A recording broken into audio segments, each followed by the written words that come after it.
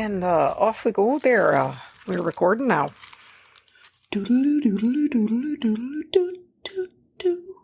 I'm going to pop me off a cosmic menstrual incense. Pause. Excuse me? Yeah, ready. What does it smell like? It smells pretty good. It's kind of powdery, kind of florally. I would say also kind of fruity at the same time. It's kind of an everything scent, but I like it. Okay. Yeah. Wonderful. I got it at a Renaissance fair. I'm just confused by the name. I think minstrel as in musician. No, I understand. That's somehow even worse. Yeah. It makes me think of like the Pied Piper. It's like this frightening interdimensional entity minstrel. See, I just thought it was like dried up band members powdered and rolled onto an incense. But what would cosmic mean? You could have cosmic they're in from there. Space or something. Oh, okay. I feel like you got to flesh out that part of the storyline in there a little bit. It's on spot. I gotta work on it. Are you excited? Dude, yes, I am. Okay. Yeah. I know that you're quite excited for your topic. Yeah. And I just kind of wanted to tell you, first of all, welcome to Spookysode. Spookysode 21, Bente Uno. Okay. I was trying to think of 21 in German, and I just absolutely shorted out. Okay. Okay.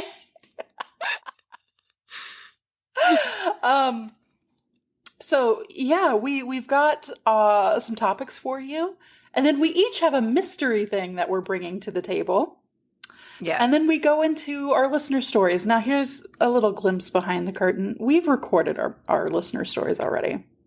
Yeah, we generally do that first.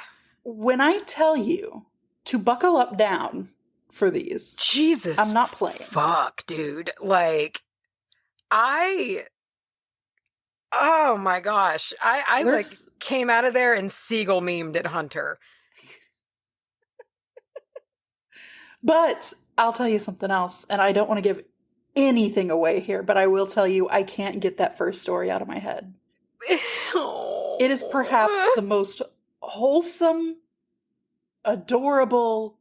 I would have read books like that then. In fact, I basically did, or the equivalent of. Like, a lot of books involving sentient animal characters. That was my jam. That was the life that I wanted to live, and still is, really. It hits all those boxes and more. Yeah, and more. So buckle up and get ready. All I have to say for you is sneakers and Soren. Be ready. Anyway, with that said, let's fucking go, dude. Yeah, I'm ready. It's almost here. Spooky season is so close we could lick it. Good. Put our tongue on it. We're gonna put our tongue on it and just give it a little taste. What do you think spooky season tastes like? I think spooky season, because it is spooky and the veil is thin, I think it tastes like whatever you want it to taste like. Okay. Wow. What do you want yours to taste like?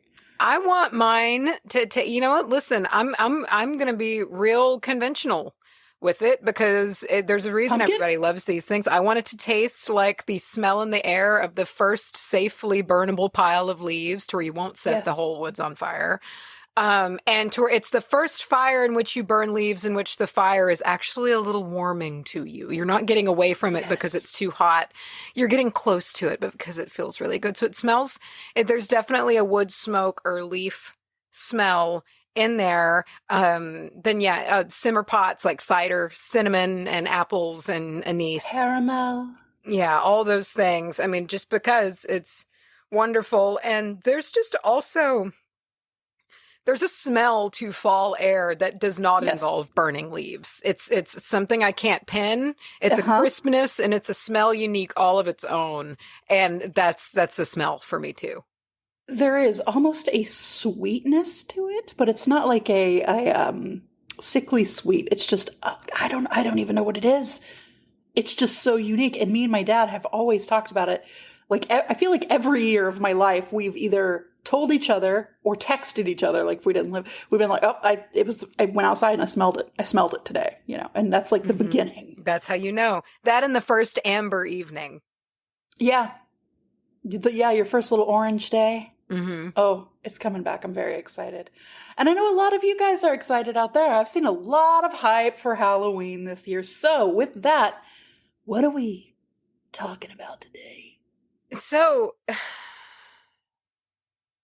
I'm talking about something at the risk of it being like kind of current, because like there is something like a Netflix doc that has just come out that's like, so it's like this could be like a, something that a lot of people are already aware of, but this is something I've heard about my whole life, but I was not aware of the true horror of it, to the point to where learning about it actually made me have a nightmare. And that's when I was like, you know what, this is going to be my topic, because I never have bad dreams about stuff I research, or really, like, I really usually don't. And for something to rattle me and my subconscious to the point of, and even like before I went to bed, I remember thinking, I'm going to have a dream. I'm going to dream about this, Okay.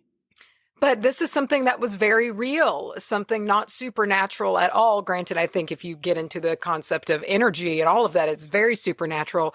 But it's something very real and mundane, but not so much in how it all went down. But I'm talking about Woodstock 99. Wow, I was not expecting that. Yeah. Dude, I can't wait to tell this. And here's the thing too. I want anyone of our listeners who was there to write us. Like, I want to read your story so bad. Like, cause this is something, again, like I'd always heard, like there was this cloud I knew surrounding this concert that was bad. It was bad, but I didn't really know how. And, this is actually probably one of my most intense topics I've ever had. And like one of the ones I want to put the biggest, thickest, trigger warning label on that I have ever had, especially regarding sexual assault. Okay. There's a lot. All right. And that is, I think, a good time to kind of jump in here and say, sometimes we do put it up front. We need to go ahead and record like an official thing, but this is a Spookysode. Some of these stories go pretty hard. And if you do feel like a story is kind of moving in a direction that you are not comfortable with, by all means, go ahead and skip it. But we will have some pretty mature, hard to deal with themes throughout. Yeah. So yeah, we'll be talking. I was gonna say, even if it's just like existential dread. Like, truly, like, there's one also, dude, like, there's like, this story in particular has something absolutely horrifying for everybody. Like, there was parts, dude, when I was taking notes that I was like, I'm almost nervous at conveying this to you, because I know it is very sensitive in certain parts with like your fears and your things, it's got something for everybody. Scared. It's just awful. Okay. All right. Well, it'll be a game. You can tell your story and then everyone can guess at the part that offends me when I go,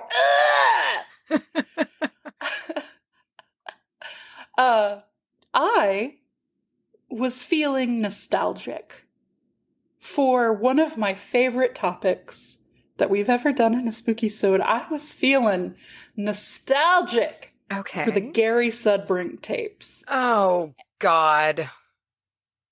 And I was like, God damn it, that's one of my favorite things. I loved the transcript nature of it. Yeah, that's pretty cool. I also just sort of liked relaying a story kind of campfire style. So I was like, I'm going to try to find a couple of things like that. So I have for you today, and this is also kind of similar to like the phone calls beyond the grave episode, but this is just unexplained phone calls, text messages, voicemails, instances where things just don't like line up with technology and communications. And I'm excited about it. Who goes first? Shall we flip? Well, I guess we also, do we want to do our warm-up? Because I think we both brought a warm-up act. See, I didn't bring a warm-up act. I brought something that I thought was going to go in between our stories and the listener stories. It can. I mean, either way, we each have a secondary act. Okay. Well, I was going to say that actually works out because you could pop yours off for like a warm-up. Okay. I think we'll do that. And I can do mine for like in-betweener. Yeah, I like that. Cool. So, I was like, what is something that we have not done yet? You know, like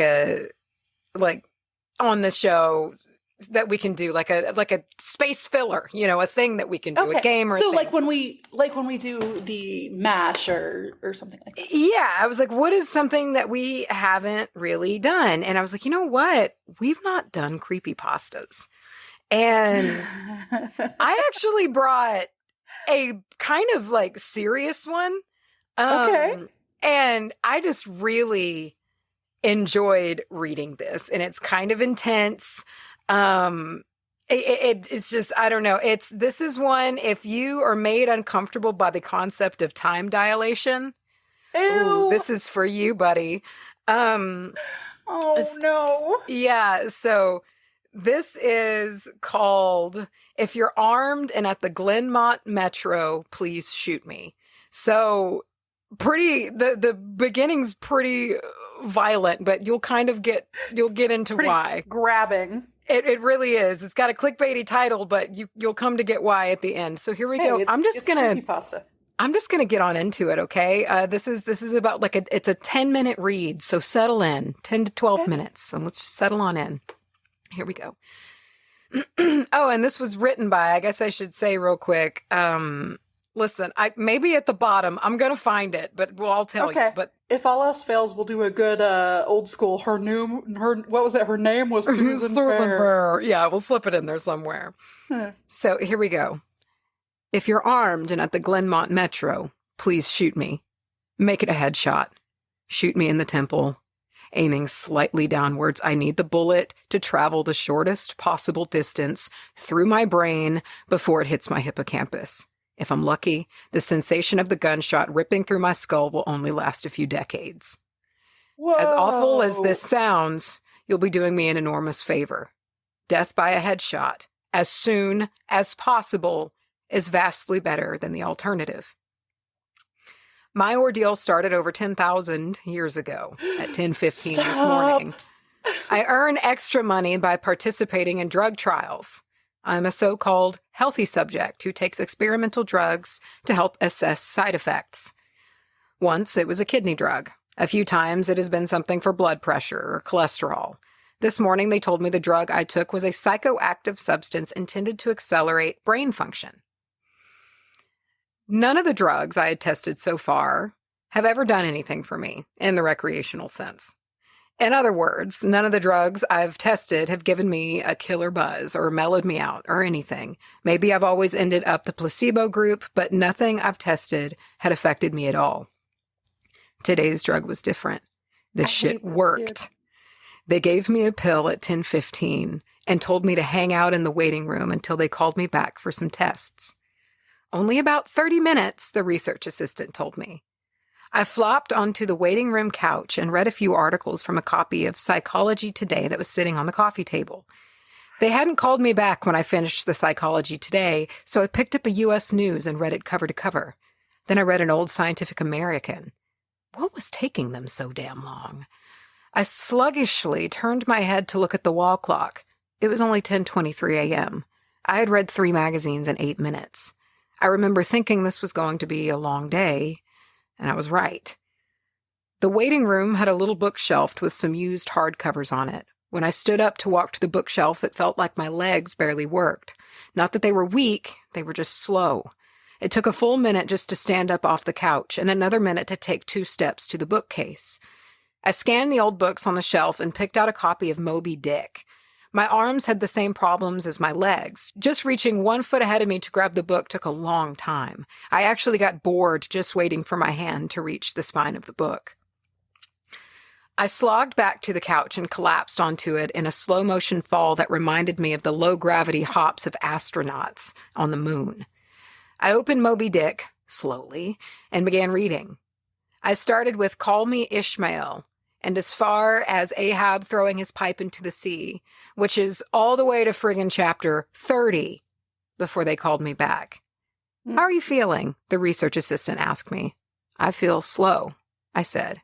Actually, it's the other way around. Everything seems slow because you're so fast. But my legs, my arms, they're moving in slow motion. Your body seems like it's moving slowly because your brain is fast.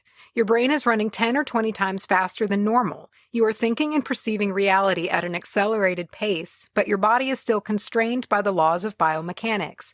Frankly, you're moving much faster than a normal person. She pantomimed a jogging motion.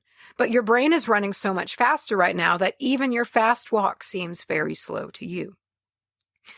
I thought about my slow motion flop onto the waiting room couch. Even if my muscles had slowed down, my body would still react to gravity the same way. But in the waiting room, I even fell in slow motion. Slow muscles couldn't explain why gravity seemed weaker. My brain was going at warp 10. That's how I managed to read 3 magazines and the first 30 chapters of Moby Dick in 15 minutes.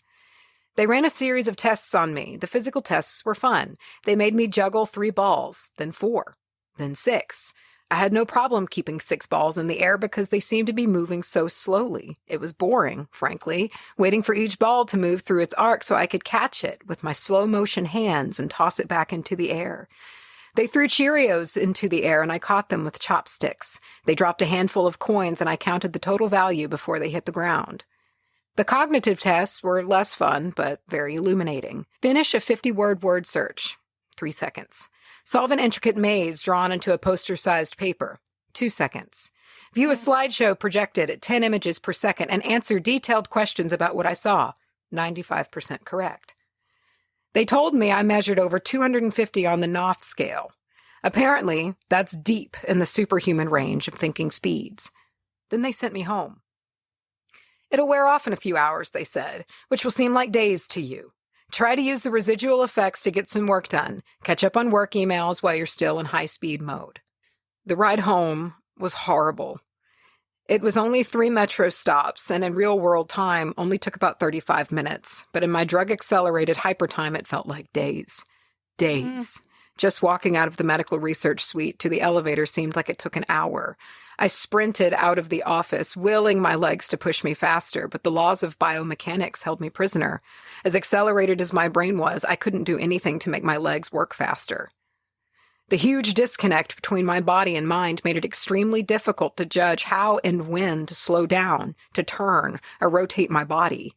I had basically turned into giant, slow-motion spaz. I misjudged my speed and rammed into the wall by the elevator button at a pretty good speed. Even though I could see the wall coming at me, I couldn't make my finger, outstretched to hit the elevator button, move away fast enough, and I jammed it against the wall, hard. The pain was intense. If my brain had been running at regular speed, it probably would have only hurt for about 30 seconds or so. But in my accelerated state, the intense pain seemed to last for half an hour, 45 minutes maybe. The elevator ride was horrible. It felt like I spent 4 or 5 hours just descending 7 floors with nothing to look at but the interior of the elevator car. I sprinted to the metro station. I have to admit, this part was almost fun. Even though my body moved at what seemed to me super slow speed, I could still carefully choose how and where to place my feet, swing my arms, and turn my torso. It only took a block or two to get used to having my brain that ran 24 times faster than my body. Then I basically sprint danced the rest of the way, twisting and juking between people on the sidewalk and dodging moving cars with inches, aka minutes, of clearance. Could you imagine? I know. It's so... Can you imagine seeing this person? Seeing them run at full speed? Just Edward flopping. Exactly. Yeah. I spent an hour in my time frame descending into the subway and running to the platform. Endless tedium waiting the 6 minutes for the Red Line train to arrive. Although there was more to look at on the metro platform than inside the elevator, it was still intensely boring. I should have stolen that copy of Moby Dick. The Red Line train roared into the station in slow motion. The normally high-pitched squeal of its brakes was frequency shifted by my high-speed mind into a long, low tone, like a monotone tuba solo. It wasn't just the squealing subway train that was 3 octaves lower than normal. All sound was slowed to the point of near inaudibility. Voices were gone, shifted below the threshold frequency of my hearing. I did manage to hear a screaming baby on my subway car. Her shriek slowed to sound like whale songs. Oh, Sharp that's sounds. The worst. I know, that's the one sound you could still hear is a screaming baby. Yeah. Sharp sounds like a car horns and trucks bouncing over potholes were low, muddied roars like distant thunder. Back at the research offices, I could hear and communicate with the research staff, but now verbal communication with anyone would be impossible. The effects of the drug were still intensifying. I spent what seemed like days on that fucking Red Line train. Days, listening to the whale song of the screaming baby and the tuba solo of the brakes. Where ordinary voices were frequency shifted out of my audio range, smells didn't seem to be affected. I never became nose blind to the body odor, the stench of the train's brakes, the melange of farts and other smells wafting through the metro car. I finally got back to my apartment. Sprinting through my open door and into the front hall at full speed was like a slow, relaxing drift down a lazy river. I was relieved to be home. I at least had stuff I could do here. I picked up the book I was reading, 100 Years of Solitude, and finished it. Despite turning the pages so quickly that I tore many of them, it seemed like most of my time spent finishing the book was spent on the page turning and not actually reading. 3 minutes had passed since I got home. Ew. I tried surfing the internet. My God, does it take a long time for computers to boot these days, but it was too frustratingly slow. Hours, seemingly, to load each new page, and a fraction of a second to read it. 100 articles in my newsfeed read in just 3 more minutes done. I dipped into my pile of yet-to-be-read books and finished 2 more. 4 more minutes had passed. I decided to try and sleep off the remaining effects of the drug. Unfortunately, whatever part of my mind is responsible for perception, the part that has been accelerated to hyperspeeds by the drug, isn't the same as the part that governs sleep. Despite being awake for what I perceived as days, my physical brain still thought it was 1:25 p.m. It was not ready for sleep. Nevertheless... Pop some NyQuil, bro. Well, here we go. Nevertheless, I tried to sleep. I walked to my bedroom, a slow 45-minute drift through my apartment, and flung myself into my bed, lazily falling like a feather into the mattress. I closed my eyes and lay there for hours and hours, 10 minutes of reality time, before giving up. Sleep would not come. I was facing what was going to feel like days or maybe even weeks of being trapped in a slow-motion prison. So I took an Ambien. The sensation of the pill and the splash of the water I used to swallow it sliding down my throat was sickening, a lump that blocked my breathing, moving like a slug down my esophagus. I read a book. 10 minutes had passed. I read another. 18 minutes since I took the Ambien. I threw the book across the room in disgust at my situation. The book slowly pirouetted and spun through the air like a leaf blowing in the breeze. It had hit the wall with a long, faint rumble, the only sound I had heard for what seemed like hours, and then drifted to the floor like a flip-flop sinking in a swimming pond. The force of gravity hadn't changed since I took the pill. The laws of physics were the same. It was just my perception of time that had gone wackadoo. This meant I could use the speed things seemed to fall as a way of judging the effects of the drug. Based on how long it took the book to drift to the floor, I estimated the effects of the drug were still intensifying. I read a magazine. I turned on the television. I clearly saw each frame of video like I was watching a slideshow. Frustrated, I turned the television off. I read some more. The first 2 books of Churchill's A History of the English-Speaking Peoples. Not exactly a light read. Frankly, I hated it. But given the hours of tedium it would take to go get another book off my bookshelf, just sitting on the couch and reading Churchill was better, or at least less worse. It had now been 35 minutes since I took the Ambien. I lay down on the couch and closed my eyes. Time passed. I inhaled, an hours-long process. Time passed. I exhaled for more hours. Sleep would not come. I needed a new plan. I decided to go back to the offices where they gave me the drug. Maybe they would have something that could counteract its effects, or at least something to knock me out until it wore off. I exited my apartment as fast as possible, taking hours in my time frame to do so. I didn't even bother locking the door. It would have taken too long.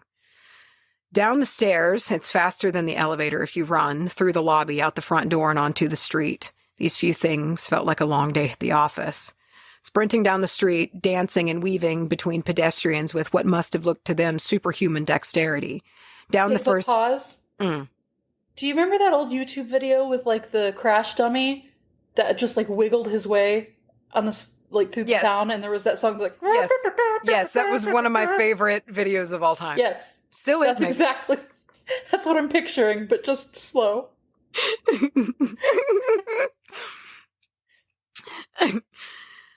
Down the first flight of stairs at the metro, across the landing, another hour, then onto the second flight of stairs. That's when the Ambien hit me. The Ambien didn't make me sleepy. Not at all.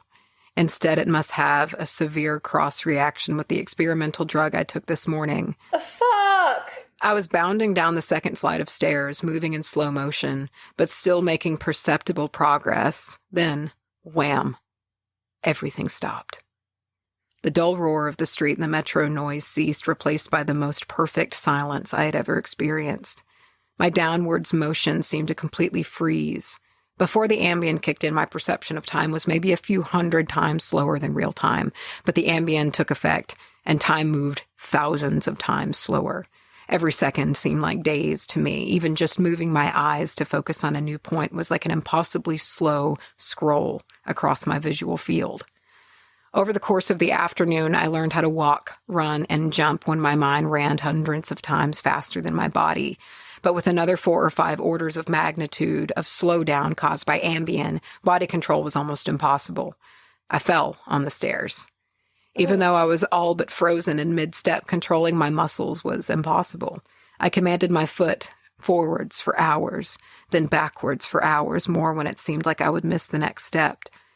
Hours attempting to adjust the angle of my ankle, then readjusting when it felt wrong. Despite these efforts, I rolled my ankle on the next step. The pain wasn't at all mitigated by the slowness. Hours of increasing strain on my bent ankle. The nerve signals that send pain into the brain must work differently than the nerves in my ear.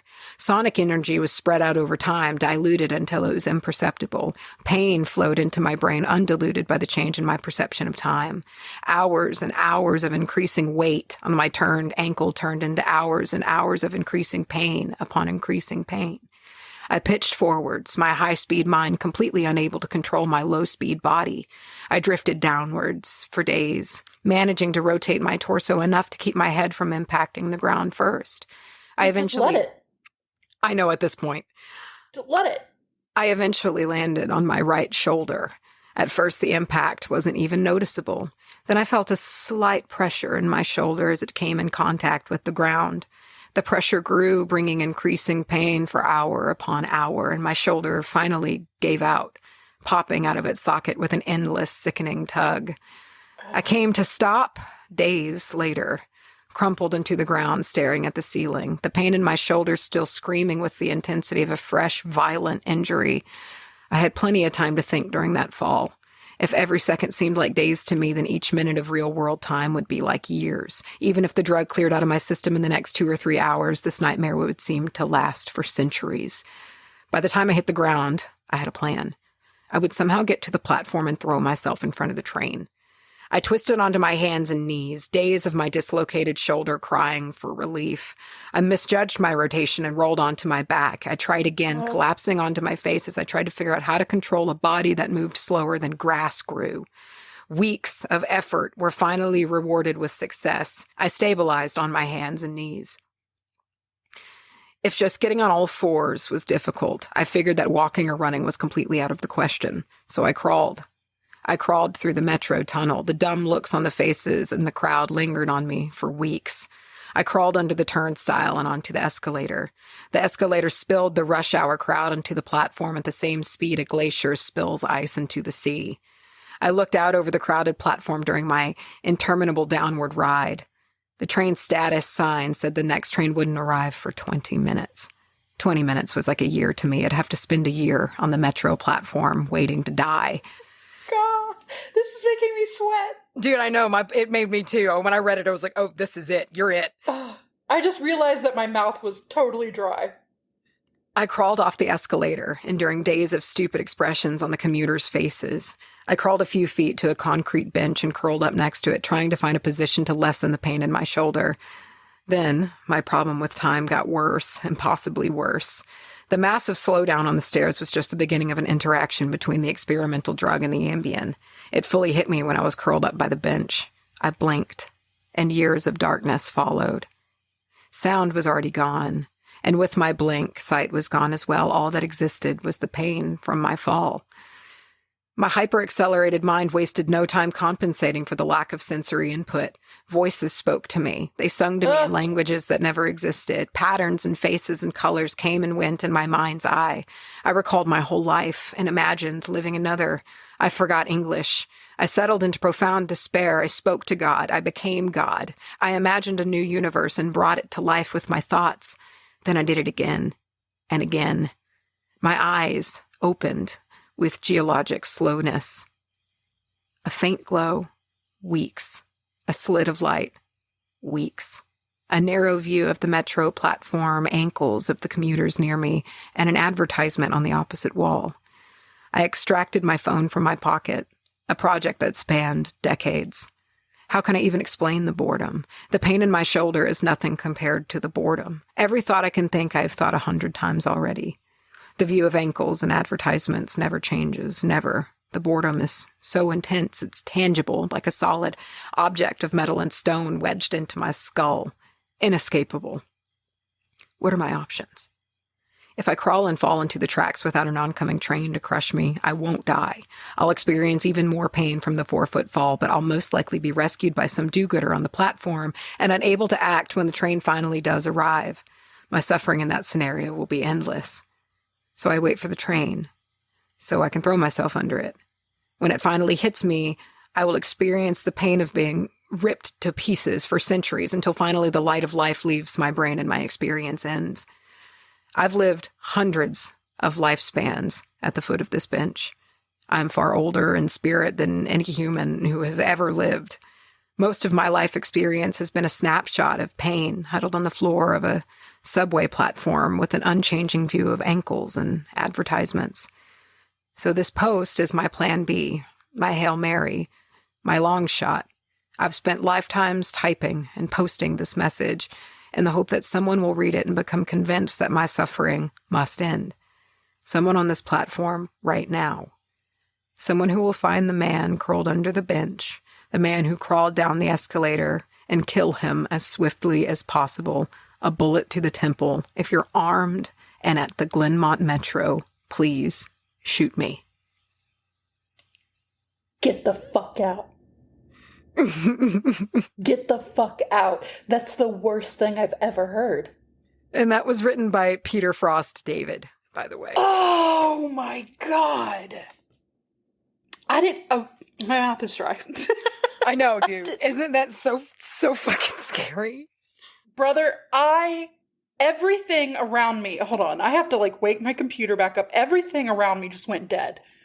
Because I was just sitting still with my mouth open, staring at the speaker. Holy shit. Where do we go from here?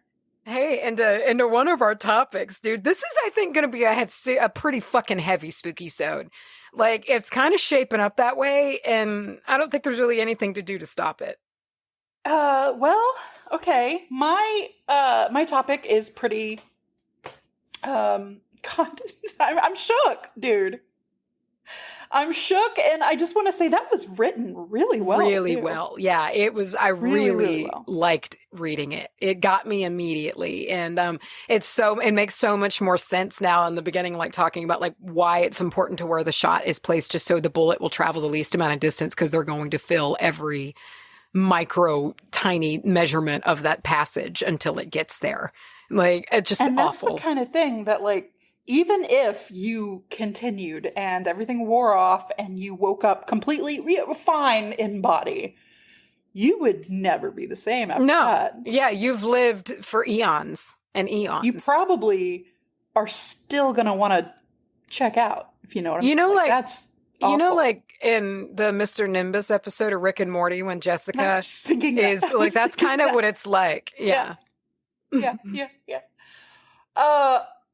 What would you do? Let's even take away the awful. Do? If you were asked to give up your dream for freedom. Let's take away the Ambien part, and let's just say that you were kind of stuck in that the part that seems way less bad in comparison. Okay. First of all, if I was going to be willing enough to be an experimental subject, I'm not going to do it on days when I don't have someone monitoring me. So, like, first of all, starting there, I would want to have, like, either, like, you or, like, Lyra or my mom sitting. Okay. You know? And you would be able to communicate to, because at that point he was still able to communicate. Yeah, you know, I mean, clearly. it did intensify to where before taking the Ambien in the room, in the apartment, it was still intensifying because, like, the book was still falling slower, and then voices on the subway were starting to get lesser and lesser. But I'd rather spend what felt like hours waiting for a page to load than millennia blinking. You know what I mean? Yeah, I think they really, if you have someone supervising you, you can't leave again. Like, by all rights, they should have went home and stayed there. You know, but they panicked, and understandably so. But, like, if, like, my mom was there, she'd be like, no, you're gonna fucking lay down, or you're gonna sit here and you're gonna do what you need to do. You're not leaving, and you're sure as fuck not gonna take an Ambien or something. Which is also, that was never, it seems, explicitly said not to do. So, I mean, I guess it's like those drug trials, dude. Yeah. I don't know the ins and outs of them. I don't know if they tell you, like, don't do things, or if there's, like, a low key, like, well, we'll learn something if you do. My God, this was like what Lucy wanted to be, but so much better. Yes, exactly. Like this online creepypasta. Yes, infinitely better than Lucy. All right. Well, I will tell you that my topic is, I don't want to say lighthearted. It's creepy, but it's definitely, it's not an existential creepy like that. And it's relatively short. And then what I have brought to the table for you today is similar in the vein of creepypastas and online stuff, because I want to talk a little bit about SCPs. Yes, dude, I almost picked one, and I was like, you know what? No, because I think you're gonna. Okay. Well, I did, and I'm gonna talk a little bit about what SCP and SCP Foundation is. Just prior to what I go into, but what it's really is I have a quiz here for you to find out which SCP you are, and then we're gonna learn about that SCP in general. What a perfect segue into listener stories. Yes. Yeah, and I feel like that's gonna be the sherbet that helps to cleanse. The sherbet. It will be. Everything that just fucking happened. Yeah. But with that said, let me settle in here. I'm not even trying to be mushmouth and, like, stuttery. I just can't put my shit together. So I've got unexplained phone calls. Okay. Whew. So the first one I have is a tale from a 911 call. And you can go and listen to this 911 call online. Now, this isn't like the Julia episode or the Sounds from the Deep, because I wasn't quite sure what sounds I was free to use. And every time I found these sounds, it wasn't from, like, a Wikipedia or a free share place. It was like a news article that had already been written. So if you want to look up the Imperial Memorial Gardens 911 phone call. So Imperial Memorial Gardens is a funeral home. And 911 received a call from the Imperial Memorial Gardens at around 3:30 in the morning. Okay. The dispatcher answered the phone in the normal way, asked all the normal questions, but couldn't hear anyone, and the call disconnected. So they kind of do what they do in that situation, where they send officers out, they, like, log that nobody picked up, and they try to make a return phone call to see if someone will pick up. So dispatch tries to call back to see if someone is there and needs help, but the phone actually answers. It is picked up, but there's no clear voice on the other line. It's static, and then there's occasionally this low, unintelligible, like, muttering. Okay. Heard. Great. And it's just kind of like, and if you listen really hard, you'll kind of hear a, like, yes. Yeah. Just like that. And then eventually, and you can hear the dispatcher saying stuff like, "Hi, are you there? Do you need help?" And then eventually they just kind of go, and the call ends. Okay. When the officers arrived to the Imperial Memorial Gardens funeral home, not only is the place closed down, but it's locked up. There wasn't even staff on the premises. It wasn't like, "Oh, I'm a mortician here for the day, and we're not having funerals, but we're open," or like he could have knocked the phone over and then just asked. There wasn't since the cops, there was no like kids on the premises. There was no sign of breaking and entering, and this story kind of got out, and several news stories ran publications on it. And one of the worst things about the story to me is that the employees of the funeral home, who were being reached out to by everyone, in this town, they said that when they came back to work the next day, or the next time they came back in, there was nothing. Nothing was missing. Nothing was out of place. Nothing was different whatsoever. And this story got so big, especially locally, that an officer, Tom Rummel, made the tweet. He tweeted about the incident. He said, "It's probably just line trouble, right? Sure, let's go with that." So, like, even the officers involved, no one knows what's fucking going on. And as you can imagine, there's tons of theories about what this could be. And some are very mundane. Some are like, "Oh, it was line trouble," or people were fucking around, whatever. But to me, the fact that there is a documented 911 call that I can listen to, and it sounds almost a little bit like that goddamn ghost dinner party that we had at Magnolia, makes me feel like a spirit there tried to place a call. They didn't know what was going on. Something happened that was outside of our realm of control, and it is totally and completely, to this day, unexplained. Whoa! I've got one from Reddit. This is from Ithiliad Shadows, I do believe. Okay.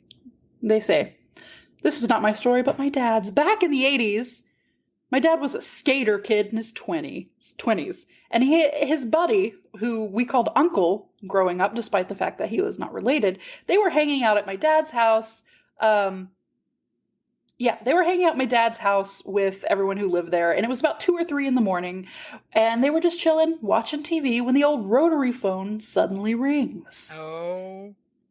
Now, my dad's buddy was a jumpy guy. Mm. He had, on several occasions, accompanied him to some sort of crazy fair. The one time going to a place where there was psychics and palm readers and stuff like that. And he went for a reading, which was a big mistake. He got so freaked out that my dad had to take him home because he had what was a borderline panic attack. He was a nervous sort of guy, but he happened to be the one that answered the phone that night. Oh, no. According to my dad, this side of the conversation went something like this. Friend. Hello? His face looks normal, but there's a pause. Friend. Yeah? Yeah, this is him. Suddenly looks visibly confused and a bit startled. Yeah, because he's not even at his own house. Then he goes, no? He's silent for a moment and starts to look freaked out. Then the friend says, "What the fuck?" Yelps, slams the phone down on the receiver. Okay, that'd be me. My dad got the details of the conversation out of him and found out that on the other line there was what sounded like an old lady's voice. The conversation ended up being something like this. Friend, hello? Caller, is Dad's name there? Friend, yeah? Are you his friend? Ew. Yeah. I'm him. Caller says, "Do you know where I am?" The friend says, "No." And that's when he starts to look freaked out. The caller says, "I'm in the basement." Oh, God, gross, mean, no. Friend says, "What the fuck?" Hangs up the phone. So the two of them It says the two of them then holed up in the living room all night, totally freaked out. My dad originally thought it was a friend of theirs screwing with them. However, the longer they lived there, weird things continued to happen in that house, and there was some sort of a connection between an old lady who used to live there before. When it came to ghosts and the paranormal, my dad has always been a skeptic, but living in that house is what changed his mind. Wow. Wow. All right. I've got one that kind of freaked me out, but like reading back around it, I was like, I wonder if this is going to freak anybody else out. Okay. So this is a story a retelling of a story uploaded by YouTuber Braxton McHammond. Okay. So a mom, son, and a daughter are all home. The mom and son are kind of hanging out together in the same room, and the daughter is nearby, like not the same room, but next room over. Mom's cell phone keeps going off, and every time it says it's the daughter's name pops up. And after a couple of calls, so far she's doing the mom thing, and she's like, what do you want? You're calling me to like bring you a drink or something. Sure. Right. Yeah. The stupid shit you call your mom for or whatever. So after several calls, the mom is finally like, what? And nobody knows what the fuck she's talking about. So she goes to the daughter and she's like, why are you calling me? And daughter profusely is like, I am not calling you. She's showing her phone and like, she's like, my phone's acting a little weird, but look, there's no placed calls. It's not me.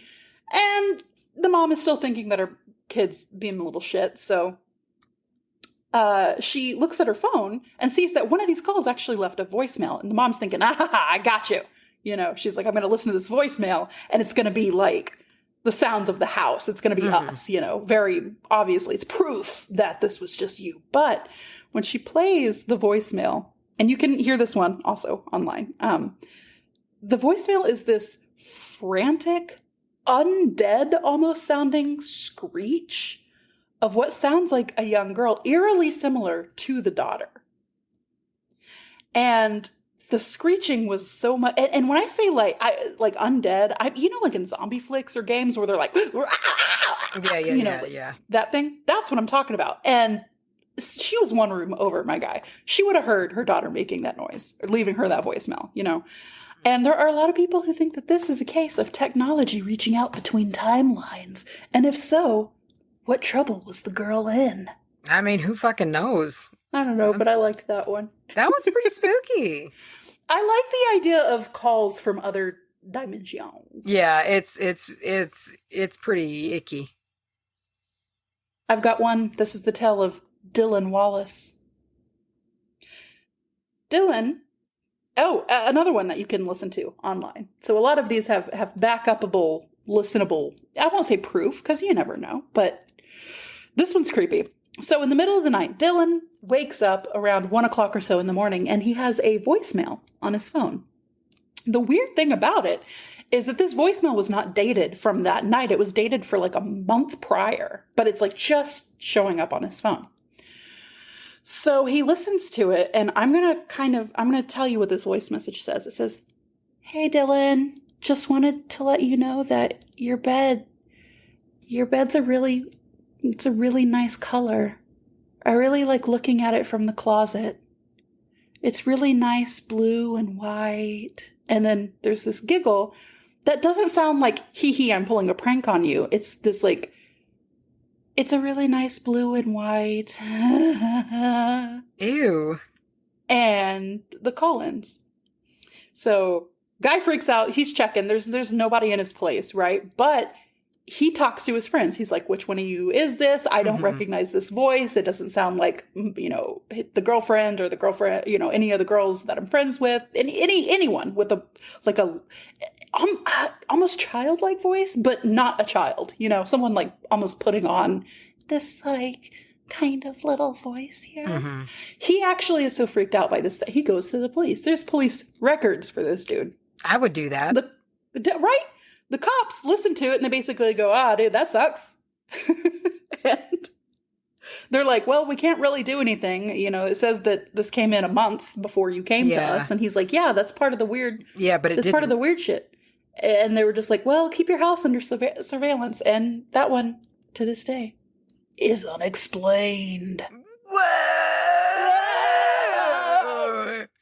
I've got a few more from Reddit because I really, truly, I was trying to find more like creepypasta-esque ones, but the more I got into it, the more these real ones, like real tales from people just got me. So I have, this is from Reddit user, Sick With It. Oh, yes. I had a Google voice to text set up with my Sprint phone. So last year, my grandmother passed away, and the day that she passed away, I got a voice to text message on my phone that said, "I love you. I'm going now. God bless you." And it was from my aunt's phone number. But when I played this message back, it said nothing like that. It said, "Hi, we're headed to your uncle's. Call you later." I hate that. I mean, I don't hate it.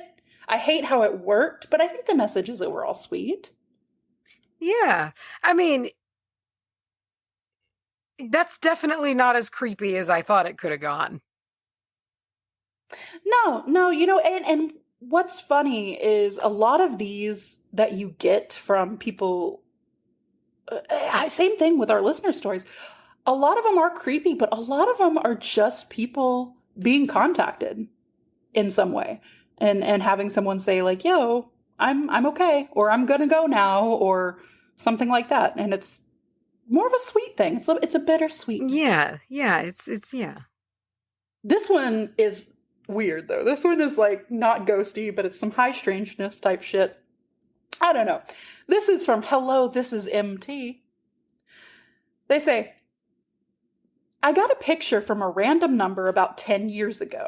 It was of a woman in her bra and underwear taking a selfie in the mirror. Not creepy on its own, but creepy because the woman looked identical to my wife. It wasn't my wife. There were some very tiny differences. It made me insecure for about a month before I finally showed it to my wife and asked if it was her. She said, 'What the fuck?' and showed me a picture she received from a phone number identical to the one that sent me the picture of, in quotes, her, except one number was off. Anyway, she received a picture of a dude that looked almost identical to me taking a selfie in the mirror with only underwear on. Both numbers never answered calls or texts from anyone who ever tried." That's gross. That's one of those things that I would probably just log away. I'd compartmentalize it. I'd be like, yes, this happened. And just kind of move on, And then 15 years later, have a complete meltdown about it when it all comes back. Yeah, I would drop an egg one day and then just go into 1,000-yard stale. You see? Yeah. It would all just boom. Oh, Correct. Remember that? Yeah. Yeah. And my last one is from Tiny Pieces of Yarn. And I don't... It's so short, but it's one of the creepy... I hate it. I got a voicemail at 3 a.m. It was just a man whispering, "I'm so sorry. I'm so sorry." Over and over. I hate that. I like how you say "aw," but to me it's because they murdered a person. Yeah, I mean, I guess that's true too. I went with it was just like a passed on person who just feels, I don't know, like they. Oh, well, that's better. Yeah. See, I went immediately to murder. I feel like for once we flipped on Spirit. I feel like usually you're the one that's like, "Oh," and I'm just like, "They're probably it's called killer." You've got me in a weird mood with your story. You've switched my entire brain chemistry. I want to talk to you about SCPs. Okay, so if you I thought you were going to wait to do that before we got to spooky stories or to listener stories. Yeah, that's what I'm doing. I haven't done my topic yet. Oh. My brain said that story was your top. Okay, yes, I'm with you. Go. Sorry. All right. Let me go. My brain said I didn't want to hear any other story. Yeah, you're like, yeah, that's what I'm doing, stupid. Yeah, I thought you were going to yell at me about my topic being too short. No, it's okay because my topic is fiendishly long. All right. So I wanted to try to make this as engaging as possible because this is a Spookysode, and on the surface it might seem a little strange to make my topic a music festival. Particularly one that happened like a long, time ago in 99. What is that? 30 years now? Or about to be 30 years. You shut your mouth. And so, what makes so there's hold on. What year? 1999. Oh, this is not like the 60s. No, this is Woodstock 99. Okay. So, okay. And also I can't do math. This is 2022. This was 1999. So this was not 30 years ago, but it was 23, or whatever. Yeah. So still, and this is another thing that makes this topic interesting is it's very intriguing to look at the differences 23 years can make in a lot of different ways in regards to how and what is accepted in public. And this event just has so many layers of scary. It's got so many layers of scary.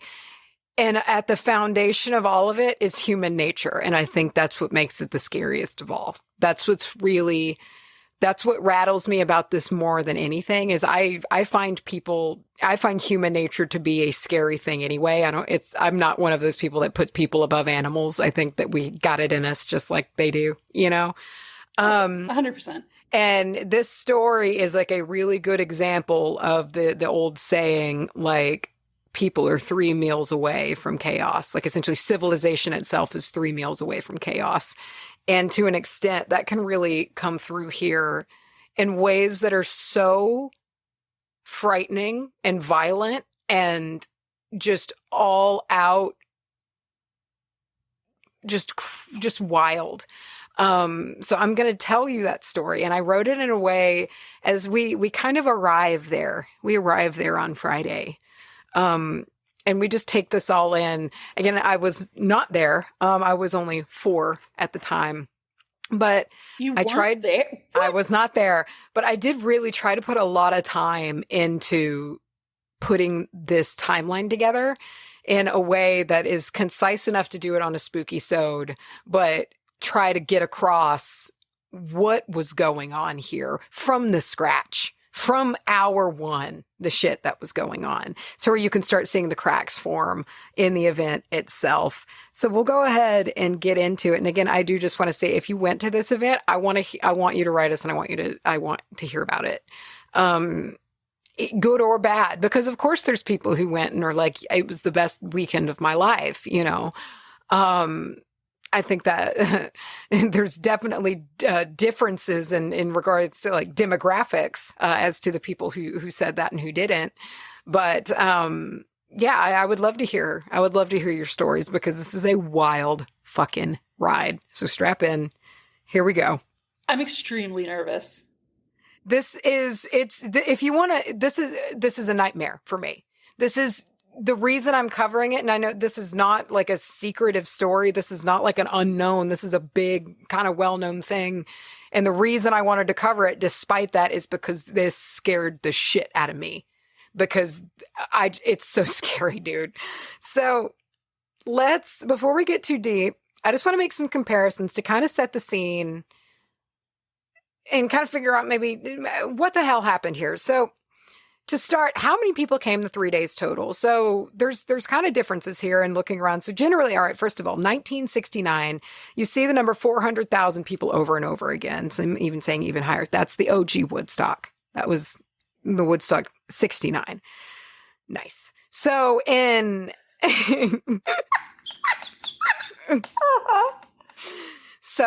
in 1999, it also says that there were about 400,000 people that wound up getting into the event and showing up, with the general number that you see sometimes being in the crowd at one time, 250,000 people or 250,000 people. And the organizers themselves, which, oh boy, do we have a lot to say about them. They said, though, that the tickets actually undersold and were like 180,000, which people think is bullshit, because also the capacity limit for the event, like legally, was 250K. So they purposely were like, no, we didn't sell even 200,000 tickets. It's all full of shit, dude. Those organizers, it's so bad. So This is like TanaCon. The ground size in 1969, so it was 600 acres of farmland, including wooded areas, shaded areas. Now, you've seen the pictures of Woodstock. Of course, by the end, it was pretty muddy and messy, but there were areas in which that were kind of different and more grassy and had shade and things like that, you could go to get away from all of it. This was not like that. While the area was much larger, this was 3,600 acres. Not only was it not farmland, this was a decommissioned air base. This was a concrete air base. Yikes. And already there's a tone shift, One is idyllic, peaceful farmland, and the other, while much larger, is a concrete wasteland of abandoned military base. Like, you're already off to a bad start. You're trying to recreate Woodstock? Are you fucking kidding me? Like, it's I'm just laughing, absurd. I'm very uncomfortable. It's insane. So I mean, like, that's number one. That's where we begin. Okay. Oh. And something very important about this concrete wasteland is there is no shade. There's no shade. Hardly at all. And so I want to set this scene for you. Okay. And we'll kind of look into the first little tendrils of what made this event completely fall apart from the scratch, because this is a story largely about capitalism and true and complete carnage that can occur when capitalism strips just a few too many layers of humanity away from a large crowd. This is exactly what happens. And before I do that, though, it's important to talk about why, if you were a person in this particular time of day, that this experience was going to be one of the most incredible, beautiful, mind-blowing experiences of your life. It was going to be amazing. You've got to go to Woodstock 99. It's going to just fucking blow your mind. And here's why. This sounds like fucking Fire Festival, dude. It is, but worse. And so this thing was all over the radio. And I'll tell you why. I'm just going to read off the bands, okay? This is the full lineup. This is not in order of like size, but this is in alphabetical order. But I'm looking at the poster right now. This was like a legit poster, okay? So we're just going to go in order. And this was on two different stages. There was the West stage, which was kind of the smaller stage, and the East stage, which was the big headlining stage. And music was going on Friday, Saturday, and Sunday. So here we go. Aerosmith, Bush, the Chemical Brothers, George Clinton, and the P-Funk All-Stars, Collective Soul, Counting Crows, Creed, Sheryl Crow, DMX, Lit, Everclear, Everlast, Fatboy Slim, Foo Fighters, Godsmack, Guster, who I love, Mickey Hart, and wait, these are the same color, so it seems like they're a unit. Mickey Hart and Planet Drum. Ice Cube. This is kind of blurry and hard to read, but it looks like Jamiroquai, Jewel, Kid Rock. This is 1999. Korn, Limp Bizkit, Lit, Live, Los Lobos, Dave Matthews Band. Crash into me. Mike Ness, Our Lady Peace, Rage Against the Machine, Sugar Ray, Red Hot Chili Peppers, Rusted Root, Brian Setzer Orchestra, The Offspring, The Tragically Hip, Wyclef Jean, and the Refugee All-Stars. That's the full lineup. So that's a stacked lineup for 99, dude. It is. It's really anything. It's everybody. Everybody. It's Ice Cube. everybody minus like the like in-syncy pop stuff that was going on at the time, you know? Right. It was basically everyone on the radio, everyone you could ever want to see, all in one place. Like, this was supposed to be redone in the spirit of Woodstock. So like, how could it go wrong? You know, it sounds great.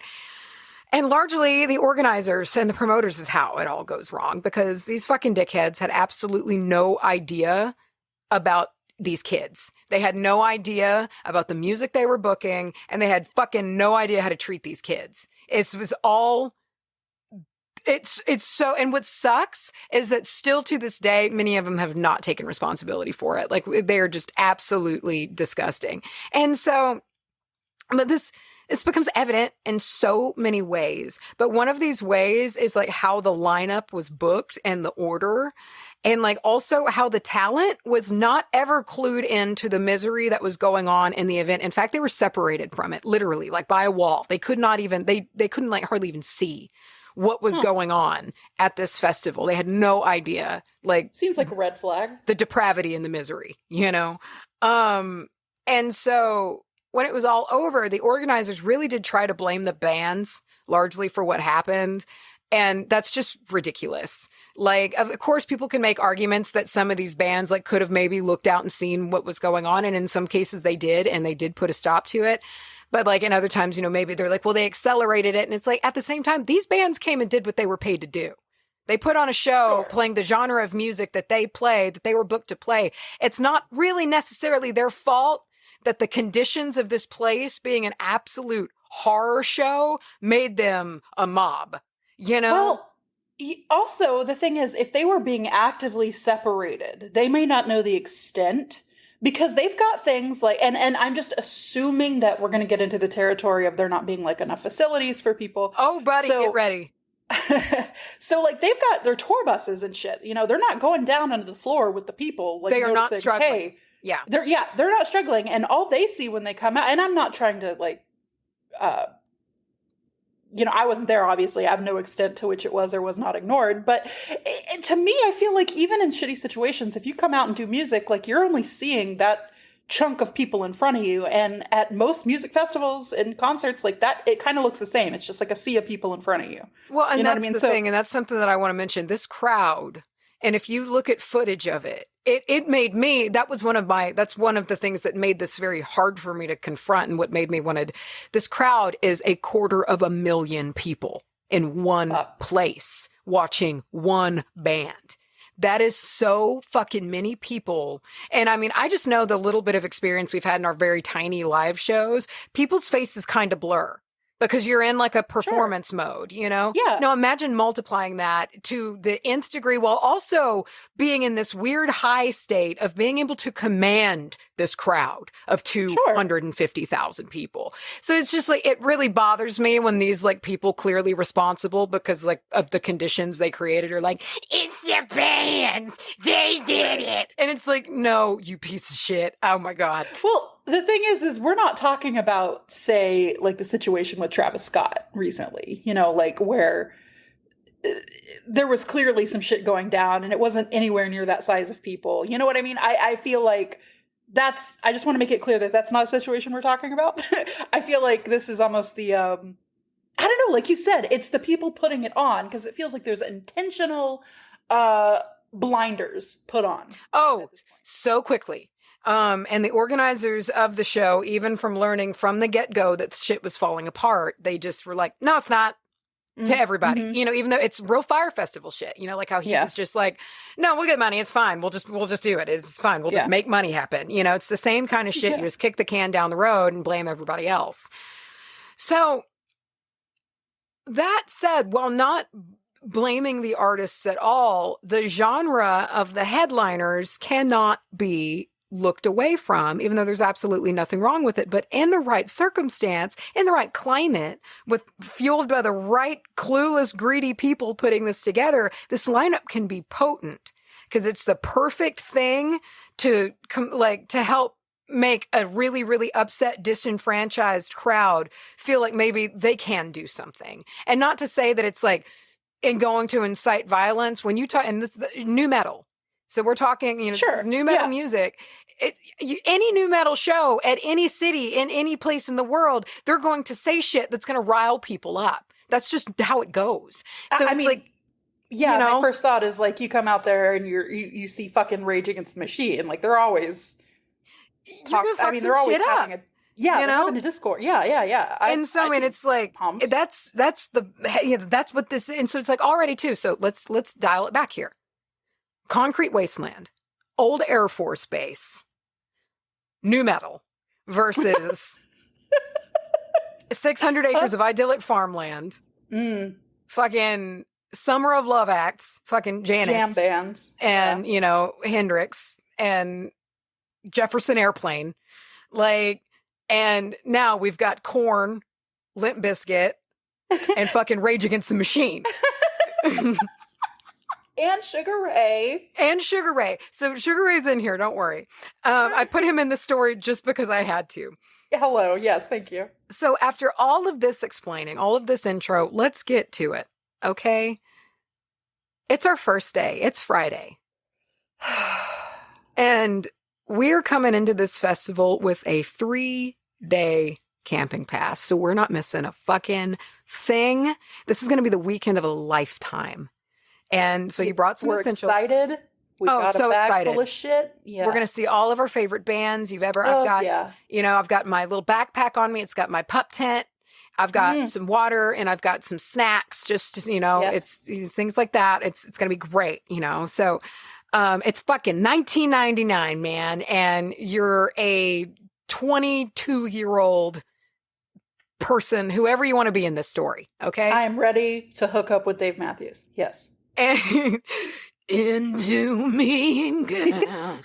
And so, so you're camping here and, you've got your tent, you've got your water again, you've got your toothbrush, other things like that.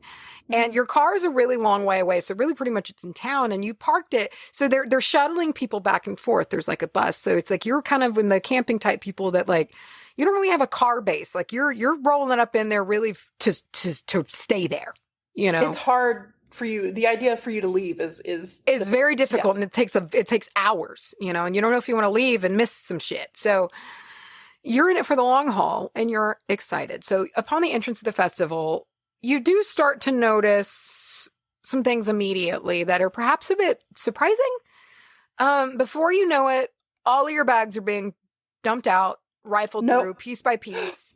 All of your water is thrown away. No. All of your snacks that you brought thrown away. And you very quickly learn that, like, unless pretty much you have a car as a base camp, which some people did if like they camped off, a little ways.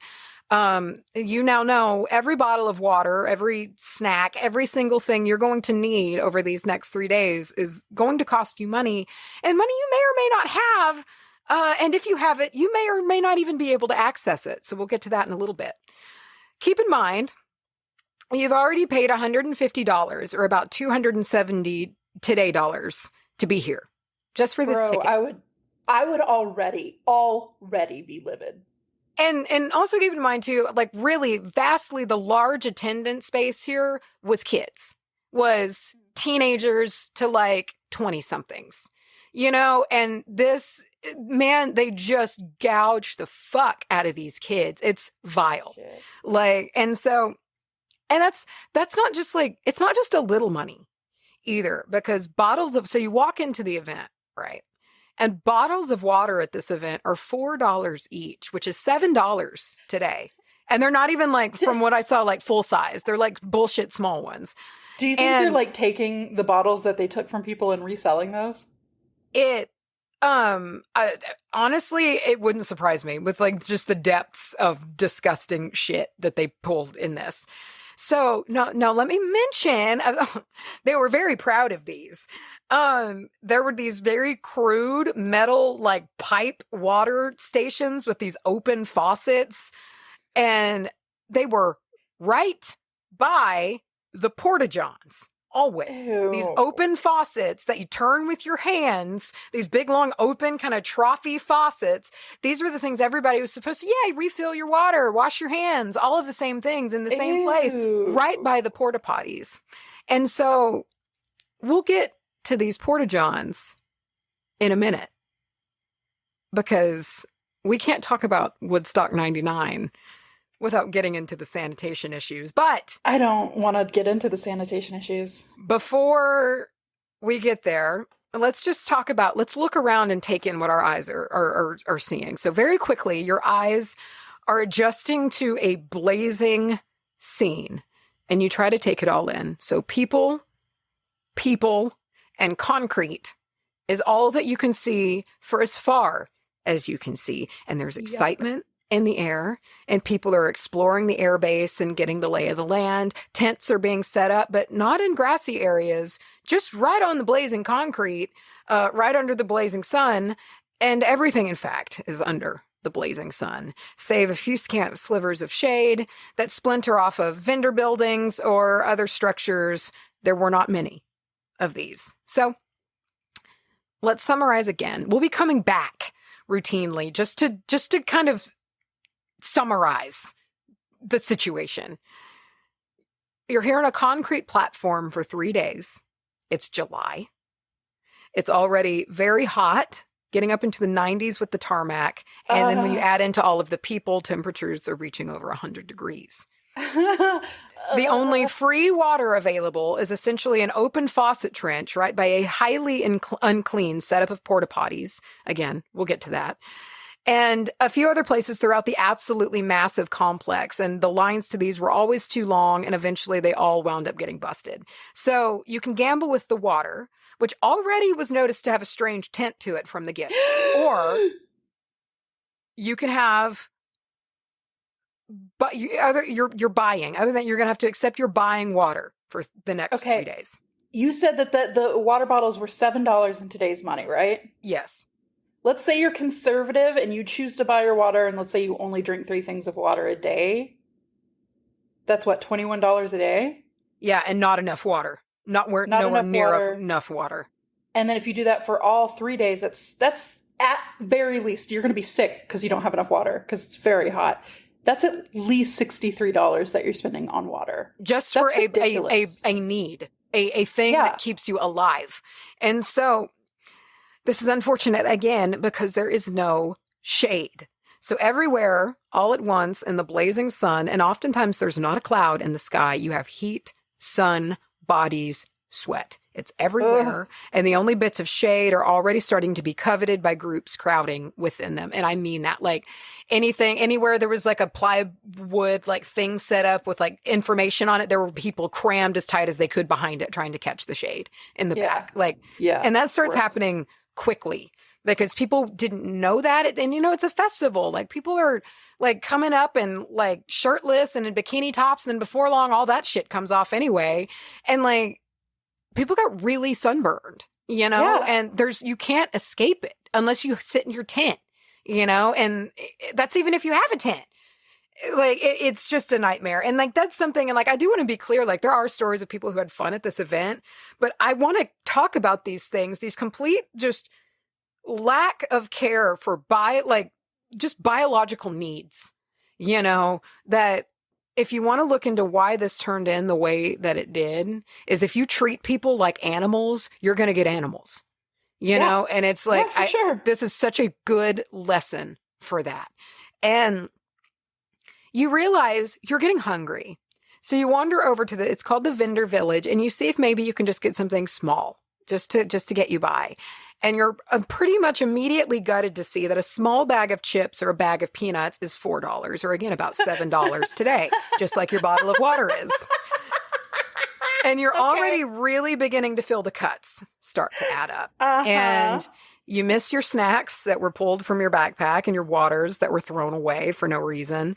And you buy a bottle of water and you get a bag of chips and you pay the equivalent of about $14 today for it, maybe $13.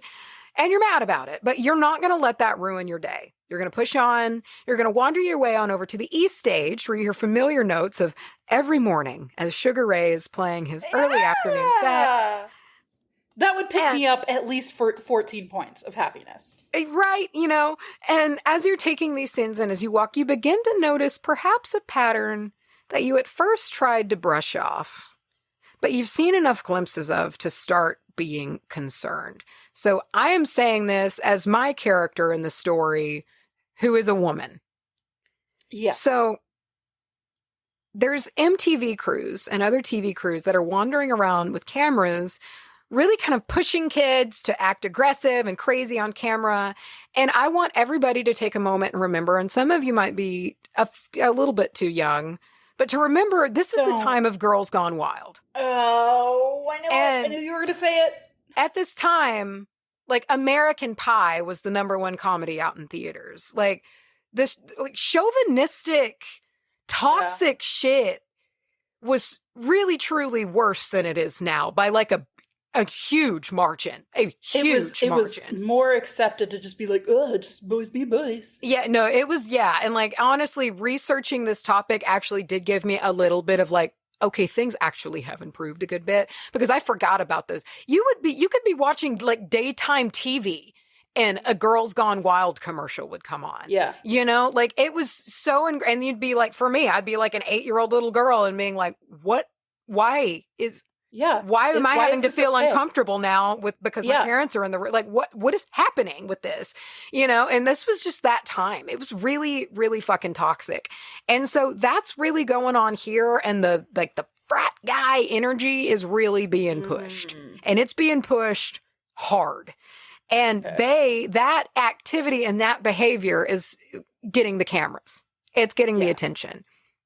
So before too long, due to the heat and the young kind of wild and free vibe of this new Woodstock, like, tops start coming off, you know? Sure. Like, but then, of course, so does the uninvited groping and sexual assault, which starts happening immediately. Yeah. Well, you should have taken your shirt off. No, and that was the attitude. And basically the security, the staff on their organization was told that unless somebody is getting physically injured, look the other way. Unless someone is getting hurt, not a big deal. You know, like, it's a festival. People are going to be wild. You're not, you know, like that. They set themselves up for complete chaos immediately. Disgusting. So nothing's being done about it. And they were called the peace force, you know, and they were basically the security force were like a bunch of like normal, untrained, like, civilians. A lot of them just like young people who took the job because it actually paid pretty well. Like, I have the salary or like the pay down later, but like had no experience and were told in their orientation, just like, like, unless like people are like fighting or something, like people are getting hurt, like, look the other way. So that was how it began. And you start really seeing it. And there's a lot of footage from this event that makes this so abundantly clear. And it is so infuriating to watch. Like, I had a hard time going to sleep after doing a lot of looking into this, because it made my adrenaline go off. Yeah. Like, it really, really did. Like, this is some serious shit. And this, like, I want to be clear. This was happening this was starting immediately, within hours. Like, you know, crowd surfing girls are getting their clothes ripped off atop the crowd. They're getting held in place and assaulted. Like, I mean, this is day one. And like, I mean, just crazy shit. Like, the toxicity was so bad. Like, for instance, like, Sheryl Crow played, and she played on Friday, I believe, and like, again, day one, and MTV and like TV crews were still like putting all the wild behavior on camera so quickly. It was becoming more and more apparent that like that was what was being looked for, not discouraged. And this was also a time everybody wanted to be Jackass. It's like, you really gotta have a snapshot of the context. It's like, this was a perfect storm in so many ways. And so this was a quote from her. Like, she said it was the worst show. It was the worst gig she ever did. And this was an interview for Rolling Stone magazine. And I just thought it just really, and again, I just want to be clear. This is Friday. She played, I think, at like 5 p.m. on Friday, I think. So it's not even night. No. So here we go. No one could bring in any food or water, and the bottled water was super expensive. It bred rebellion. The porta potty got turned over, and the next thing I know, I'm playing bass, and there's feces being thrown right where I'm playing. You can imagine the vibe right after us. The audience was frustrated and angry, and it was everything but Woodstock. It was by far the single worst gig I have ever been on. We got out of there as fast as we possibly could. Oh, I missed it. You can imagine the vibe before we went out, and Insane Clown Posse was right after us. Oh. It's not funny, but okay, like, I get it. So that was day one, a few hours in. And that's at the lineup. So I pulled a lineup, and it seems that she played on Friday, but I also saw a couple of discrepancies in that. But you see, you're watching all of this, and you're maybe starting to get a little bit concerned, but you don't have an idea of how much worse it can get. But you know what? You've got bands you came to see. The Offspring is about to come on, and then fucking Korn is coming on. And if you miss Korn, you're never going to forgive yourself. You're a loser. Yeah. If you move away from the feces, and you just decide to wait. I get it. So if you're not being SA'd in the process. Yes. Yeah. And which we'll get into how, and there's, again, the stories are very different. And that's why I would like to hear just some positive experiences from women who went alone, or like went just as groups of girls and didn't have like a guy to guard them, because it was literally a matter of guarding. So yeah, but it's different. And then like, I was on Reddit and I was reading threads, and like every one of them that was like, felt totally safe, I had a great time. It was just like, yeah, I was a 22-year-old guy, and it's like, yeah, buddy, you didn't even live the same 3 days. Like you don't even know what those 3 days were like. It'd be interesting to see the crossover and how many of those dudes that were like, I felt totally safe, are the same dudes that made other people feel safe. Copped a feel when a girl was crowd surfing above. Yeah. It's okay, just copping a feel. Yeah, her tits were out. They were right there. So they look like my mom's. Sorry.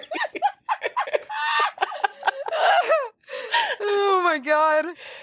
Okay, so all right, the Offspring comes out, and like everybody's into it, right? Angsty shit, everybody's having a good time, they're getting it, everybody's hype. The mosh pits are really starting to swirl, and that becomes a thing for the weekend. And you're just kind of watching this in amazement. In fact, the crowd size itself is something that you're having a hard time grasping. And as the crowd grows for Korn's performance, and this is Korn's first performance in like months, because they've been working on their new album, and like people are serious about wanting to see Korn. Like it is palpable in the air how much people have been. So it's, like before the main act comes and people really start filtering in, that's happening now. And the just enormity and rawness of the energy settles in. And this crowd that you're now a part of, and you're in the middle of, because you got there, you watched The Offspring, you got there kind of early, and you're now in the middle of a crowd that has, give or take, about 250,000 people in it. And bodies are packed so tight and so close that escape is pretty damn hard, if not impossible, unless you risk the crowd surfing, because some people would do that just to get out, but then you risk almost certainly getting sexually assaulted. So pick your poison, Can you imagine, dude, can you imagine just living an existence, even if it's a slice of time, where crowd surfing is one of the only ways that one of the safest ways you can get away. Yeah. And I read a personal account of a girl that did that. She was like, I think she was only like 17 or 18. And she kind of got caught out there when it started getting really violent. And she like asked she asked to be lifted up and asked to like, I don't know how she did it. She didn't clarify, but like they passed her backwards. She asked to be passed out of there. And was able to get out, and she just like she had like her backpack on her belly, and like it was just hugging it as tight as she could, and like wrapped around that until she got out of there. But yeah, super scary. And it becomes clear that when Korn takes the stage, I mean, the crowd is just like a bomb. Like mosh pits open up. at random, and they just swallow up people who want to and do not want to be in them. They open up out of nowhere. It became clear that you did not need to lose your feet. Because you might not come up again. And all around, there's more fighting, more groping, and all of this of being in the sweltering heat, of being in the middle of a crowd of 250,000 people in 100-degree weather when you've had no water, no shade, not really any actual real valuable food all day long. So, let me mention, everyone around you is rolling deep. Really? Okay. Oh, yeah. I guess the drugs, Woodstock. Drugs at this event were really intense.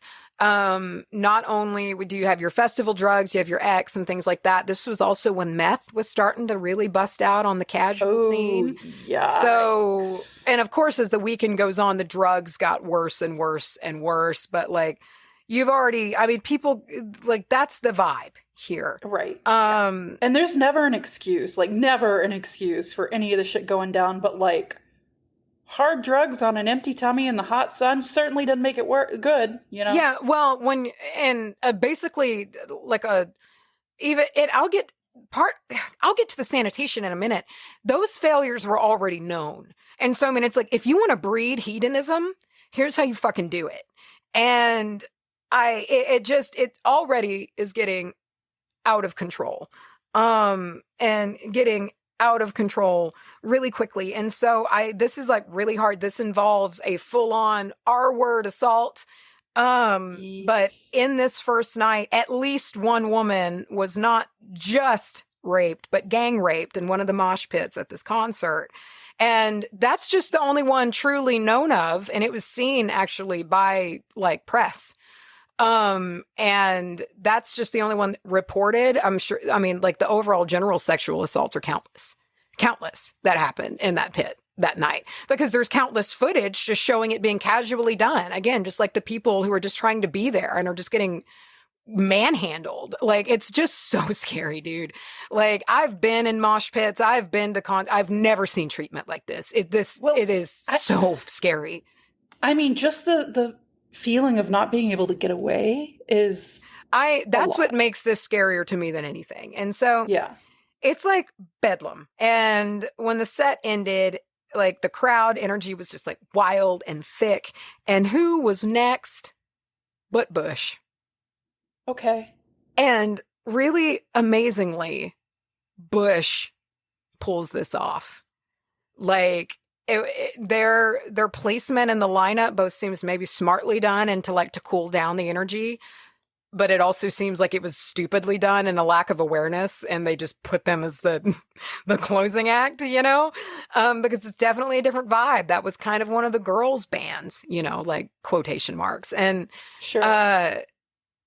Either way, the frontman came out and he was very pretty, you know, and he came out and started singing this, you know, really peace and lovey song. And immediately it was like, the tone shifted and it was able to simmer down things a good bit. And that ended the music. It's like Jasper from Twilight. Really, he did pull a Jasper and at least soothe the crowd a little bit. But that was the end of the music on the stages in day one. And now you got to get back to your tent for the night. And so already it's become clear, even after the first few hours of being here, that many women are very much on edge and very uncomfortable with leaving their tents alone, or even just groups of girls without a literal goddamn chaperone. So yeah. The shower stalls, I say in quotation, are really just like these black trash bag tarp stalls in which there was no ceiling. And I saw some reports saying that eventually people will cut holes in them to look in, especially in the women's ones. And helicopters were flying above for MTV, above the shower stalls that people were showering in. And the line for these showers was also forever long, as there were not near enough. They were makeshift as they were. And not to mention, there's 250,000 people that just spent all day in no shade in 100-degree weather. And I assure you, not enough water, and all likely still rolling. And so It is on this Friday night. How many showers did you say? I don't know. I don't know the number of showers, but it is not enough. That is over and over said. Like it was a joke. It is on this first Friday night that the infrastructure has not only begun to fail, but is already in full catastrophic failure. And the cracks that come from this really start to show. How could it even get worse? So let's talk about, we've talked a little bit about the security, the peace patrol, right? Yeah. And most of which had no experience at all and were also kids, and they were getting paid $12 an hour, which was pretty damn good for the time, but they were doing really and they didn't know that they were going to be having to do this, but essentially they were required by the time this was all over to do immensely complicated work that would be asked of them because the organizers sent them into a war zone, and they were going to have to sleep on site. They were going to have to do 14-hour shifts. They were sleeping in barracks, and many of the guards complained of getting looted, so they would hire guards to guard the guard stuff. It was terrible. And so, and they all wore these yellow little Peace Patrol shirts, and essentially, if they took that yellow Peace Patrol shirt off, they were just another festival goer. And they also got to see the show pretty much for free. So it was I'll be a Peace Squad person and get there and take my shirt off and do fun. Yeah. So they were, they were kind of told to ignore a lot during orientation. Shit. And so let's talk about the bathrooms. Let's not. We have to talk about the bathrooms. Let me just infer. Okay. I mean, silently, and then we can move on and never talk Okay, about I thought you were going to actually ask me something. No. The bathrooms by Friday afternoon were already a disaster. So due to cheaping out, the organizers and they cheaped out on everything important. They cheaped out on sewage. They cheaped out on infrastructure. They cheaped out on water. They cheaped out on everything just to make this as much of a price gouging event as they possibly could. And very quickly, the grounds descended into beyond filth. So by Friday night, the Porta-Johns, and they were arranged in such a stupid way that they could not be properly emptied. They couldn't be cleaned. And so by Friday night, and there were not enough, by the way, nowhere near enough for 250,000 fucking people. That's so many people. And by Friday night, the Johns were full to the brim. Okay. Yeah. Okay. And people by this point were shitting outside of the Porta-Johns. Oh, that's what I thought was going to happen. And people were pissing in this giant big mud piss river. Mind you, this is all right by the free water that people are supposed to drink and brush their teeth with and wash their hands in, leaving the Porta-Johns. So the same water that you're supposed to fucking wash your hands in after you went to shit outside, raw dogging it, you're supposed to drink also and brush your teeth in. That was their solution. That was the free water. And they were so proud of this free water. There's multiple recordings of them, everybody, between acts being everybody, we've got water stations and all over the place. Come drink your water. It's all there for, and it's just you fucking assholes. Oh my God. So the same, go ahead. I'm just mind blown. But also, is that why your squadcast name today is Rivers of Piss and Shit? It is. Yes. Great. And so the showers were flooded and essentially ruined, with some even holding a foot of water, and everything is muddy and everything's contaminated. This is the end of day one. This is the end of all time. Yeah. It's pretty rough, bro. And let's get to day two. But before we can get to day two, let's talk about the trash. So, not only... I love how, every other sentence, you're let's talk about the bathrooms. Let's talk about the trash. Let's talk about the trash, because trash is very important. So, and it's very important from a psychological standpoint. And another thing I think that absolutely fueled the rage and hedonism that this truly descended into. And I'm sorry I'm taking so long, but dude, this is just the wildest story and I can't get over it. So, sanitation... not only were they cheaped out on in the first place, there were hardly any trash cans at all on the premises, so far and few between. And not really any good proper ways to dispose of garbage, the garbage they all made you buy bit by bit. And the sanitation workers appeared to quit by day 2. So on Saturday morning, you unzip your tent flap and you see something you don't quite believe. On the ground in the daylight, there's a layer of garbage on what appears to be every square inch of concrete. And as the wind blows, it creates this hurricane swirl of trash that pelts people as they're trudging through the trash to get to the stages that they want to see. It's everywhere. Plastic water bottles, pizza boxes. Some people are sleeping on pizza boxes, passed out because there's nowhere else for them to go. All of the mountains of trash that result in 250,000 people forced to buy everything for their basic needs and for there being no proper disposal management for the event. And you're also exhausted. It's already warm. There was a rave that was... You're trapped here. You're trapped. And there was a rave going on at the hangar. So there's a big airport hangar. Because again, remind you, you're at a military base. And until 5 And that's the only place for shade, I'm sure. So. Oh, yeah. So until 5 a.m., this rave was going on and the turnout was fucking huge. And while information on the rave part of this festival is like a bit more scarce, it seems it was pretty fucking intense. I mean, lots of public sex, whether it have been consensual or not, a bunch of really dehydrated, really strung out people, and in really filthy conditions. So who knows what went on there. And for some, this was a rough night spent in terror, huddling in tents, just hoping to not be noticed by any of the roving predators and thieves out there in the night.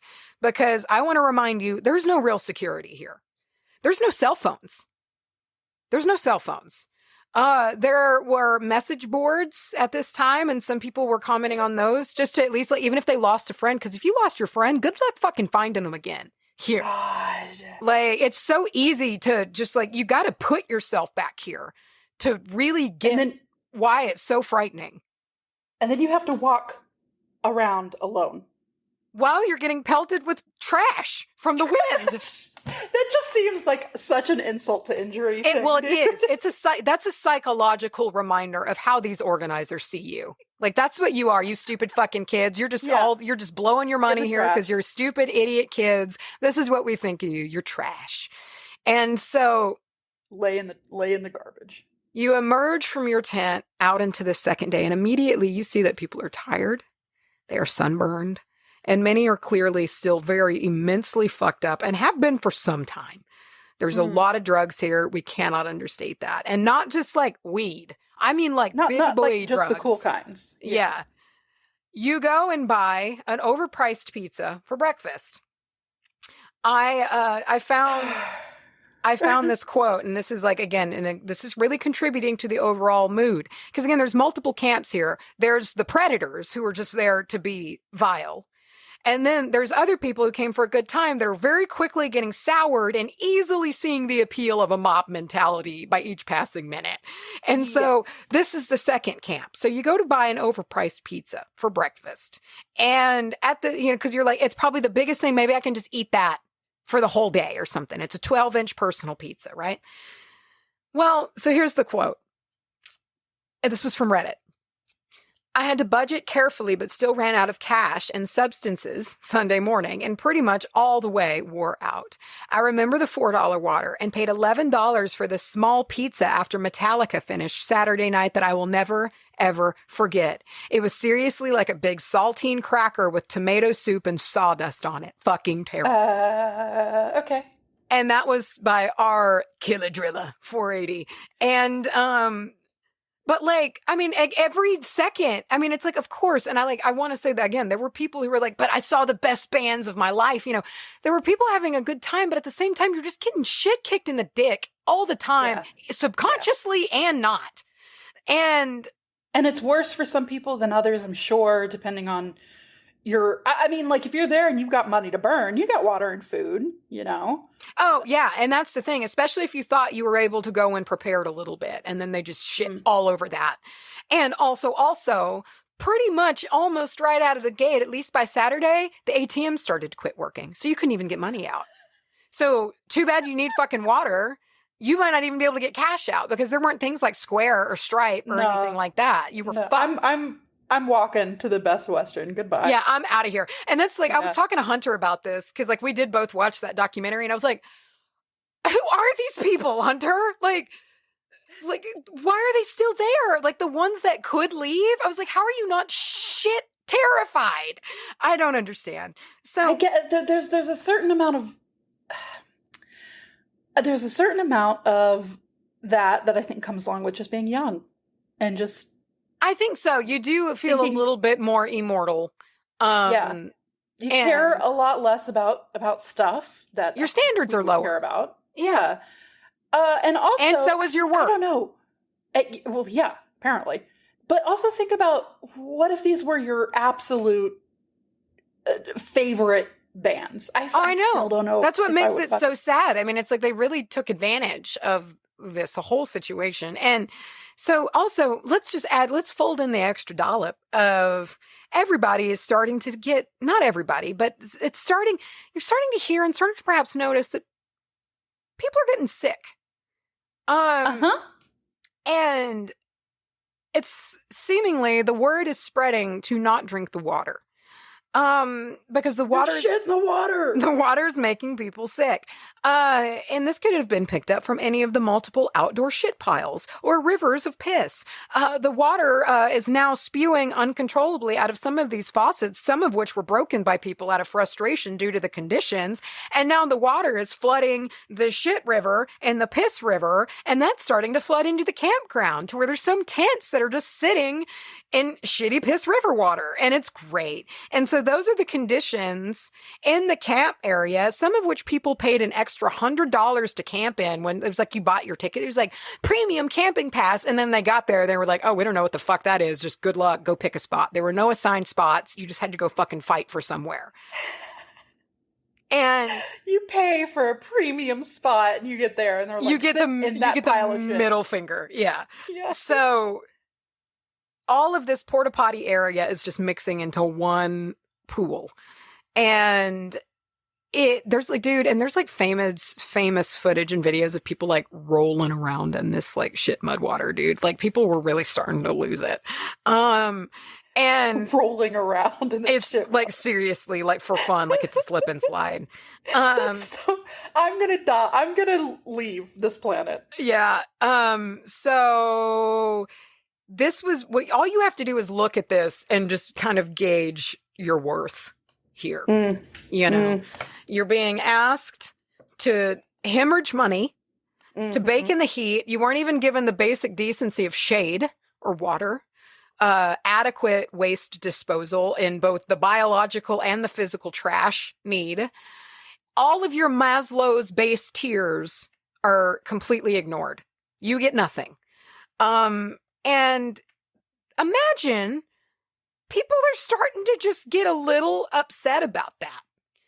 A little disenfranchised about that, disenchanted about it. And some people are upset? People are starting to get, if you can believe it, upset. Wow. And it's already kind of starting to feel and look like a war zone. Like, dude, I cannot express to you what the garbage looked like at this event. It looks... Is it like up to the shins? It's incredible, dude. It's incredible. I can't believe it. And TV crews are still running around pushing people to be wilder and wilder. And they were putting a pay-per-view special together for this. And like, it was exactly what you think because it was a pay-per-view special. And there was just a lot of just shit going on that they were encouraging. The conditions were only worsening. The smell was apparently ungodly. And as the temperatures rise, they get even hotter today on Saturday than they were yesterday on Friday. Cool. So you're a kid and you were promised this Woodstock event and this music-based generational experience, but instead you're getting price gouged to death. You clearly aren't being cared for at all, considering the facilities they gave you and the overall tone that's being encouraged is this wild, drug-fueled frat guy rapist attitude. That's where you are. Right. And this is only increasing the mob mentality. And all this time, 200 people an hour, give or take, were having to be treated in the medic tents, who were having to exhaust almost all of their medical supplies to treat all of the people who had heat exhaustion, drug overdoses, and things like that. This was doubled, 200 an hour. An hour? Yeah. Whoa. And this was doubled during the Limp Bizkit show, which is legendary. So I don't know if this is true or not, or if this is right. But this was a lineup that I found, and it seemed to kind of line up with what I saw. So this is Saturday's main stage lineup. You ready? So at 12, the Tragically Hip was supposed to go on for a 60-minute set. And then at 1:15, Kid Rock for a 60-minute set. And during his set, he had everybody throw all of their plastic bottles. I'm pretty sure it was Kid Rock on the stage. Like, it was just an absolute mess. At 2:30, Wyclef Jean. At 3:30, Counting Crows. Sha-la-la-la-la-la. Yeah. At 4:45, the Dave Matthews Band was supposed to come on. Crash! And at 6:30, fucking Alanis Morissette bringing it on for a 75-minute set. And so here we go, though.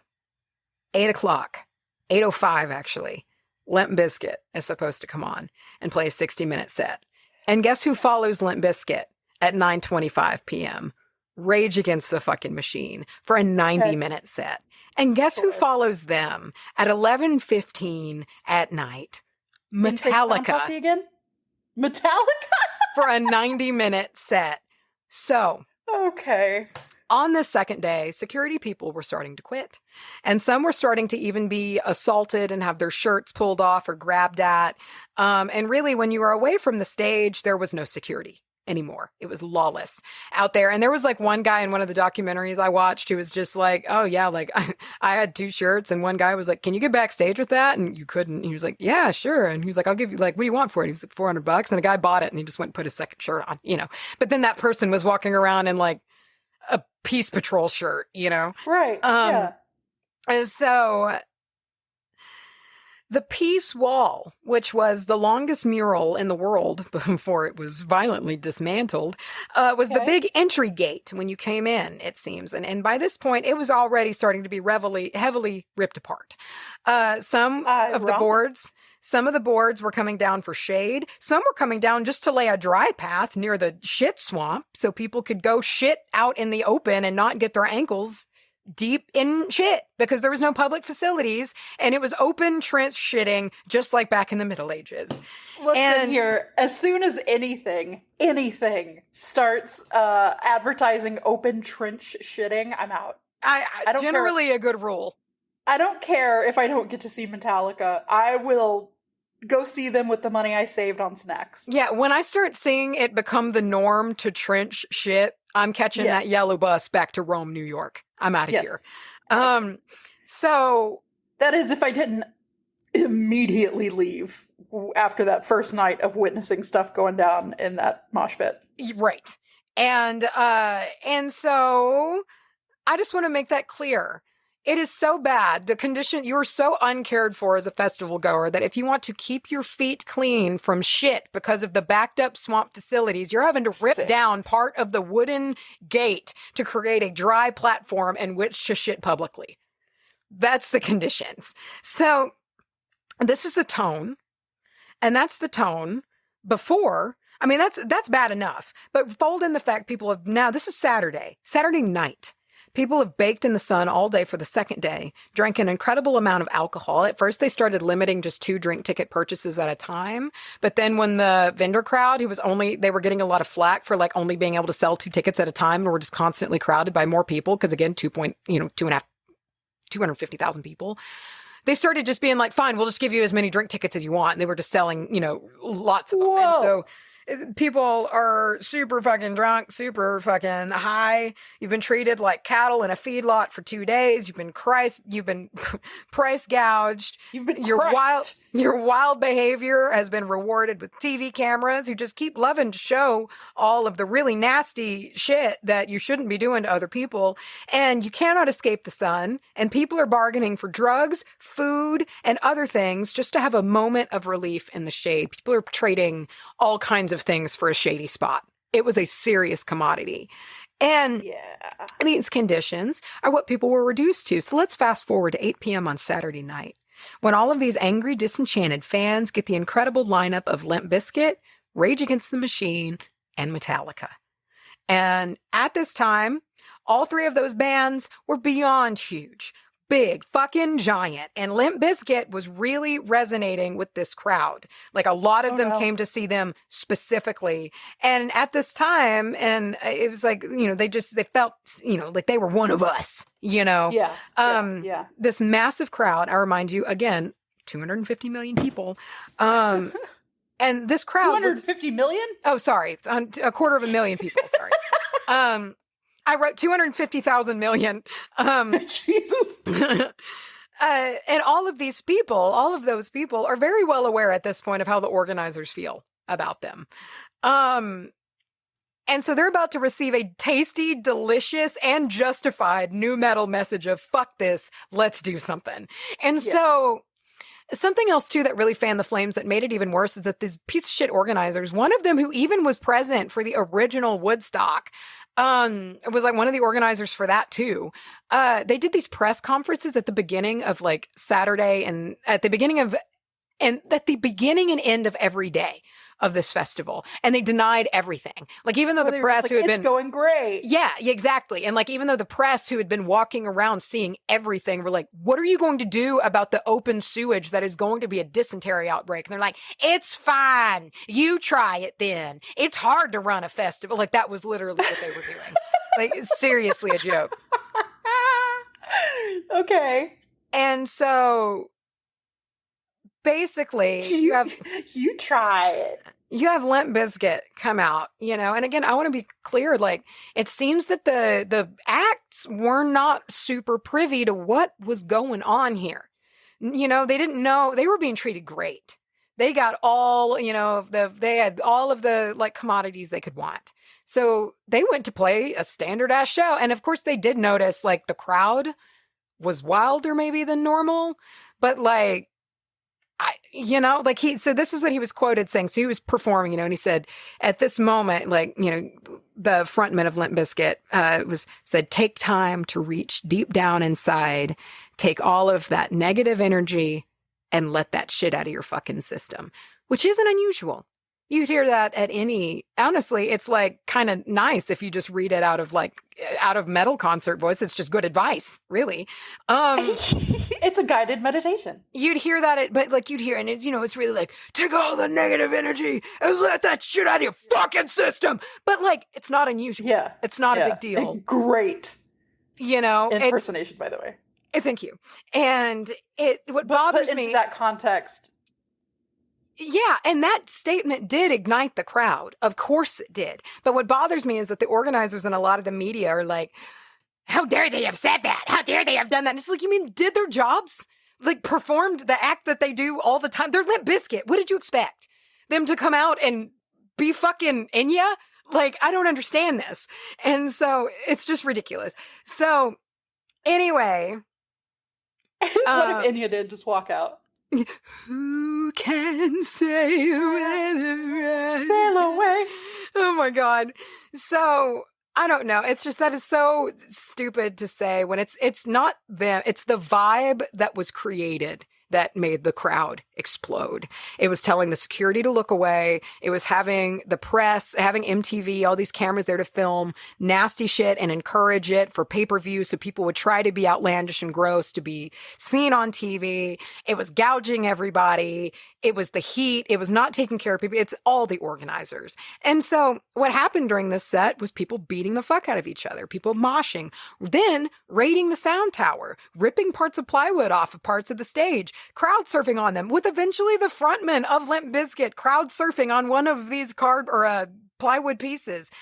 Tons of sexual assaults. And that part is like, if I'm Fred Durst, which I thought was the name of a serial killer, but I guess it's not.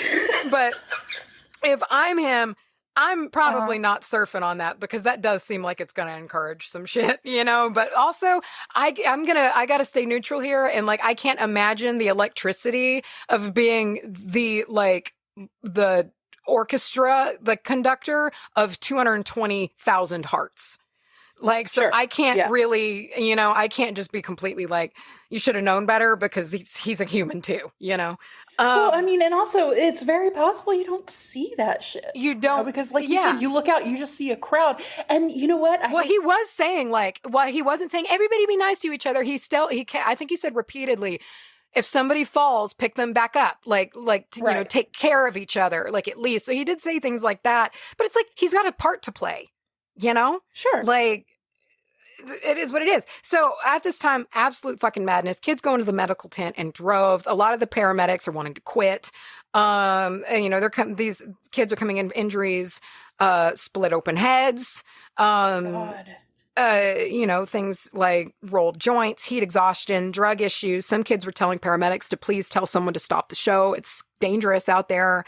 And so who better to follow all this than Rage Against the Machine? Yes. I mean, like, they basically, if Rage Against the Machine wanted to write a tongue-in-cheek piece about what, they would have written it about this event. I mean, it's like, as the organizers, it's like, you have created something that Rage Against the Machine would have said, like, this is fucked up about. Like, I just can't even, it's so tone deaf. It's so stupid. They didn't even understand. And like, there was, in one of the documentaries, there was and it's the one on Netflix, I think it's called Trainwreck, Woodstock 99, which was engaging as hell. They really, in my opinion, just skirted right over all the sexual assault, which is like a huge part of the story. It got like 4 minutes at the end. And I was like, that's terrible. But it did tell a very enthralling story. So it's like, there were some issues there. But there was a guy in there who was like, he was on one of the staff teams when this was all getting created and was like, tried to speak up. He was like 20 something in the room full of all of the other people who were like putting the lineup together. And he was like, I think y'all really need to think about the order and the times in which y'all are putting these acts. And they pretty much told him like, you shut the fuck up. You don't know what you're talking about. You know, and so it's just like, okay. So, you know, of course the wildness continued for Rage. And then there was Metallica after that, where someone actually died. Someone died in the pit during this show, a 24-year-old young man, who actually like left a journal of the event behind. Like he kept little like note journals like throughout the day. And it's very sad. Like his last thing was like, all right, I'm going into the pit. And that was like his last entry. It's very sad. So now it's nighttime. It's Saturday night. The second day is closed on the stages, and it's the campground. And let's take a look at the campground. This is a campground full of fucked up, tired, hungry, thirsty, pretty much kind of at this point, maybe a little desperate 20-somethings and teenagers that are getting sick, some, and are all scattered in a field of shin-deep garbage. Most of them haven't cleaned themselves. And some people are starting to, again, succumb to the water issues. And if they didn't get the crazy vomiting and diarrhea, they started getting hit by the lethargy. So here, this was a quote from a personal blog. It was on some Kerrang.com, and it was a quote. But with the oppressive heat, a scarcity of free drinking water, and insane prices for food and beverages slowly chipping away at our pockets and patience, the vibe had taken a darker turn by Saturday. Overheard conversations began veering to the negative. More sinister drugs had surfaced. The mosh pits had become more violent. Overflowing loos only exacerbated the problems exponentially. The steaming portable toilets were so putrid. Each hole in the ground quite literally piled waist high with human feces. The proper hygiene was simply impossible. I didn't shit for 3 days. Well, good. If you can hold it, dude, hold it. But some people can't do that. No. And so the smell, especially if you've got dysentery. Oh, yeah, that thing. And so the smell is inescapable. You can never forget there's a giant shit pond and a piss river. There's hundreds of porta-johns that are literally overflowing and have been since day one. Many of which are surrounded in mud from the leaking faucets right there between. And it's just this great bacteria factory. And this is spread to the campground. And now tents still are in sewage water. And that's only continuing to grow. So those that didn't feel safe, which was many again, were in their tents for the night. Unfortunately, it just seems from personal reports that did not save everybody. And of course, there were predators that were invading tents and taking advantage of people. People were doing the best they could to not get separated because, mind you, there's no cell phones anymore. And this was a very, again, just like predatory vibe from the scratch.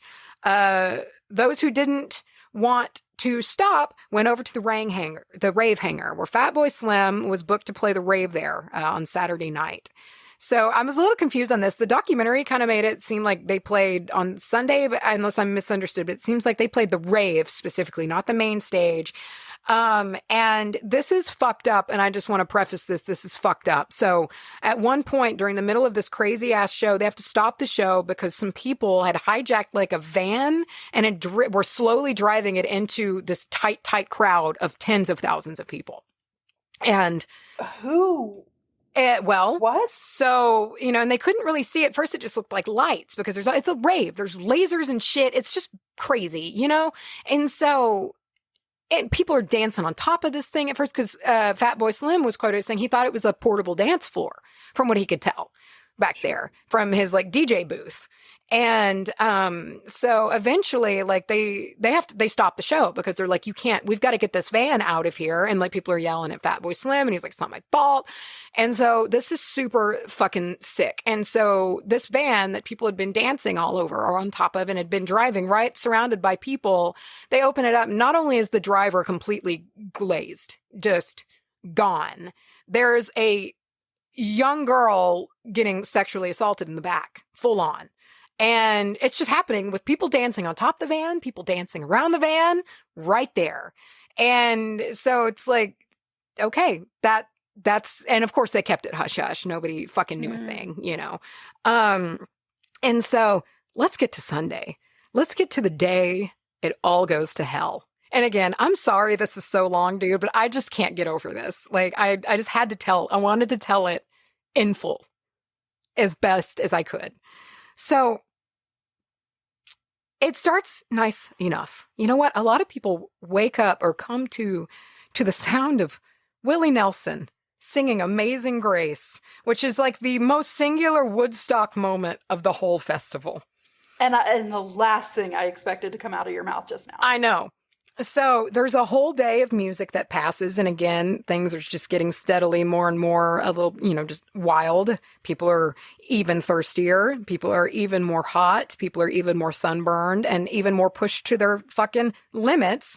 But still the day crowd was more chill always than the night crowd, to where it was like, I even heard that some people were like, it was almost like there was like a role switch, like a shift change, to where it was like at night, the day people went and hid. And then the night people came out. It was like they were totally different. Yikes. But there was a lot of excitement during this night. I know. There was a lot. It was exciting because not only was the headliner the Red Hot Chili Peppers this night, which was badass enough. The rumor was that there was going to be like a big surprise following their set, like a surprise artist that would just blow everybody's mind, but they were keeping it under wraps. And so that was like spreading like wildfire, and everybody was like, all right, maybe all of this fucking bullshit has been worth it, and that's something to hang around for. And so people they stay to see it. And not a lot. People really, by Sunday morning, people started clearing out of there. And by Sunday afternoon, they really were, just because the conditions were proving too terrible. People got tired of it. They were just pushed beyond what they could take.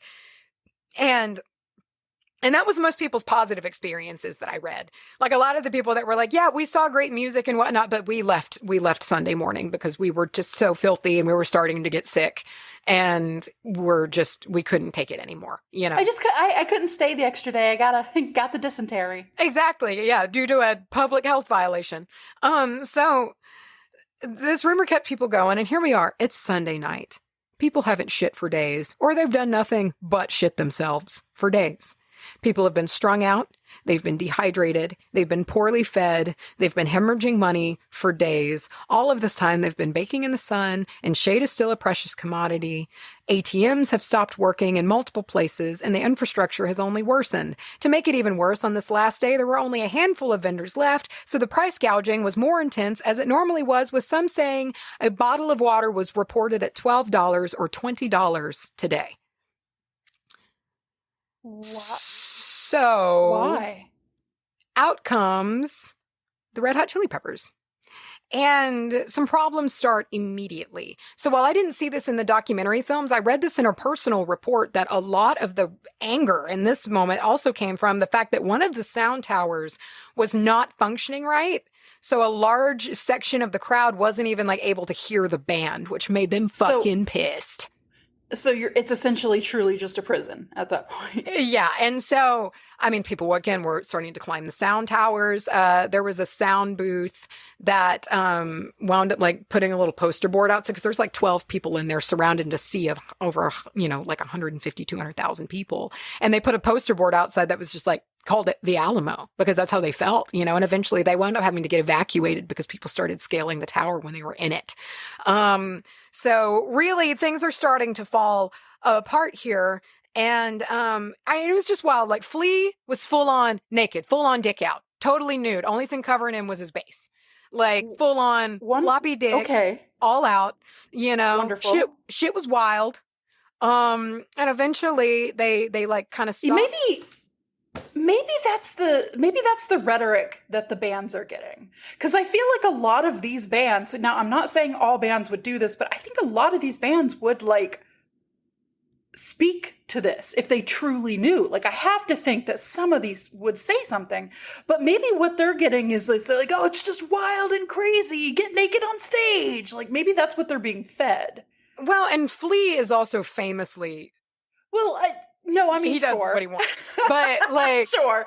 But like, it just makes me think about like what story they're getting. Well, and this was one that kind of, so there was like two separate sides to it. And I wanted to look into this because I found it a little surprising myself. So at this time, it was like, it seems like before the encore, okay, first of all, I need to explain something first here. One of the dumbest decisions. If you think that any of the decisions that were made thus far were the dumbest, you're dead wrong. Because the dumbest decision of all, and this was one that went against all of like the head of security and the head of people who actually were trying to do their jobs. This was an organizer tactic. They did this to be fucking chummy and make a scene.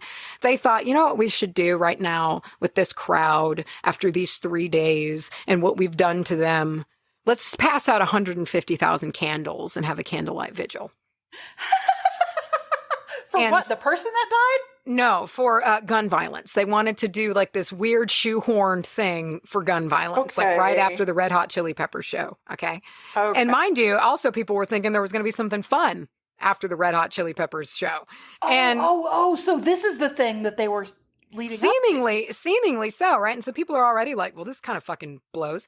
And so at this time, Red Hot Chili Peppers are in, like, you don't know this yet as a crowd goer, but they're going to come out and do an encore. And the mayor of Rome, New York, which was where this was taking place, the mayor was like weirdly there the whole time and trying to do like the hype press conference stuff. Cause like this was supposed to turn that town around. This was supposed to like fix Rome and fix their money problems. And so the mayor talks to Anthony of the Red Hot Chili Peppers and says, hey, you got to tell these people something to fix this. And like tries to make it his responsibility. And so his response is like something along the lines of like, they're not going to listen to what I have to say anyway. Like what, and which part of me wonders, I try to imagine this mob, and if like, these are bands that are telling you, fuck the man, fuck the system. Like, and it would almost be worse if one of them came out and was like, all right, guys. Yeah. I think it would almost be, it's a hard path, it's a tricky balance. And so anyway, these candles are immediately start getting used to light fires, like immediately. And these fires start eventually growing to 30, 40-foot infernos, big fires.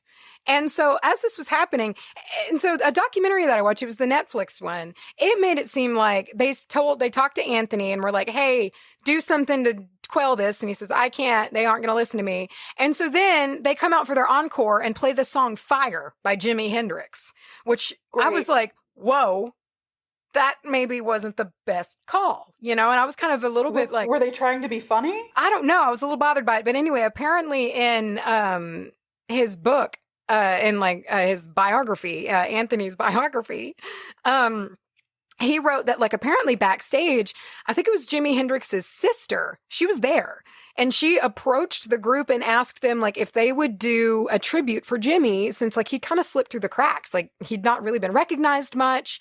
And, like, the guys hadn't really played a Hendrix song in a while, and, like, they just kind of settled on Fire and, like, in 10 minutes kind of hastily hammered it out real quick. Like, all right, we'll play it, you know, like, we'll play it like this. And Anthony reported, he was like, yeah, we saw some Fires, but, like, we'd played festivals with Fires before. So, like, you know, they just, like, pressed on and did it. And so it's like, after that show, you know, they left, they got out of Dodge, went back to the hotel. And then according to them, like, the next morning woke to see they were a big ass part of that story. So I do like to take that into consideration, because I was, like, kind of disappointed. Like, man, that sucks. Like, that did kind of not help things. But considering the communication just seemed like garbage, it is very possible all of that could have happened, and it was just a big misunderstanding coincidence. But it really did not help things. And so what made it worse, right, is so the Red Hot Chili Pepper encore ends. And remember, there was something coming, right? And everybody was waiting. So it wasn't just the lame candlelight. Well, people were hoping, you know, they were like, all right, this is like, all right, badass encore, you know, we're lighting fires, shit's lit, you know. Yeah. We're trying to get the fire department in to put the fires out, and, like, that's not really going that well. And so basically there's a bullshit surprise. And essentially they throw up, like, this lazily put together video of Hendrix playing his guitar at Woodstock, and then tell everybody, all right, we're done. That's it. Thanks. And with that, all hell broke loose. The mob truly fucking broke. The speaker towers, like the big speaker towers, like, people started scaling them. They brought them to the ground with people still clinging on them. They pulled them into the flames. Anything that could be torn apart and burned was. Any security that was left hurried into, like, one of the main admin buildings, and some people in that building took it upon themselves to barricade the doors from the inside. They just said bye. Yeah, well, I mean, when there were 9,000 hired, like 9,000 employees in total versus 250,000.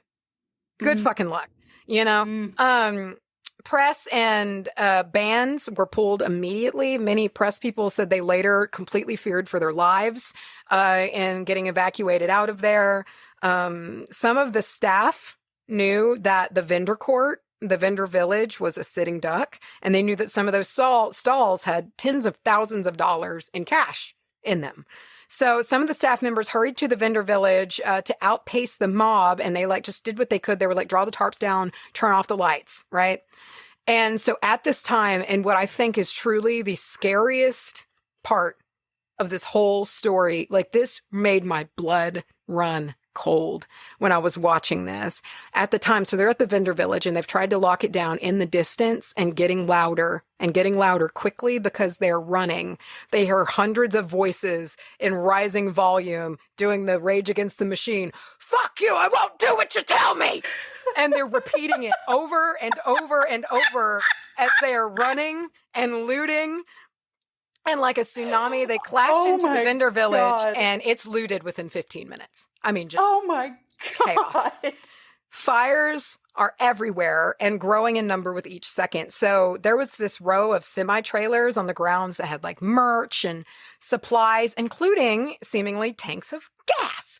And at this time, these trailers had all been set ablaze, and it was a line of like 15 or 12 semi-trailers. And in true apocalyptic vibe fashion, soon these bone-rumbling, full-on explosions now began to permeate the grounds as fires exploded the big gas tanks in these semi-trailers. I mean, it's Mad Max. It's a war zone. No, it is Mad Max. And at one point, there was a reporter that like charged into it, like a real indie reporter that like really charged into it. And there was footage of this kind of like wild-eyed young guy and his friend. And I mean, he nailed it exactly. He said, it's like Lord of the Flies.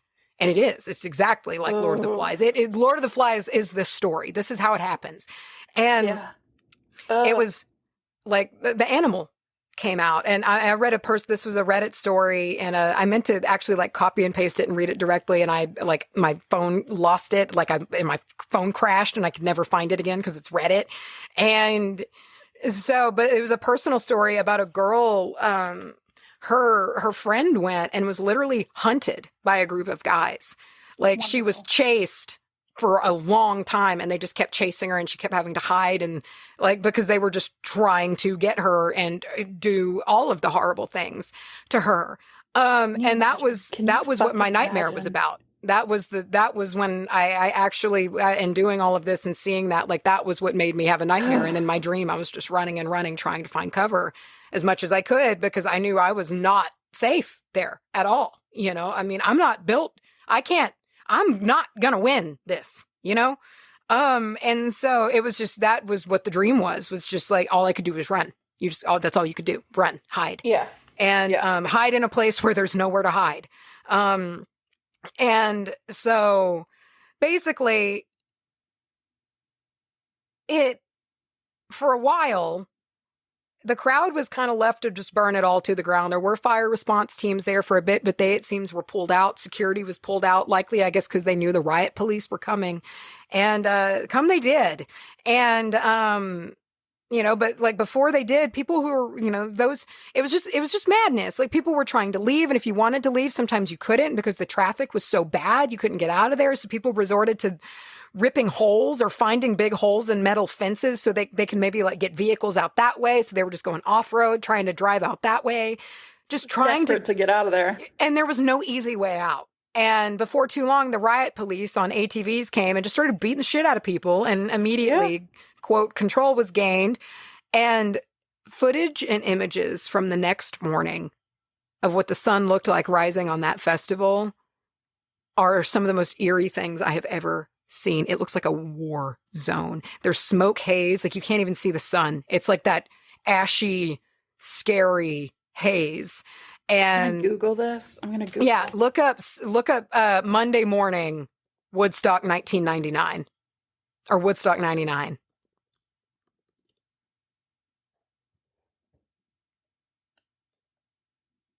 Wow. No, yeah, it looks like a shelled war zone. Like it got actually bombed and destroyed. The trash. No, yeah, dude. Isn't that incredible? Like there's videos, like whenever you have time today, just watch videos of the swirling trash at Woodstock 99. It's incredible. Just the wind blowing the trash. All in, 3 people died at this festival, which is amazing. That's all. A 24-year-old young guy, a 28-year-old woman that I believe was struck by a car. A 60-year-old, I think he was about 60-year-old man, who was actually an OG Woodstock veteran, who came again and he died of heat exhaustion, unfortunately. Shit. The true scale of the amount of sexual assaults and full-on rapes will never be known, probably. As it gets more attention, this new documentary coming out, I wouldn't be surprised if some people feel more comfortable coming forward. Now, also, this climate that we live in is a bit more forgiving to come forward and speak out. Only a small fraction was reported, like 4. You know, like something like that, like seriously. And considering there's already countless amounts of footage that you can watch of women, many of which who were underage being groped against their will, I believe it's way more than that. And I think the number was astronomical. Of course. And mind you, many of these people were minors. And it is also unknown for sure how many people who were made ill by the sanitary conditions. But in like a lot of the personal stories I was reading, like at least one person per group got sick, oftentimes multiple. So it was a lot. And best of all, the organizers, including Mike Lang, who was an original Woodstock organizer, took no responsibility. John Schur, who was the biggest piece of fucking work I have ever seen, is the worst of them all. Dude, he was there every day, telling everybody everything's fine. He was like, he like has a whole thing in the end of the documentary, the Woodstock fucking train wreck 99 one, saying like, no, there were no more rapes. I mean, it's like, that was a small city. There would be the same amount of rapes in that city as there'd be in any other city. That was his answer. And also that, like, of course, I mean, like, it was naked girls. What do they expect? You know? And also he blamed it all on Limp Bizkit and the bands. And not at all in the sanitary. Oh, and the fact that his sanitary people never showed up and his staff never took responsibility, never took a shred of responsibility. And even in the documentary is still as steadfast as ever that it's like, well, not my fault. So I have for you. Well, I hope he gets absolutely obliterated. I hope he gets taken down so hard somehow. I'm not saying killed. I'm illegally. Yeah, I know. And so that I conclude for you is the horror story of capitalism and human nature. It's a story of horror, points of happiness, music, mayhem, youth, rage, power, abuse. Something scary for everybody is in that story, and I know it scared the shit out of me, and I know it was long, but I hope that y'all got something out of this. I'm looking at, I'm kind of trawling through some of the pictures, and even when you said like how many people there were, and like the fact that you could look out and it's just people as far as the eye could see, I wasn't expecting this. This is too many people. It's terrifying. It's too much. It was oversold. Everything about it is greed. And the picture I'm looking at, I see 1, 2, 3, maybe 4 or 5 yellow shirts in a crowd that is bigger than 3 times my graduating class. Like it's massive. Yeah, it's a lot. It's very intense. It was a disaster. It is known as one of, the most biggest disasters in like a public event in history. Can you imagine putting this on and not taking any responsibility for it? Any responsibility for it. And they made a lot of money, even though they had to pay a lot of money and clean up and all kinds of shit. But they didn't get hammered like they should have. You feel like you would feel something. As a human with like you feel like you would feel something. God, whatever. Yeah. Anyway, I hate that. So I hated that. That is, goddamn, I talked for like an hour and a half. I'm so sorry. That is that. Oh, do you want to take a break? No, let's finish. Okay. All right. Oh, give me a second. I'm going to stretch. That's okay. Ugh. Dude, I'm wearing a dress that I got in the mail today because I'm going to wear it to Anahata's. And it is 100% glitter, and I popped it on just to see if it would fit and if I could wear it, and it does, and I love it. It looks great, but everything's covered in glitter right now. That's how it be. It's so glittery. My tits are Edward. Oh. Right. Okay. Was that boring? Was that was that too long? No, I thought that was incredibly interesting. All right. And like you said, I think that there was quite a bit there's something for everybody. There's something for there are parts that I felt ill. I don't feel good about it. So let's bring it down. Let's go from very real world things. I want to talk to you about the world of SCP. I'm ready to hear about it. Okay. All right. So if you've been around the internet for a while, you may know what the old SCP is. Yeah. If you don't, I'll give you a quick little Wikipedia surface level information. The SCP Foundation is a fictional secret organization documented by the collaborative writing wiki project of the same name. So this started as a smaller project where people would go and they would make these entities. Now, each entity has its own number assigned to it. And the lore of this thing just kind of grew and grew and grew. And because it's an open collaborative writing project, there are now just thousands of SCPs. However, to kind of step back a little bit, SCP Foundation. Now, this is it's almost like your CERN level of clandestine big bad bitch. Right. And they are the trained individuals that document and contain these entities. Now, SCP stands for Special Containment Procedure. And their motto is secure, contain, protect. So SCP, right? But that's what they do, is they secure the entity, they contain it, and then they protect either the entity or they protect people from the entity, right? So you can go and find entities, and they're usually named something like this. Hold on. Which one did I want to read? Here we go. One of my favorites is SCP-294. So that's how we're looking at the names. They have these almost prisoner-esque style names. And they are kept in whatever facility needs to house them, and they just have people kind of keep an eye on them. Now, they have a couple of different levels of classification. So there are safe. Hold on, I lost where my things are. Oh, where's like safe, Euclid, and Keter? Okay, there's safe, Euclid, and Keter. I believe that there's another one that basically means it's like the type of housing. I don't know. The SCP universe has expanded wildly since I was very first into it. But essentially, you've got safe, Euclid, and Keter kind of going up in danger from safe to Keter being like, okay, this has the potential to like end the world. This is why we have to contain it. Got it. But the example I gave you earlier, SCP-294,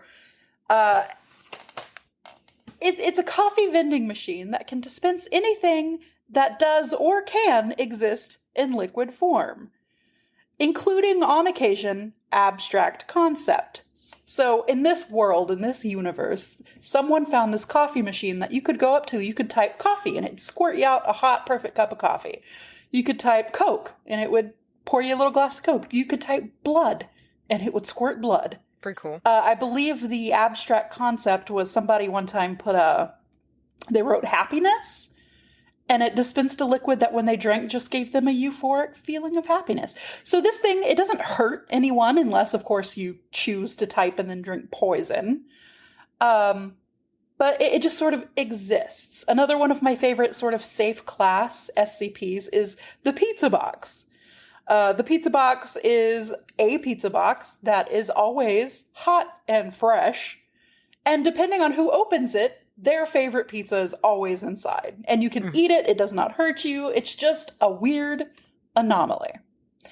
But then again, there are other SCPs that are a little bit higher up in the ranking. And the one that I like to use as the example here is SCP-096, the Shy Guy.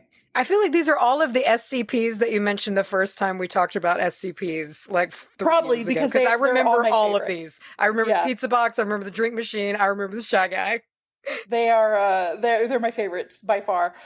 So Shy Guy is a tall, think like a naked, like emaciated Slender Man, right? And he's got this. Well, he's, I believe, believed to have a long, stretched out face, because you don't really know, because if you ever do catch a glimpse of his face, he will relentlessly pursue you until he gets you and kills you. Just don't look at him. So, yeah, so you just can't look at him. He won't do anything if you don't see his face. So if he's around, you just kind of got to hold your breath, pretend he's not there, and he'll go away.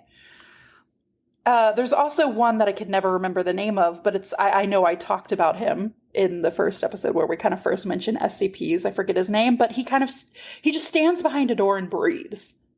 And you know he's there, and he doesn't hurt you. He won't hurt you. He'll just have you stand at the door, terrified to open it, because you know he's on the other side. The thing is, as soon as you muster up the courage to reach for the doorknob and open it, he disappears. It's the fear itself that keeps you locked in that one spot. And people have been known to, like, starve to death, you know, or dehydrate, you know, and they can be entities like that, like actual moving, breathing kind of things. They can also just be strange places that pop up. I'm thinking of the stairwell. The stairwell is one that at any given time, you're going through your day, you walk down some stairs, and they could just turn into an infinite stairwell. That sucks. And there's nothing you can do about it. If you go up or down, it's infinite. You just have to walk it through until it decides it's done with you, and it lets you go, and boom, you find yourself at the... And it's like that time we walked down Reunion Tower. That is exactly what I was fucking thinking, bro. There's also one called... I think it has a funny name. It's like a perfectly normal, regular IKEA. Great. But it's like a strange liminal space of an IKEA. So I hope you get the point here. It can be anything, everything. It can be everything that's everything from like horrible earth ending. There's undestroyable giant lizards that will like one day completely devour the earth. But then there's guys like SCP-999, the tickle monster. Okay. And this is from ScreenRant.com. Not all of the monsters contained by the Federation or by the Foundation are dangerous to humans. There's a glob of orange slime that wants nothing more than to bring joy to people. This is SCP-999, an anomaly rated as safe class. It possesses the ability to make anything laugh. Oh. The Foundation views this object so highly that they even allow it outside of its cell. This is a very rare anomaly with no dangerous or dark twists, just being cute and in a universe of horror. In fact, this anomaly is even able to pacify other anomalies. Even the biggest and scariest ones out there, he can kind of bring them to their Oh, cute. He's a cutie. I would love to hug SCP-999. With that said, and without getting into, if you're out there and if you're a huge SCP buff, this is not an SCP episode. This is not me trying to go into this is just our little history. This is our fun snack. This is just a fun snack here. Right now that we have a basic understanding of SCPs, I want to find out what SCP you would be, Macy. And then we can Google it and we can learn a little bit about it. So I have a quiz. I will tell you, we're going to buckle in here because this is the best quiz I could find because it didn't have those answers that were stupid answers, right? They seemed to be actual questions. It is 30 questions, so take a breath. So let's blow through fast. Let's blow through. What is your strength? Dedication, discipline, creativity, trustworthiness. Discipline. What is your biggest fear? Being alone without friends or family? Not being successful financially? My greatest fear is to have no more fear, or not believing in myself. Not believing in myself. What makes you really angry? Lies and liars, abusive parents, screaming children, or bad manners? Lies and liars. I knew you were going to say that. What makes you laugh the most? Sarcastic jokes, watching stand-up comedy, reading a comic book, or seeing someone making fun of someone else? Whatever the first one was. If you could choose to do anything for a day, what would it be? Work, play games, travel, exercise/doing sports? I mean, probably play games. I mean, yeah. That seems like the best answer. Traveling's pretty cool. Would you rather ride a bike, ride a horse, drive a car, or walk? I don't know. I'd ride a horse. I haven't ridden a horse in a while. That horse in love. What type of music do you listen to represents what you most likely listen to? Rock, pop, classical, electronic? I guess rock. Rock! I hate answering that because rock sounds so cheesy. I know. It sounds like butt rock. What would you rather do? Wash the dishes, mow the lawn, clean the bathroom, vacuum the house? Probably wash the dishes. I like how this quiz also subtly shaming you. It's like you need to go do all those, bitch. What is your favorite food? Meat, pasta, milk, vegetables? That's not okay. Just out of the list. All right. There is, I'll let you know, a picture of a grilled mac and cheese sandwich, though. I guess vegetables, that seems to be the most diverse group I get. Are you sure not milk? Milk as a food? If you were to have one of the following nicknames, what would it be? Babyface, Champ, Lava, Thunder. I feel like you need to answer that one. I kind of like Thunder. I was going to pick Thunder. I'm glad. I kind of like Thunder. Champ is cute. Do you like or dislike surprises? You can either say, I like surprises, I hate surprises, only if they're from people that I know, or only if they're from strangers. Only if they're from people that I know. What is your weakness? Discipline, patience, determination, enthusiasm? I don't know, probably patience sometimes. What do you do in the evenings? Visit friends, play games, watch movies, read a book? I guess, I don't know, just put watch movies. That seems like a safe bet. All right, where's your ideal vacation? Hawaii, Egypt, boat cruising, Budapest, Vienna, Prague, I guess everywhere. Oh, that's a lot. Yeah, I guess I'm a big traveler. The Budapest, Vienna, Prague, was that one option? All right. Yeah, I guess it's a threefer. How many days do you think you would survive on a deserted island? Deserted island. You would die the first day, you would last several months, several years, or I would live there my whole life. I would last. I think I'd last a few months. Same. What would you do with infinite money? End poverty, buy expensive clothes, buy the most beautiful cars, or I wouldn't use infinite money. That seems stupid. I would end poverty. I mean, that seems like the best answer. How would your friends describe you? Funny, loyal, smart, strong. God, I don't know. Loyal, I hope. I'm not going to say strong. Funny. Yeah, I'm strong woman. I say funny every time. That's the only thing I ever. What are your pick one of the following for a hobby? Traveling, doing sports, cooking, reading books. Cooking. What's your favorite pet? Dog, cat, fish, or parrot? Dog. Specifically, a parrot.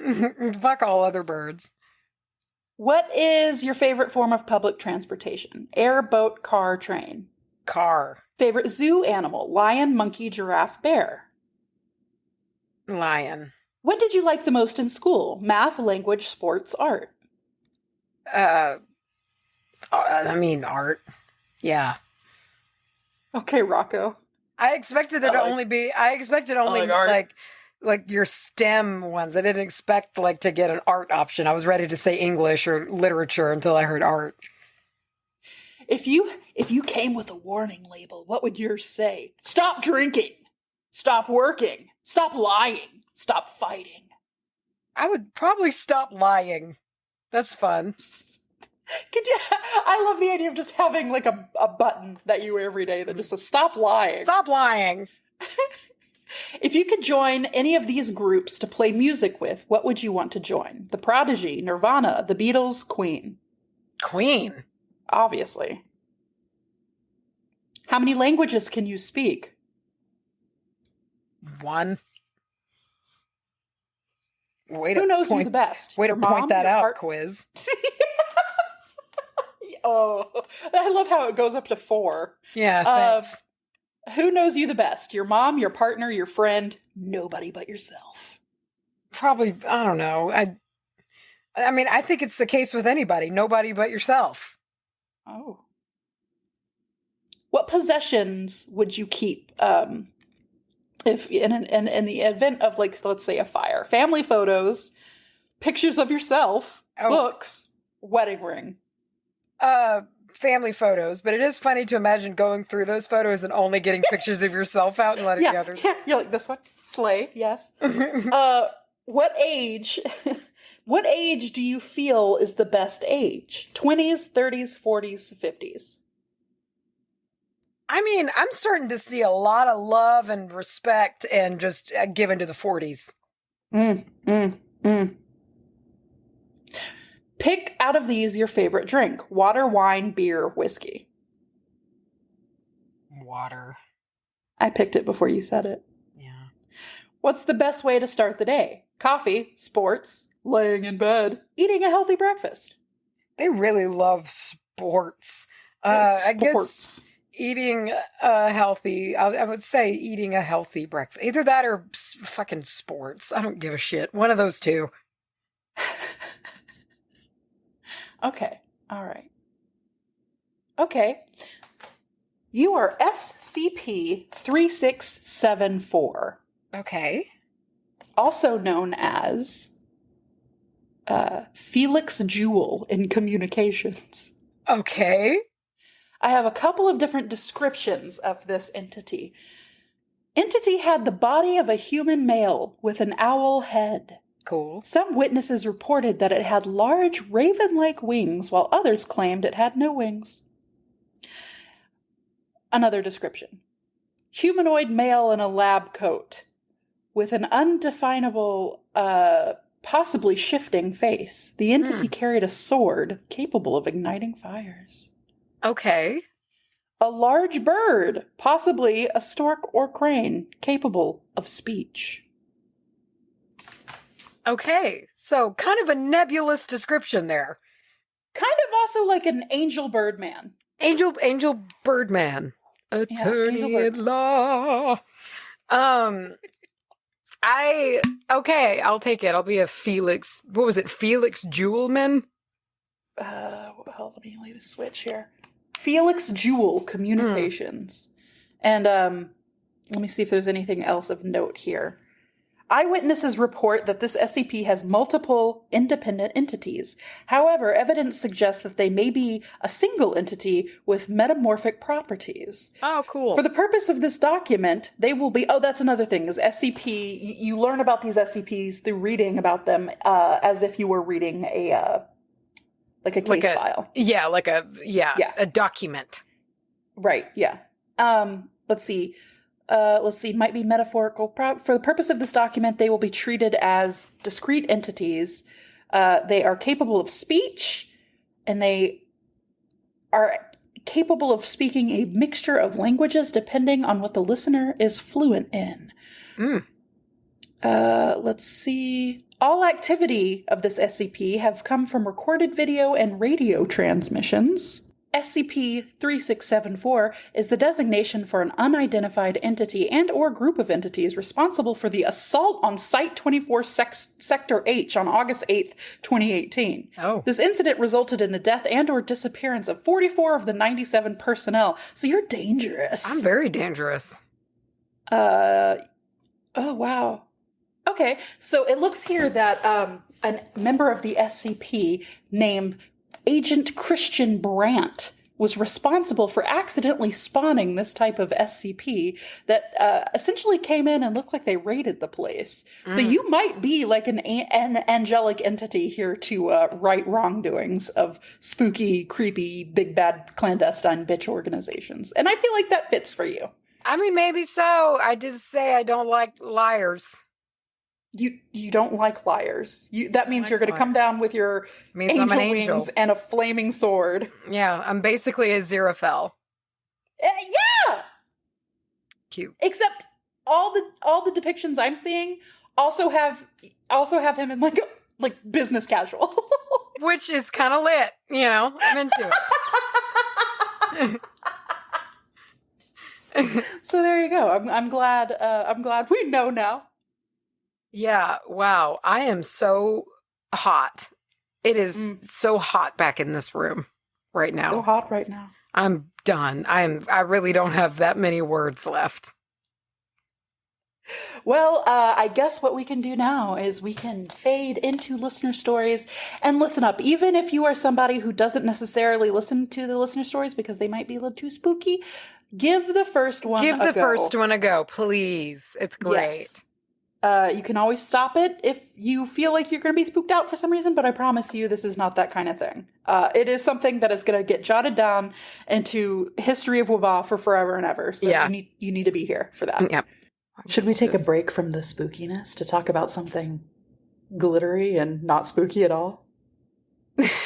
Yes, we'll take a moment in this spooky darkness and talk about some shimmering light. Light up the night, as it were. Ooh, yeah. No, I'm really excited. I'm pretty jazzed to talk about today's ad. We're back with another Blessed Be Magic spot, and we got to pick out some more neat things. And Charlye, we picked out the same thing again, and we're going to talk to you about them today because they're so cute. Hold the phone. They're also brand new, rolling out. And Charlye and me both picked, and this is new from Blessed Be Magic. They are teeny tiny little single stud earrings of these symbols. Yeah, teeny little pentacles, little triple goddesses. Mm-hmm. There's horned gods, and then there's the set. I'm sorry, it's one earring is the triple goddess and one is the horned god. And I love wearing different studs on each ear. I love that too. So much. That was what drew me to the set that I got, which is also the set that you got, which is the Ankh and the Eye of Horus. Yeah. And we picked separately, and we got to get together, and we were like, "Hey, what did you pick? What did you get from Blessed Be?" And I got a Pentacle mini stud earring set because I love the Pinnacle. I just love it. I've got to get another set of studs. I need more of these because, as I'm going to get into, and maybe for you too, I'm wearing earrings for the first time in like 5 years. Like you, my ear wants to immediately reject anything that I put in it. Yeah. And I know because of that, you are just flat out not an earring wearer. So tell me, have you been wearing your earrings? I have not taken them out. The day that they came in, just ripped that package open. I was so excited. And I got the sterling set. And usually I know within about 30 minutes if I'm going to have a problem or not. It starts fast. And, I kind of like, it's so weird. It's like I didn't have to like all the way puncture through to get through my right one, but like I did have to add a good amount of pressure and there was a pop, but it didn't hurt, but like that's how long it's been, like years. So I have had them in ever since. And I think I'm looking at like 3 weeks now. Even like the first night I had them in, I was sitting on the couch and Hunter looked over and he was like, "Are you wearing earrings?" Yeah. I was like, "Yeah, I am." Oh, I'm so excited. And they're so cute. They're so cute. I can't handle when I opened that box because it shows on the site, like on ears, like how tiny they are. And I was like, yeah, sure. And then like I opened them and was like, oh, this is so tiny. Precious. Like, oh my God. Oh, I love them so much. I sleep in them. I've been sleeping in them. I've had no issue. I've been showering, baths, the whole thing, and I have had not a the only issue I've had is my fault because I'm not used to wearing earrings and I keep scratching them or catching them on stuff or like I'll just reach up and like, oh, like my earlobe itches. Let me just really get that. And I'm like, oh fuck, I can't do that right now anymore, So it's like things like that. Welcome back to the world of daily wear earrings, man. But man, seeing them in them, especially with my like new little short haircut, these tiny little earrings with this little short haircut, like the pair of them together, like I'll just catch it in the mirror and I'm just like, y'all are like a sassy duo. You really work together.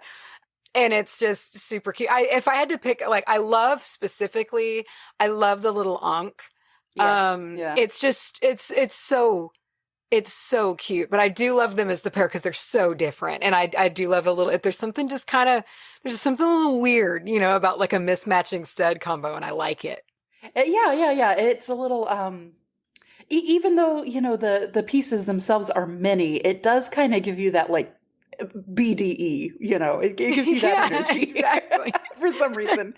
And that's what I love about these sets is frankly, you can buy a pre-mix matched set. They have the mix match, Triple Goddess, Horn God, and also the Ankh and Eye of Horus. But you can kind of just mix and match whatever set. Like, that's why I'm really glad I got the pinnacles as well, because I can do like a pinnacle and, an eye one day or something like that. But, as with everything from Blessed Be Magic, these are your tiny little talisman for you to wear on your body every day, if you want, to kind of be personal pieces of just your personal pieces of power and protection. There's some alliteration for you. Yeah. Nice and spitty. Yeah. I hope that pop filter works. I'm just super excited about these. I have missed earrings and I really love these I just can't get over how much I love the size of these. They command they're just little powerful earrings they're size. Power packs. Yeah, in their small size they are immensely powerful because they're there and they're just happy to be there and they don't need a whole lot of room to convey their power. They are just fine the way they are. And I love with tiny stud earrings, I love having those in like the second pierced hole. Do you have multiple pierced? Do you have two? I do. I probably have to, work on them a little bit. Yeah. But at one point I had 4 holes in each ear because I'm a badass. Did you really? I do love the idea of having these little minis in the second hole kind of as your constant. And then you can, you can change up, wear your costume, wear your whatever you want to wear, your showies, but you just have those back there all that's just kind of whispering in your ear like, you're a witch, you're a fucking badass. They'd look super cute, like up in like the cartilage area. Too. Up there, up high. They would be so stinking cute. Oh, dude, I love all the ways that you can pierce an ear. I know that's beside the point, but It's I love cool. all the different holes you can put. Well, and that's what's neat about these is that because they are so small and nimble, and I don't know anything about ear piercing, but I do feel like you could put them in several places. It makes them very versatile in there, like where you can put them on the ear, which is pretty cool. And they're just fresh. They're just the cutest. And there's gold, there's silver, and there's rose gold. Oh, yep, so you got it. You have options on the colors there, but like seriously, no irritation here on my end, and I cannot stress how wild that is. Are you a gold, a rose gold, or a silver person? I got these and it really depends on the piece. Like my wedding set is rose gold. Yeah. I like rose gold with gemstones, depending on certain colors. And I like silver with certain gemstones. Generally, yellow gold is kind of my third ranked consistently. But I got my Merkaba. My Merkaba is gold, and I couldn't imagine it any other way. But no, that's good. I like that there's options there. And the options continue on with the little studs. So if you make your way over to blessedbemagic, that's magic with a K.com, you can take a peek at these little baddies. And just for being a bean, just for being a listener of the WBAH podcast, you can use the code. Tell them, Macy.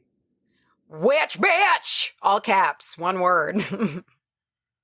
Okay, how come saying witch bitch in the it's been tone has never occurred to me? I don't know. But witch bitch!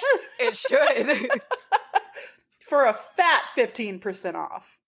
15% off. 15% off. Check out these studs. Check out their full catalog. It's huge. I know I got another little piece that we'll be talking about in a later review that's super, super cute and also customizable and has little charms and things like that. It's just, there's so much personalization that can happen here. Check all of this out. This is Blessed Be Magic, and that's magic with a CK.com. Hop on over there, guys. They have supported the show for a long time now. Longtime friends of the show. Blessed Be Magic. All right. Are you ready? Are you ready? Dude, I'm stoked. I've been looking forward to this all day long. Arguably the best part of the show. I think so. It is the most consistently good. It just feels like a while. Hey, sue me. I'm ready for spooky season, okay? Hey, I do want to say I am viewing this as this is launching it for me. This is launching spooky season. I'm drinking Bright Witch Midnight Cauldron. Like I'm drinking a good fall, nice, warm tea, I've got my resins going. I like sprayed the room down with like this lovely, like, it's like kind of a mix. You know that rosemary mist that your mom made us like forever ago?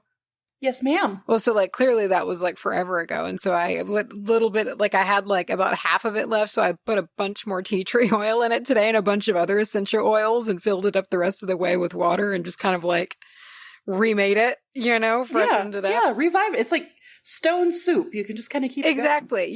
Yeah. And so I like sprayed the room all down with that earlier, and it feels like I'm like manifesting cool weather. I'm drinking out of the Witch Bitch Amateur, our little cauldron mug that Cat Cave Studio made us. Seem like I'm really leaning into this. Good. I'm glad. I have been itching to get my ass into a spirit. I haven't been yet. I can't believe I haven't been yet. But are they open? Oh, yeah, baby. Homie, I had no idea. They're back. They're back. We need to go. Yeah, we do. We need to go now and like make our plans, We need to go and like live stream the whole thing, I think. Yeah, like I do want to figure out a way to do that like nice and incognito casual, Ooh. Because like, homie, I don't even take a selfie in public. Like, I'm really weird about people seeing me film in public. Well, here's what we'll do. We'll get one of those big sticks that you carry around. Oh, they'll love that. Yeah, we'll get like some vlogging equipment. We'll have little like portable lights to put in our face. We'll be nice and thrown out of there. Yeah. With that, let's jump into the listener spooky stories. And we have a fun one to start off with. This first one is from Lucas. I just kind of want to give some background on this one here. Okay, so they say, your last Spookysode inspired me to remember the absolute legend of a short story I wrote in 2003 when I was in elementary school. Awesome. I figured you might get as much of a laugh/mild horror out of it as I did when I was rereading it. And I'll raise you. The only thing funnier than horror written by AI is horror written by a small child. That's true. It's very true. So we've got a couple, it looks like a couple of chunks. Very short chapters I'm seeing. Chapters that are no more than a paragraph. Written with the attention span of a child. Yes. And here we have, with no changes to spelling, I present The Haunted House, and in parentheses. And here you can clearly see that I had originally written a subtitle of A Very Scary Story and then erased it for some unfathomable reason. That's fucking cool. The Haunted House, a very scary story. A very scary story. That's awesome. Tells you everything you need to know. Okay. Chapter 1. 2 Brave Cats.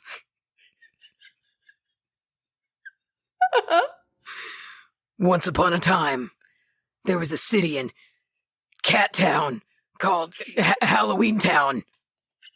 And it was the scariest place on earth.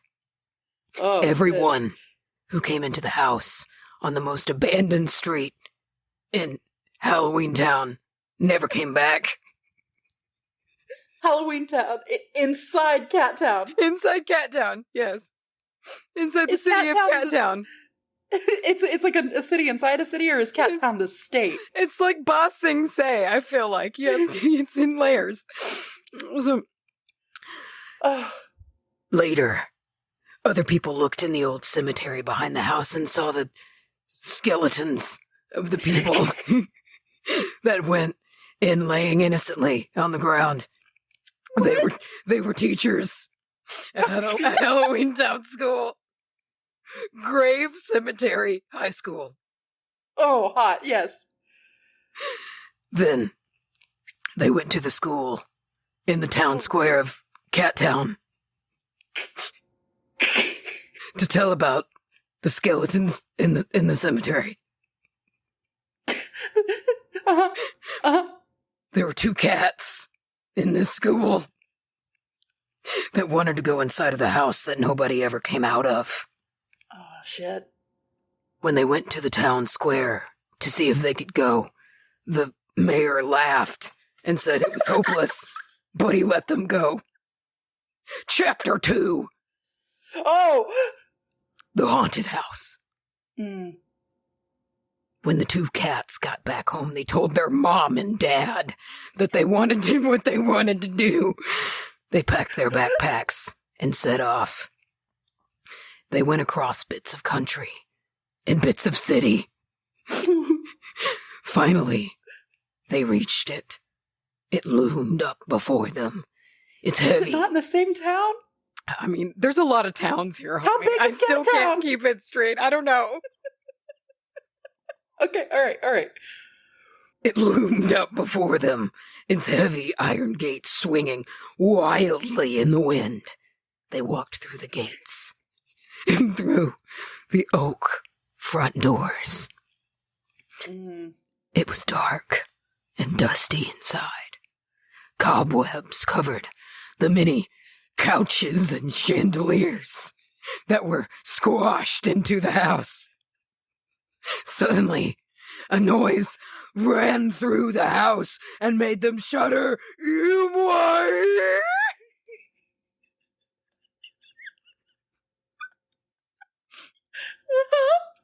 The first one, who was named Sneaker,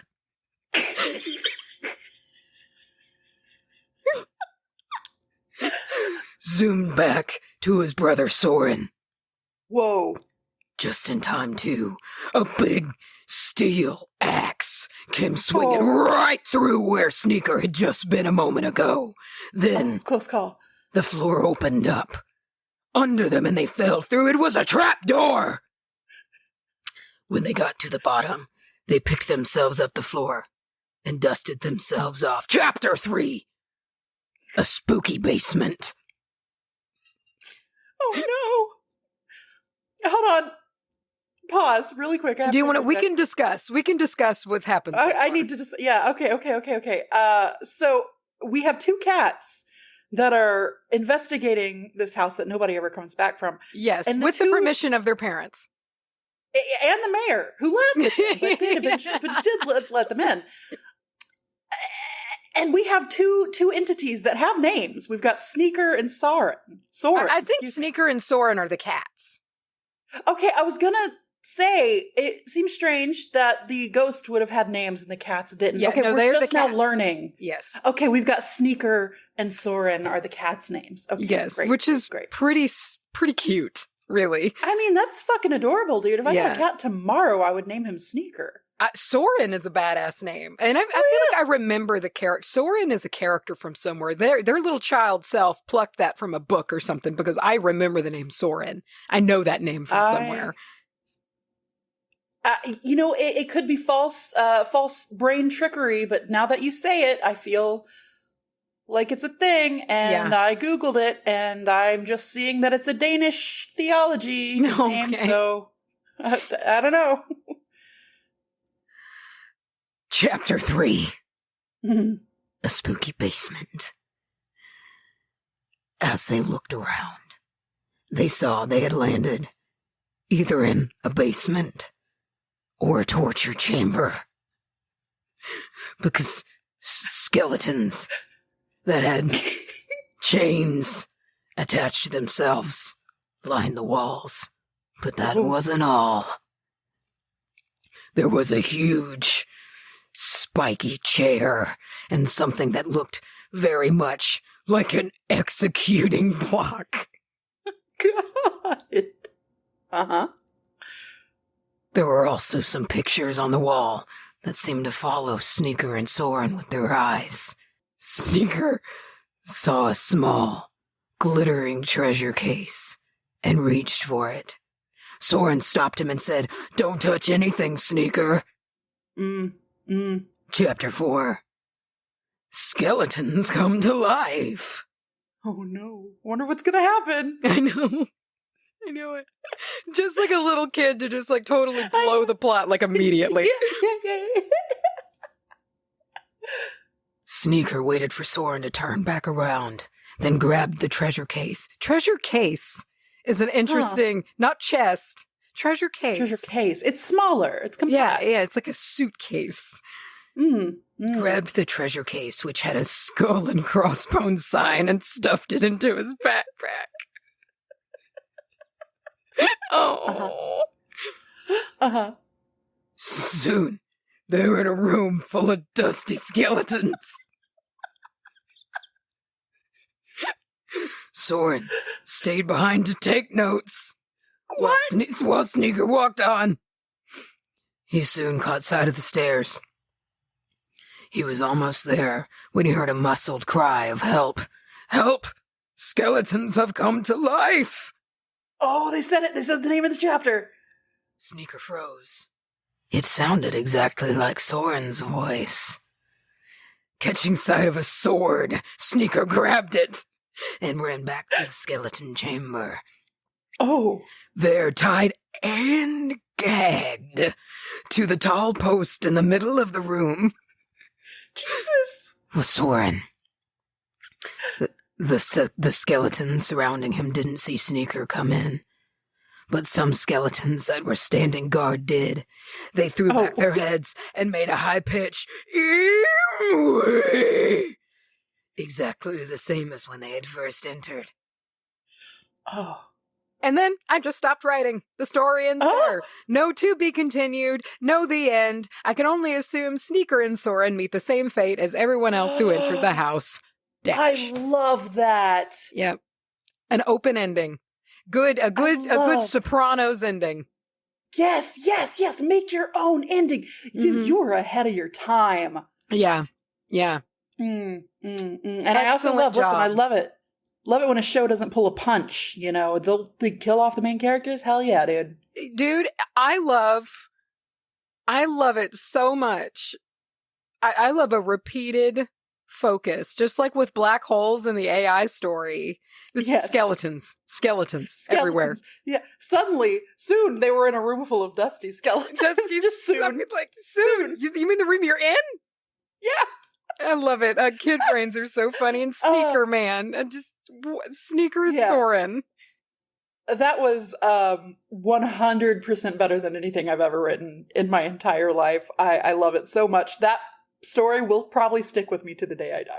I think it feels like a little bit of a crease was mushed in somewhere up in the old dome. It was squished in just like the couches. Yeah, yes, and the chandeliers.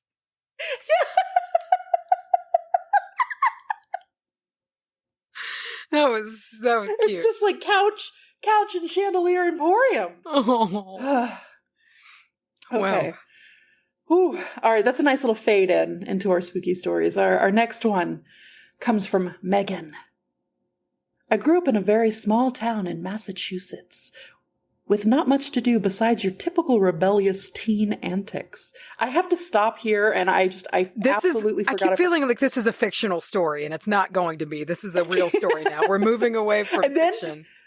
And then there were skeletons everywhere. The teachers were all skeletons. Covered in dust and couches. I forgot to commend you on your wonderful reading of that story. That it was so good. It shot me to another place, and thank you for the Rocco-esque delivery. Thank you. My vocal cords feel exactly like they do when I play Rocco. Yeah. I'm glad you have some tea to kind of. Yes, but it might give you like a spooky rasp. Yeah, I might be husky. Yeah. Oh yeah. Every story you read will be like that. Oh, God. Okay, Megan. So sorry. Megan says, I grew up in a very small town in Massachusetts with not much to do besides your typical rebellious teen antics. It's an old town with lots of farmland and forest, so there are quite a few abandoned houses that my best friend and I would break into for fun. This was around be the theme? 2010. Breaking into houses? Abandoned houses, yeah. You're calling it early. I like that. The friend involved in this story is also a bean named Emily V. Hi, and she doesn't know I'm submitting this. So hi, Em. Hello, Emily. One of these abandoned houses was walking distance from my house, just on the edge of, I shit you not, an old abandoned Girl Scout camp. Yeah! Oh, man, I would be there every fucking day, snooping around, trying to find EVPs.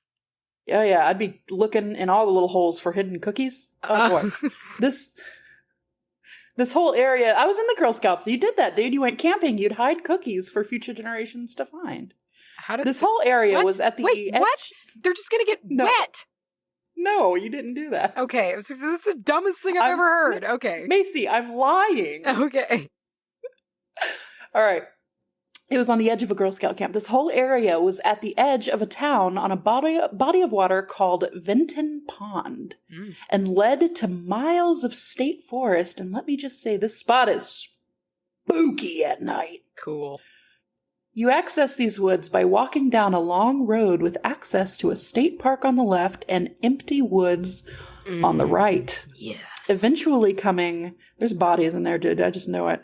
Eventually coming to the huge pond with a private dirt road going around it. There are only a few houses on the pond, and the abandoned house in question was placed slightly further off from the rest. We knew about the house because our friend lived there for a very short period of time and had told us some very scary stories about it that ultimately caused them to move out. There's a lot of local lore surrounding the road that this house is on, and it was the last place a young girl was seen before disappearing back in the 80s. Wonderful. There was a massive search for her, and multiple ponds were dredged in search for her body. Not this one off the road she disappeared on for whatever reason. Ooh, that's weird. That seems like that should be exactly what you should dredge. It's fishy. There's something going on there. I smell some. But unfortunately, this girl was never found. When my friend lived in this house, his mom would always hear a young girl's voice calling Mom. Ugh, sorry, I had to swallow on that one. That was gross. Whenever she was alone at home, and believed it was the spirit of the missing girl, who was a Girl Scout, by the way. She is why the camp closed. Oh, it's getting deeper. He said the basement was always the most active in the paranormal sense. His dog was always on edge and barking when it was down there, and he once saw the exercise bike pedals whirling around in circles with a misty figure materializing on the bike seat. That is both the cutest and the freakiest thing ever. Yeah, I know. I love that it goes to like, oh, gotta get my cardio in for my non-existent vitals. It's one of those things that, like, I feel like you would see and you would immediately just scram. But then you'd think about it and you'd be like, they were just busting out a couple of laps. Yeah, they just wanted to remember what it felt like to ride a stationary bike. Yeah. Of all the things to do in the afterlife, you muster the energy. Yeah.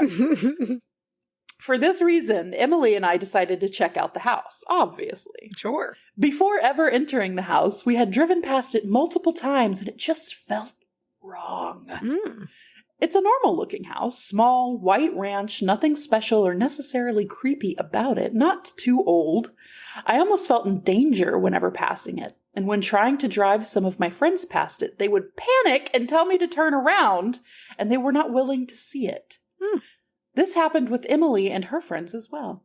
At night, animals would gather around it. It was almost like the house itself was an entity telling us to stay away. Dude, I'm just imagining like a little animal frat party. I'm picturing like a circle of animals and they're all eating like rotten fruit and just getting hammered drunk, howling at the moon around this house. Lit. Well, of course, we decide to go in one sunny autumn day, and the door is unlocked with the key left on the kitchen counter. Cool. Yuck. This is odd, as my friend was the last person to live here, and it's been state property ever since. Emily takes the key. The first thing I notice is that there's a bunch of old radio stuff out in the dining room like it was in use. Maybe just a homeless person, but there was quite a bit of equipment, and it was rather old. Next thing I notice is that there's an old portrait of a woman in what used to be my friend's bedroom. He had told me about this portrait and how he was terrified of it because her eyes would follow you. Oh, that's also eyes following you pictures. Okay, it's in abandoned houses, yeah. Okay. Would follow you, so he hid it in the basement when he lived there. So how is it in his room now? What's even weirder is that the electricity is off, but for some reason it's working in the room with the portrait. That she was watching me. I hate terrible. That. I hate that. She was watching me as I explored. Next, we go up to the attic and see a large... Oh, yeah. Okay. Next, we go up to the attic and see a large bed with leather wrist and ankle straps to restrain someone. Okay. This was not here when my friend I was going to ask. I feel like this is new. At last, we decide to check out the basement. I slowly open the door and multiple things happened at once. In reality, there was the sound of very loud footsteps sprinting up the basement stairs, paired with sort of shimmery visible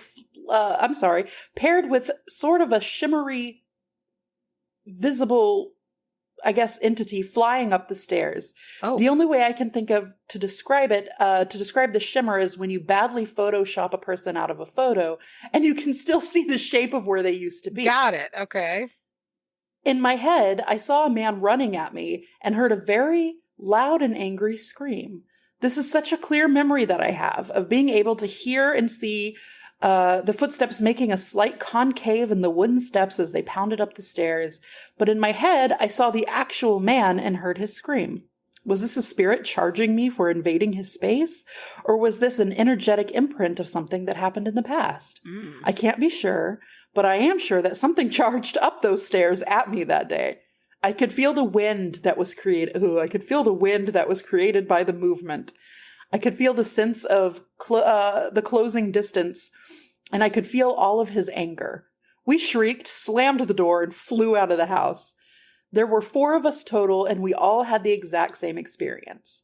That night, we had a sleepover, and Emily hides the key in her nightstand drawer. Dude! The next day, we decided we wanted to go back and explore some more, and then in parentheses, it says, why? Yeah. And I go to grab the key. It's gone. The key straight up disappeared. We searched everywhere for it, and it had been put in a locked drawer.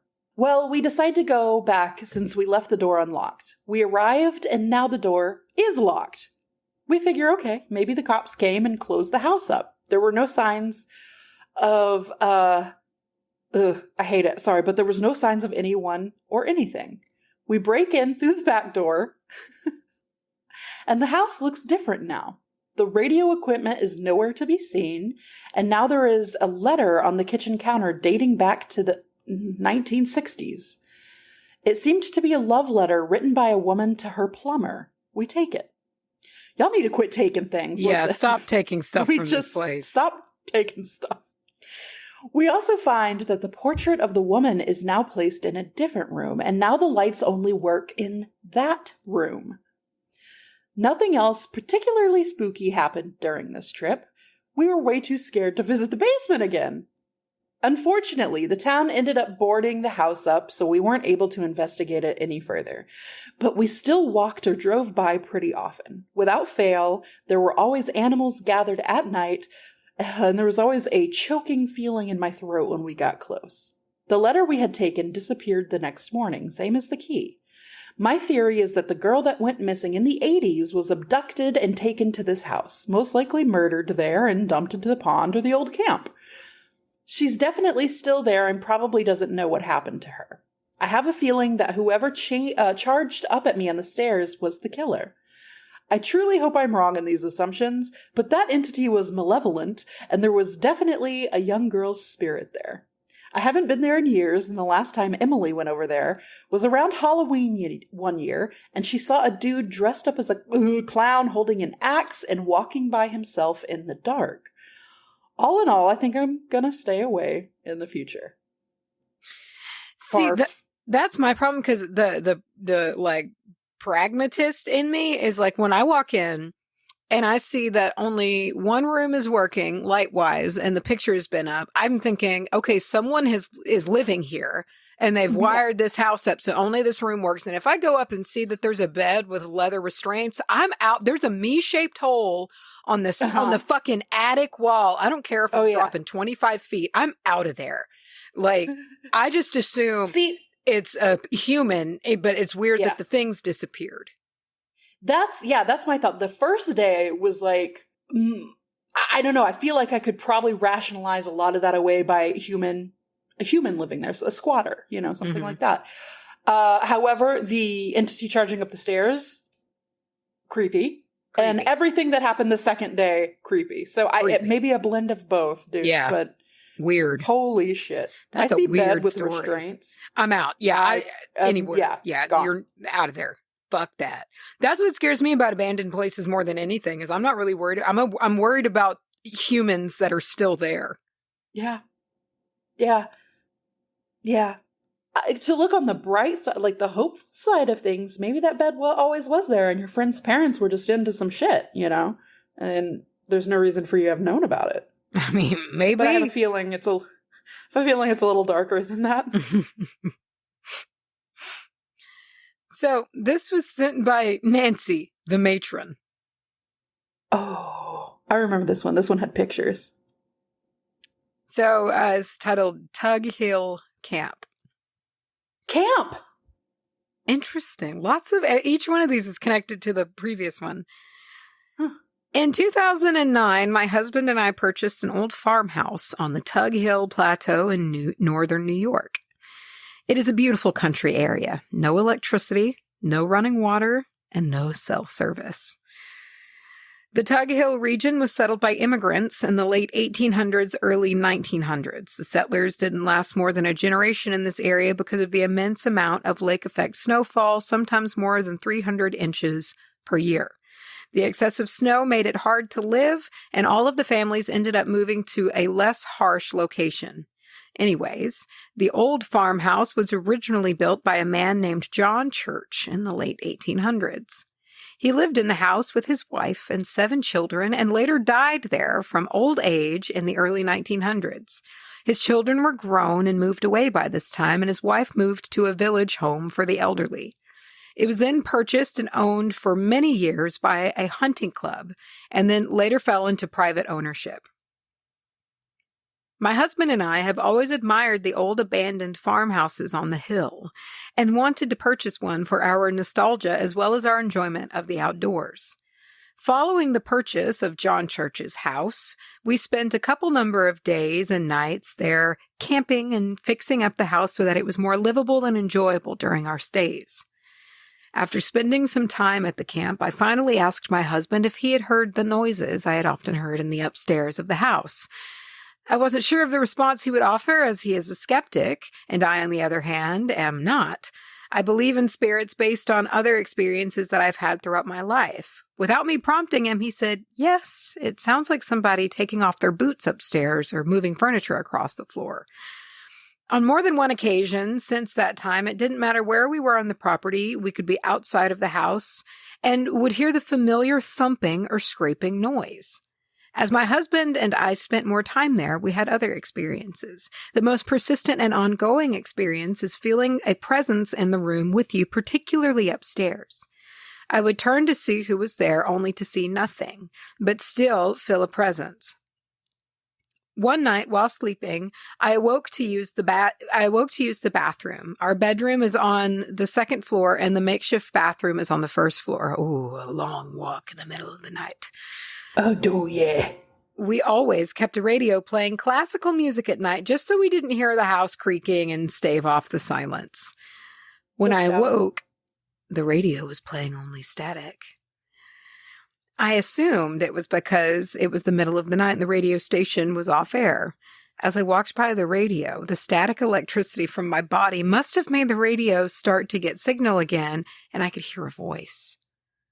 "Oh, God. Oh, God. Oh, God. Oh, my word." Give it to me. Give it to me. As I moved by the radio, I clearly heard a man's voice say, "Let me out." The radio then went back to static, and no matter where I stood, I could not get it to get reception again. No. Fuck that. Oh my God. I hate that. I think Yucky. I would have just gone into complete meltdown. I think I just would have gone into a complete meltdown. That is Great. awful. My broken eye is just squirting tears right now. Needless to say, future ventures to the bathroom in the middle of the night were a team effort. In 2011, when I was pregnant with my son, we spent the night at the camp, and as the sun went down, and after starting the fireplace, I had an uncontrollable feeling that my skin was crawling and my body was vibrating. I would jump or startle at any movement or noise, like my senses were heightened, and I could feel so much that it was uncomfortable. It got to the point that my husband asked if I wanted to go home. Keep in mind, by this time, it was late into the evening, and it would have been well over an hour drives home. I assured him that I was okay and made sure that he stayed close to me all night. By morning, I felt fine and normal again. When my first son was born, we didn't spend much time at the camp. We would make day trips, but nothing more. When my son was about 3, we were spending some time at the camp. I took my son with me upstairs to open up some of the windows and air the house out. At the top of the stairs, there was a circular landing with a lounge area and 2 bedrooms. As we got to the top of the stairs, I turned to go in one of the rooms and my son latched onto my leg. I looked down at him and he was staring at the door opening to the guest room. I said, "What's wrong, buddy?" He proceeded to point to the doorway to the guest bedroom and said, "Who is that?" I looked up and saw nothing in the doorway. I looked down at him and said, "What do you see?" "Mommy doesn't see anyone." He hid behind my leg and said, "Nothing, Mommy," and he wouldn't say anything more about it. I could tell he was confused and a little scared. I stayed calm in order to not make him even more upset. I didn't want him to be scared of the presence if it was not threatening. I picked him up and walked into the room, opening the windows and reassuring him that all was well. He snuggled into my neck, peeking out at times until we returned to the first floor, where he got down and played as if nothing happened. Over the next couple of years, the presence in the house was unchanged. We would hear the noises and feel someone standing behind us, but never felt fearful. One summer day, my husband took the kids, we have a son and a daughter now, for a day trip to the camp while I was working. I received a call midway through the day from my husband saying that the camp had been broken into. A couple of the windows were broken and some items were stolen and damaged. We had to file a police report and do a walkthrough with a police officer to determine what had been stolen and damaged. During the walk, we identified that there was at least 2 people, and one of them had cut their hand relatively badly on one of the old window panes. The intruder had left bloodstains on every doorway and all of the objects that were touched. Ew, stop touching stuff. If you're bleeding, don't touch it. Wrap your hand in a t-shirt or something. Gross. Loser. We filed the report, and due to the circumstances, didn't feel safe at the camp anymore and contemplated selling it for some time. It was well over a year later that we finally found ourselves back at the camp cleaning and making random repairs. During the time at the camp, it felt different. We didn't hear the thumping in the upstairs, and the persistent presence was no longer there. It felt clean, is the only way to explain it. I even discussed this with my husband, and he also agreed something was different, and neither one of us could explain it. It was like the house felt lighter around you, more airy and bright.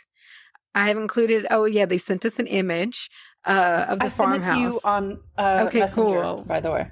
Yeah. Although it's a great, or I think it is a spectacular representation of a late 19th century farmhouse. Although I feel this way, a number of my friends refuse to go there because they say it is just too creepy.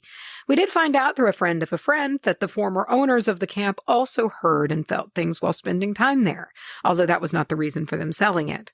We even at one point had a local ghost hunting organization come out to the camp with all of their equipment to see if they would be able to communicate with the presence. Unfortunately, the data didn't amount to much and was unclear if any of their readings were real or caused by cell phone interference. I would like to add that during the early years, when my husband and I would spend a lot of time at the camp and spend the night, we had our family pets with us. There were 3 large dogs ranging between 80 and 110 pounds. My husband and I spoke about the feelings we felt and the noises we heard, but were always reassured when the dogs had no reaction. They would hear the thump and scraping noise, but would ignore it as if though it were nothing. This made us feel more comfortable with the camp and reassured that whatever it was meant no harm.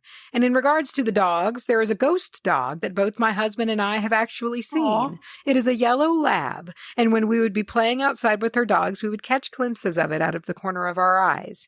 We always knew it was not ours because of the color. Our dogs at this time were black. He was friendly, but would startle me on more than one occasion. One time when I was calling for the dogs to get into the car, he came running around the corner of the car unexpectedly. As he ran around the corner of the car, I recall his tongue lolling out, goofy dog smile on his face, ready to go for a ride. It was only a glimpse, but I could tell he was happy and enjoying himself. We still own the camp and visit it as much as our busy schedules allow. As the years have passed, the presence came back, but it is more subdued and no longer emits a menacing feeling. We have heard the thumping noise again, but not as much as we once did. My son still doesn't like to be in the camp by himself and refuses to go upstairs by himself, but his sister has had no issues with the house. We still haven't spent a night at the camp with the kids. We are just not ready. I don't blame you. I think Let Me Out was the worst thing I've ever heard. That is truly, literally, in every definition textbook way, a nightmare. It's also what I would say if I was a ghost and I was trying to scare the person. Oh my God. It's exactly what you would say. That's what's so scary. It's like, it is the thing to say if you want to make somebody's world crumble around them. Yucky. Wow. Well, I'm glad about the ghost dogs, though. Whoa, though, but that's like a spooky fucking house. Oh, do you see it? Yes. That's awesome, dude. Get me in there. Yeah. I know. You can tell the age of it because the foundation. Look at the foundation. It's like that super... Yeah, it's like cobblestone. Early. Yeah. What year did they say it was? Pre-1900s, I believe, or is it even 1900? Old as hell. That is amazing. Yeah. You want to go stay the night? Oh my God, I would love to stay the night. Okay. Alrighty. I have one for you right now from Sweet Melissa. Sweet Melissa. Did I ever tell you that Sweet Melissa to me, in my brain immediately goes to the Crossfire commercial? Do you remember the Crossfire commercial? What Crossfire is that? Like the car? from like when we were a kid. It was that game. You'd like shoot things at each other's crossfire. You get caught up in the crossfire. Oh my God. Yeah. Did I unlock a memory? I remember that. I remember that jingle. Yeah. It always goes, sweet Melissa, you get caught up in the sweet Melissa. Yeah. Okay. So this one's from Melissa. So the apartment I used to live in was 1,000% haunted. Lit. First of all, it was built in the 70s, and of course, many, many people have lived there before me. But my current apartment was probably built around me. Built around me. It was probably built around the same time, and I haven't had any of the same experiences that I had my first year of living at my old apartment. Mm. When I first moved, I was by myself with no roommates. There was an older gentleman who lived in the apartment below me. He had a cane and struggled to get up the steps. He was very friendly, but there were times I would walk up the stairs behind him and be prepared to catch him should he fall. Mm. After a while, I realized a lot of time had passed since I'd seen him. That bar that locks the sliding glass door to his apartment was left unlocked for weeks, and I could see that there was still furniture inside, but I hadn't seen the man. Now, it's possible that his family had moved him to a nursing home, but I immediately suspected that he may have died. Yeah. There were times that I even considered calling my leasing office to ask to check on him, but I never saw him again, and one day his stuff was gone and a new tenant moved in. Oh. But since then, there were some extremely spooky and terrifying events that occurred. The first thing I still cannot explain and gives me goosebumps to recall. It was the middle of the night, probably around 3 a.m. It's 3 a.m. I must be lonely. Must be lonely. Oh. When I heard a crash like the sound, that's what Melissa wakes up to, is that at 3 a.m. When I heard a crash-like sound of glass breaking. Frantic, I shot up in bed. I hate it. I shot up in bed and reached to turn on my lamp, only to find that the light bulb had broken clean off my lamp. Jesus, how? Like, if it was on, I'd be like, oh, something happened. But just off, no thanks. Oh my God. Let me pause here and say I love Goodwill. There is nothing I love more than finding vintage things for a hella good price. This lamp was one of those finds. I do have some rules, of course. I don't purchase things that can close. Oh, okay. I don't purchase things that can close, like boxes, because I don't want spooky shit that's trapped inside. Okay. Anyway, sure.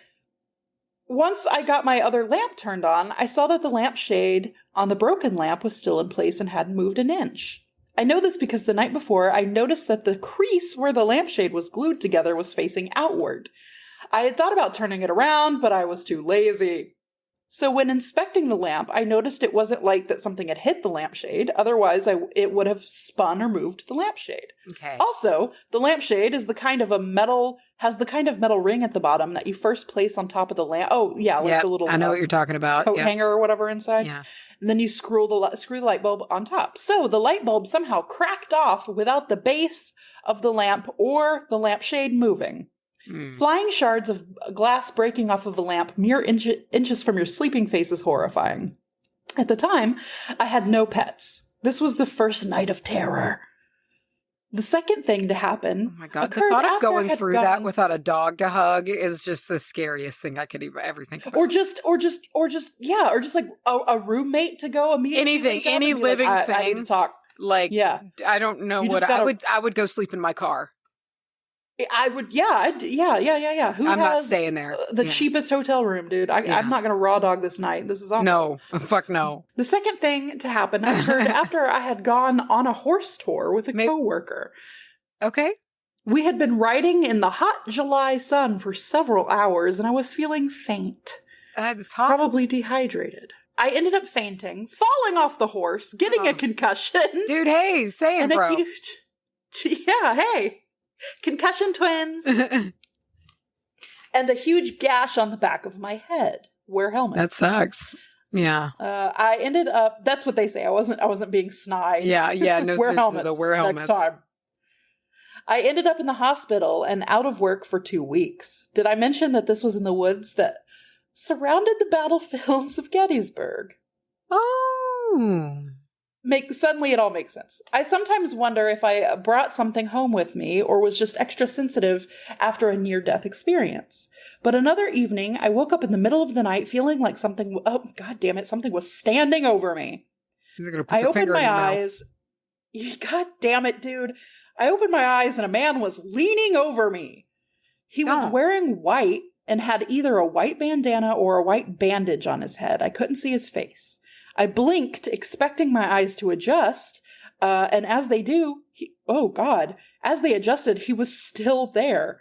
I screamed bloody murder. I hate that.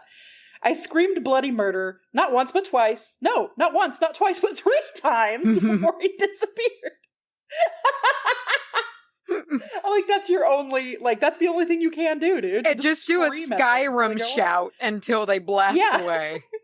Just fucking sound cleanse at them until they deteriorate. I was out of breath. My throat was raw from shrieking, and I was shaking. God damn. I'm also a little offended that my neighbors didn't call the cops. Honestly. After hearing me screaming. I know the walls are paper thin. I guess it's every witch for herself. The last thing that occurred happened months later. I thought I was in the clear because I had gotten used to things. For example, the door to the utility closet in my bedroom would open just barely on its own, presumably because the closet had a vent to the outside, and when the wind blew, it would, push the door, made a vacuum to push it shut. There was no latch on the door. I ended up piling boxes in front of it. I feel pretty confident that occurrence was natural, not supernatural, but I felt, better safe than sorry. But one morning, while I was getting ready for work, I was putting on my makeup when I thought I heard voices coming from my bedroom. I thought it would be people walking below my apartment, but when I got to the bedroom, which was just around the corner, I realized the voices were coming from my clock radio. Jeez, coming from radio. Come on. I hadn't used the radio in over a year. I only used the clock for the time because usually reception was horrible in my room. But somehow reception was perfect and a talk show was going on. I immediately tried to turn it off, but the radio is very finicky, which is another reason I don't use it. That's all fine and dandy, except I unplugged the motherfucker and it kept playing. No. I had to go to work. It's some ghost that's like, you're going to listen to my fucking podcast. It's us. It was us when we died. Yeah. I had to go to work, so I ended up just leaving. And when I got home, I guess it ran out of juice because it was quiet. My coworkers knew of the saga, and one of them suggested a cross. This was before my witchy awakening. Otherwise, I could have put to use some sound clearing incense or just telling the ghost to fuck off much earlier. But I ended up putting a cross in my apartment and telling the ghost it had to leave because I lived there now. I never had another happening. Tell me that apartment wasn't haunted AF. I don't think I can. I think I could tell you that the little cubby door opening, that was probably I think you're right. I think you nailed that on it being a little bit of a vacuum scenario. I think you're right. Homeboy leaning over you at night? and also just like slippy sliced a light bulb off your lamp just so they can lean over you to see you better in the dark.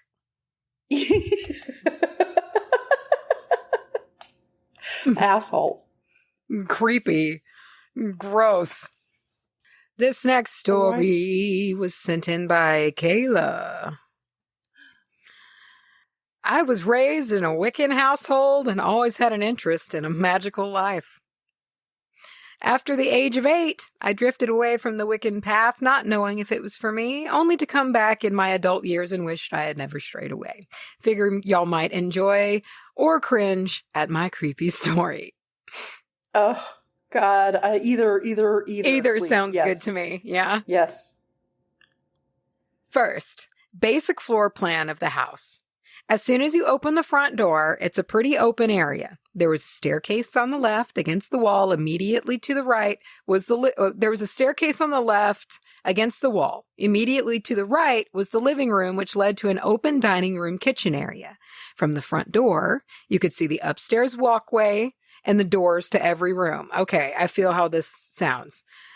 as well as an attic door in the ceiling that was painted shut so you could not get in. Love that. Also, the houses were kind of like duplexes. On each side of my husband's house was a neighbor with an adjoining wall, and the attics were connected, but you couldn't get into them. Okay, that makes sense. Oh, okay. About 7 years ago, I met my now husband in my hometown of Havelock, North Carolina. My husband was living in an off-base housing neighborhood and told me a few stories about his home before I ever went inside. After his son left the house, strange things started happening. Around dinner time, the chair his son used to sit in for dinner would pull itself out and one time threw itself across the room.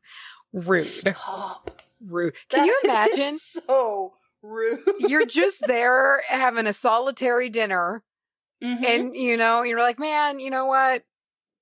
I'm just going to sit here and have this quiet dinner, and a chair just yanks itself out and yeets itself across the room. I don't know what I would do. I like the natural thing I want to say, like I'd be terrified and would run away, but I think part of me would just be a little bit kerfuffled by it and a bit upset, a little mad. Yeah. A part of me would be like, oh, okay. Yeah, can you, but on the other, excuse you? Can we be an adult, please? Don't do that. Come on. I do also feel like the other side of that might look hilarious, because it's like, what if that person doesn't quite know what's up and they're just sitting at the table with you having a conversation, trying to talk over dinner, and you're just ignoring them. It's like the Sixth Sense. God damn it, Linda, listen to me. Yeah, exactly. And then they finally just have enough and they throw the fucking chair. Happy anniversary. Yeah. Keep walking, cheese weed. Oh my gosh. Okay. Around bath time, the tub faucet in the upstairs bathroom would turn on when no one was even upstairs. Gross. I don't like running water. Because that could cause so much damage. Like, Ghost, listen to me right now. That's not what you need to do. Like, that's a one-way ticket to really get exiled out of this house. Like, if you're going to start causing property damage, listen, you're not making me any money. Okay? Like, if you cost me money as a ghost, you're out of here, bud.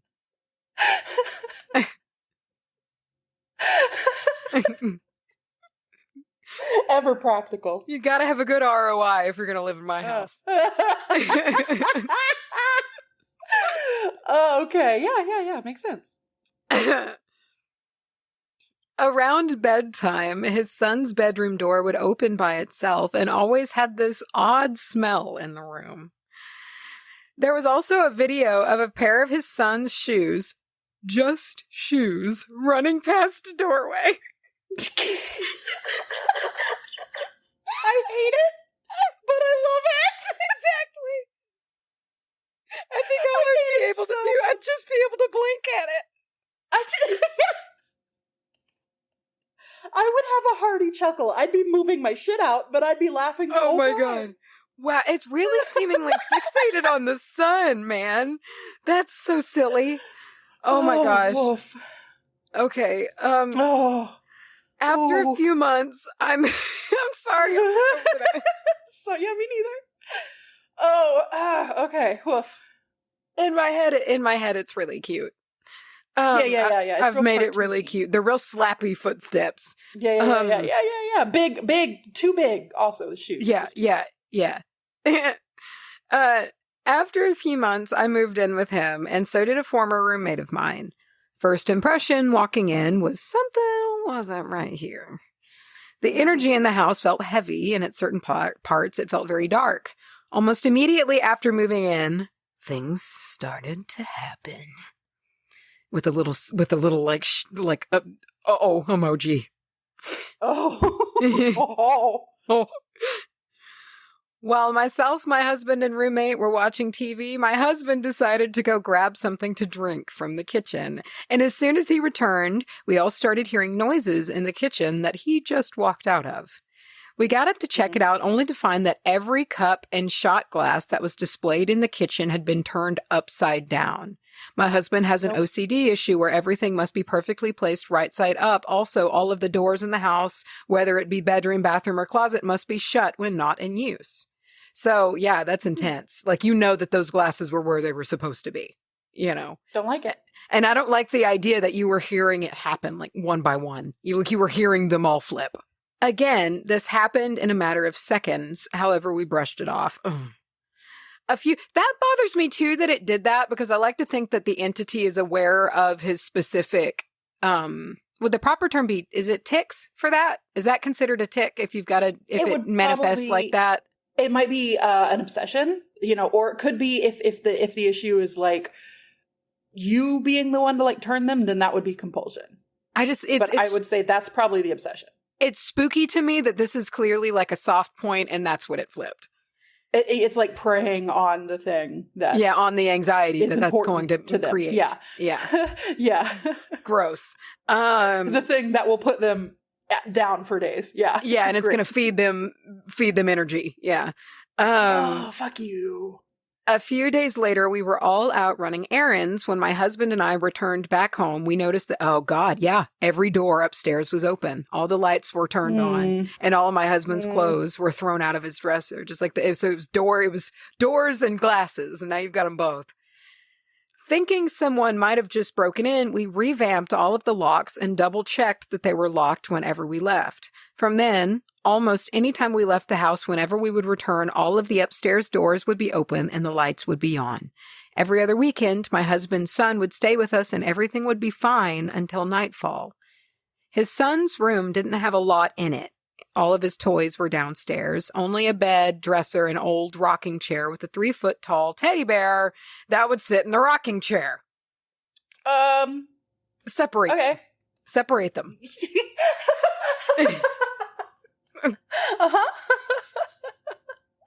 Every night when his son got tucked into bed, his room would smell like sulfur.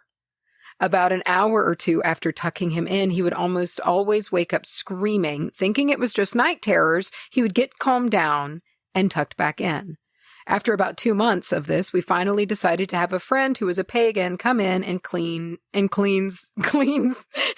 damn it, how do you say this word? Cleanse. Come in and cleanse and bless the house.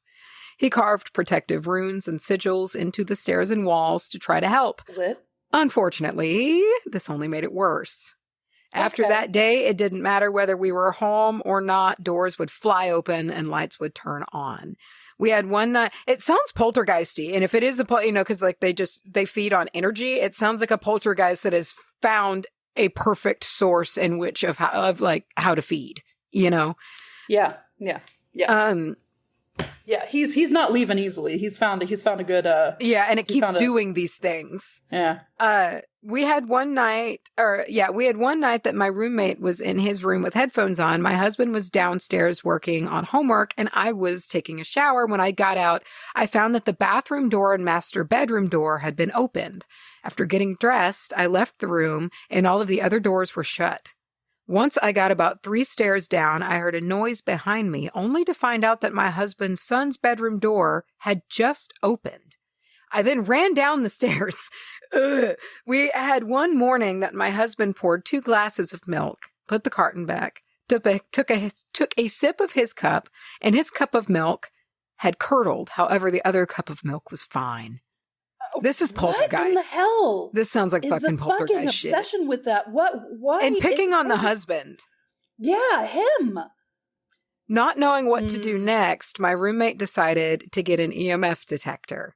We went through the house asking questions and didn't really get any big spikes. We went downstairs, turned off the EMF, and started chit-chatting.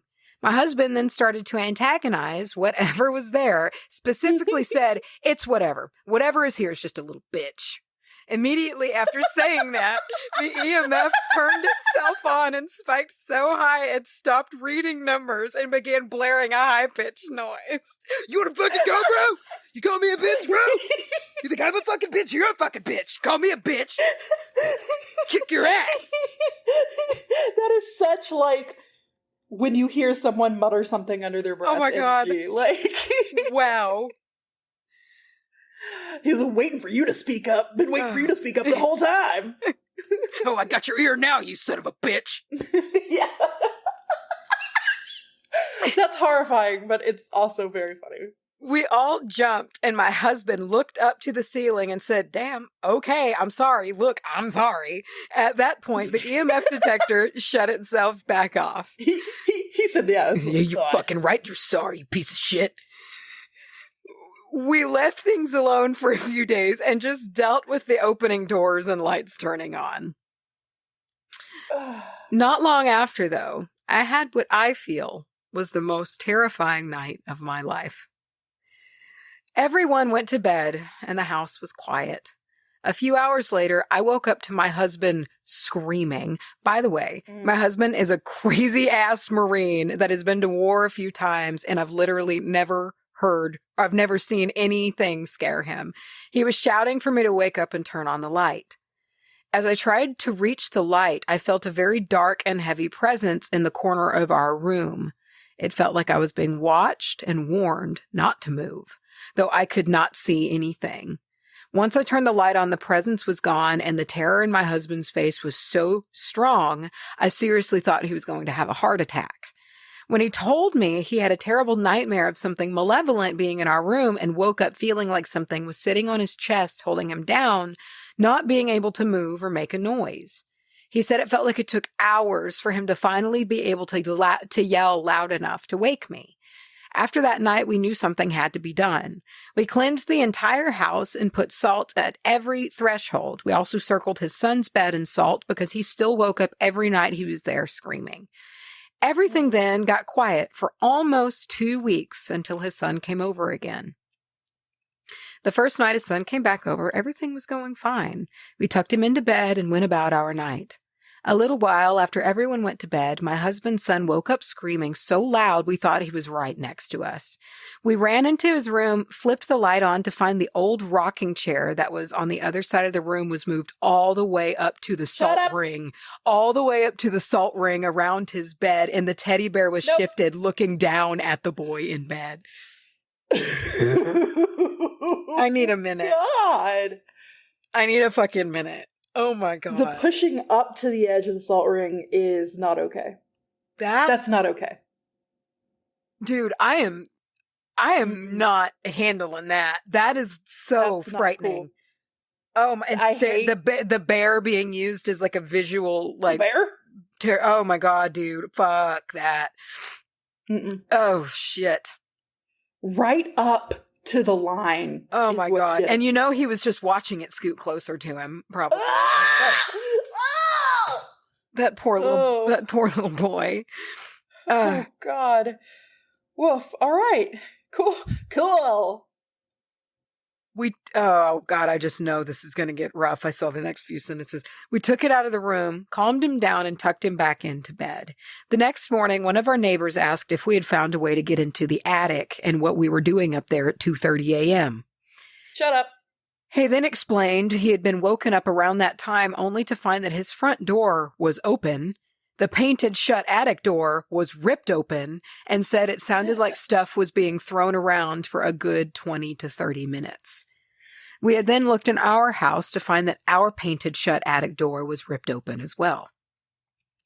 I then had a moment of anger and terror, to which I yelled at the house, "I'm done with this shit. Get out of my house."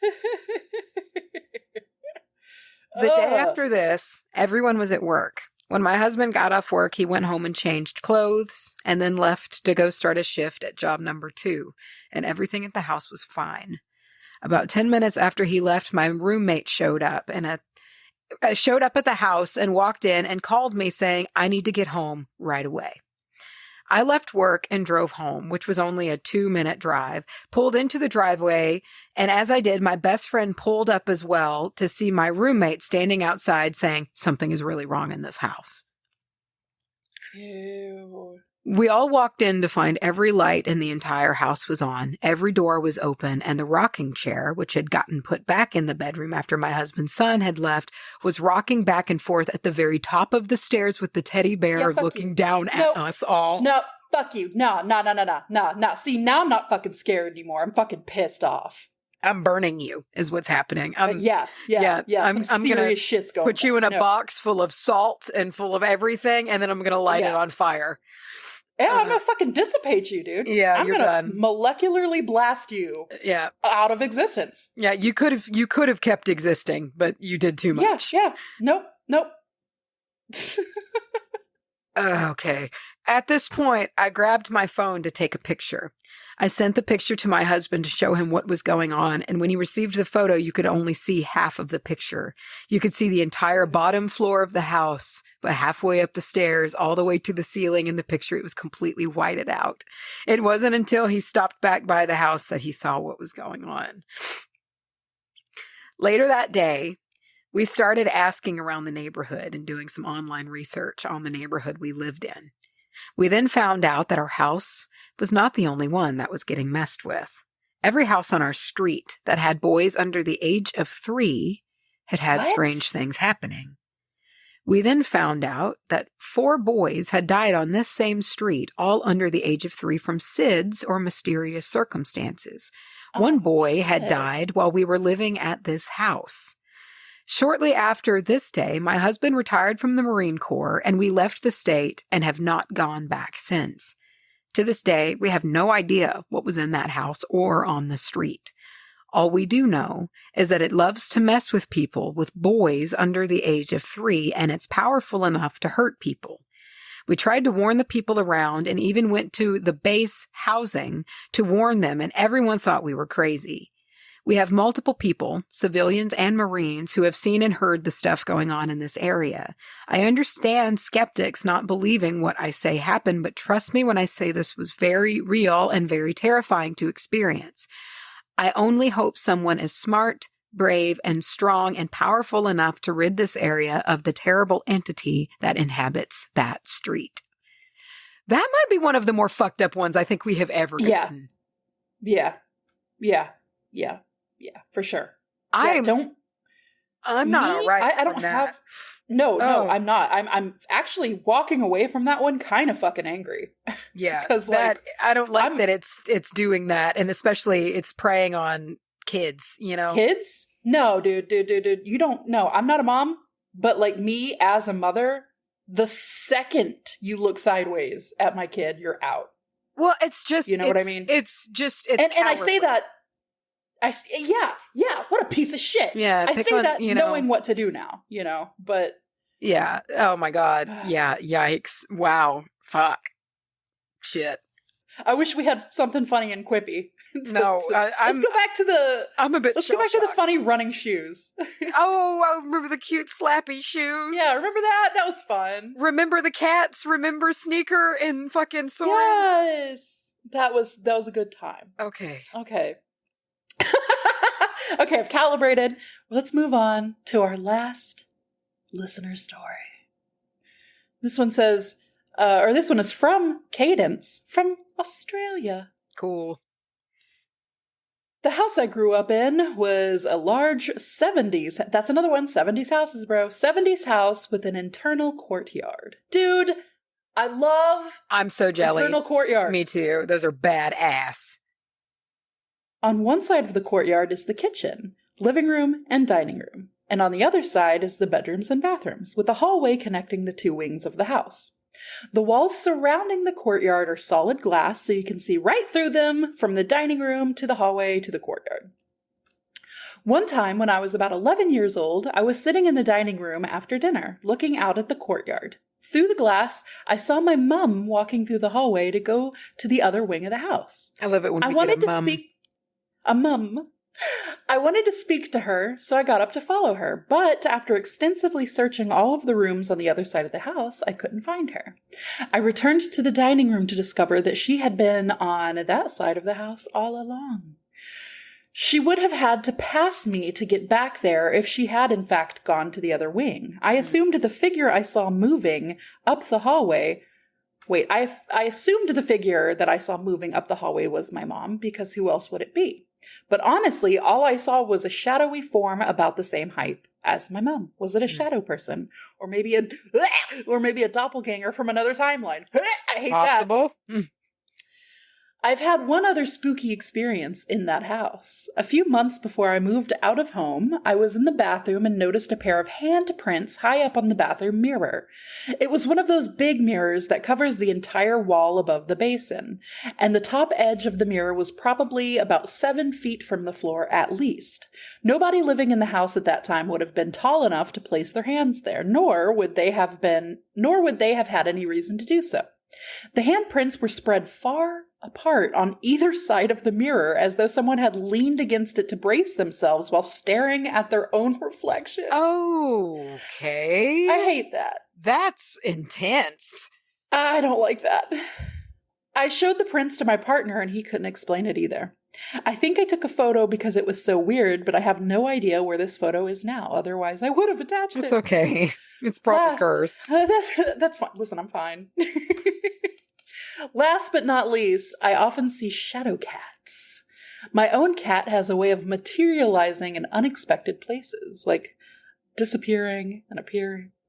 So I like to imagine that the shadow cats are versions of her from another timeline, and she's able to control which version of herself is fully visible at any given time. I've been a cat person my whole life, so maybe I'm just super turned into feline energy.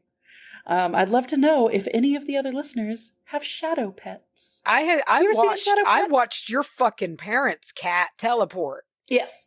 I watched it. Oh, tell me this again. This is vaguely familiar, and I don't remember the situation. Dude, it was the black one. Misty? Yes. Misty, yeah. The one I loved. Yeah. Both of those cats creeped me out, though, dude. I don't know why, but they were real. I don't know, but they were not mean, but they were. No, I get it with Bailey. Were spooky. Misty, I loved so much. R.I.P., taken way too young, Misty. But yeah, I definitely get it with the other one, because the other one would walk around and speak human words. Yeah. But... yeah. Hello.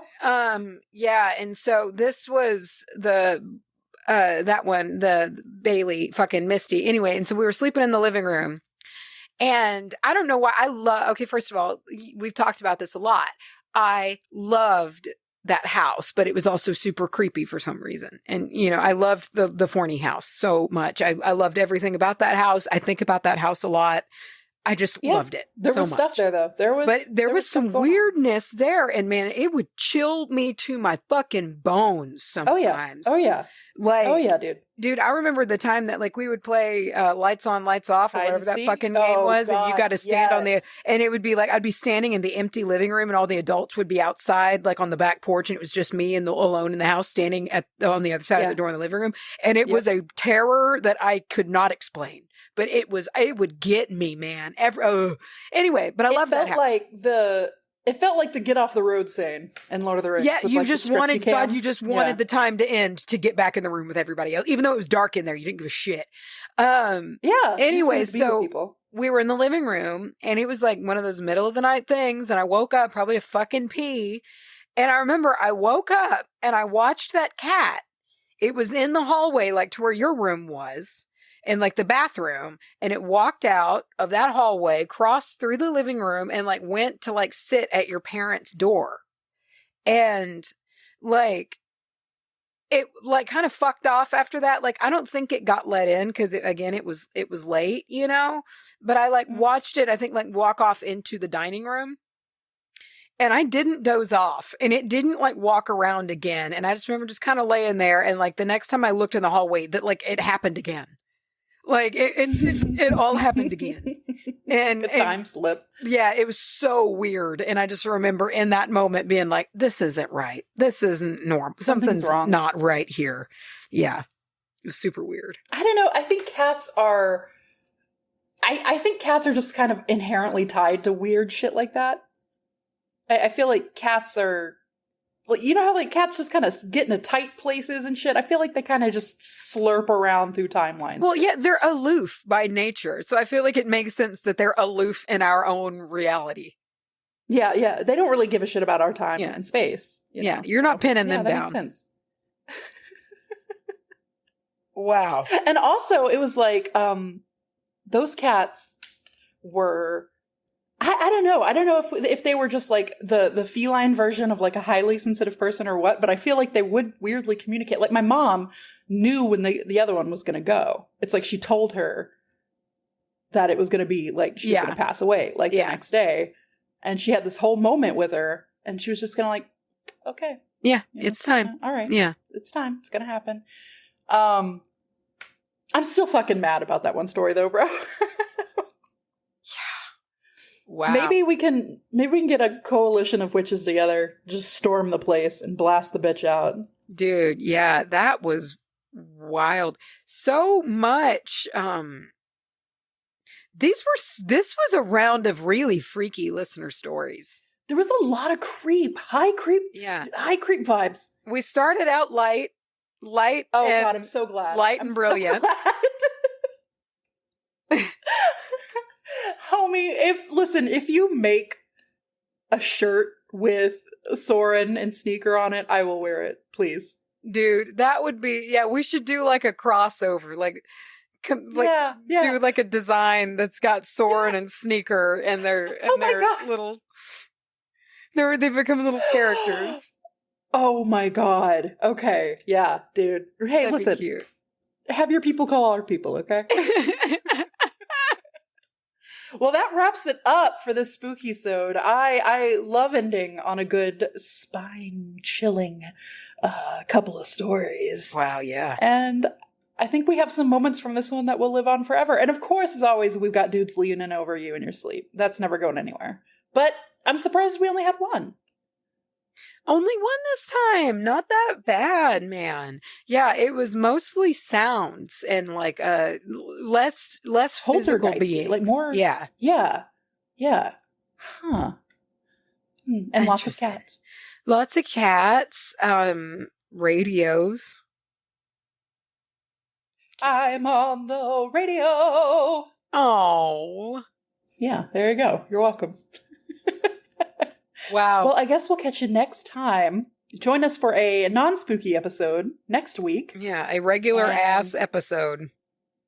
Until then, this is probably the last Spookysode until the big boy. You know what? That actually, yeah. I guess the next Spookysode we have will be the Halloween-sode. Tell us what you guys would like to see in the Halloween-sode. Pop over on our Facebook. Yeah, that would be great. And drop a comment. Maybe we'll start a thread when this comes out or something that we can talk about what you guys would like to see. Do we want more listener stories? Do we want, I don't know. Do we want to, tell us. You tell us. If you have a story to send us, send it to wbahpodcast@gmail.com. Make sure you put the word spooky somewhere in the subject line so we can find it. Perf. All right, then. I think we can rest now. Yes, it's time to climb back in the coffin. I need to process what I just heard. Yeah, I know. There's two things floating around in my head right now, and they're fighting with each other. On one hand, we have the creeper ghost who wants to freak out little kids and is an asshole, and it's making me mad. And on the other hand, I have little Sneaker and Soren and the skeletons. Sneaker and Soren are what's keeping me sane right now. They're holding me to get. Did you say Sauron? I did. I said Sauron. My bad. Dude, I love that. Sneaker and Sauron. It's like Sauron's like black sheep brother that just like never quite, he's just struck out on his own at 15. Yeah. His family like wanted him to be as evil as Sauron, but like all he really did was like rob like a gas station once. Yeah, he just wants to work on hot rod cars.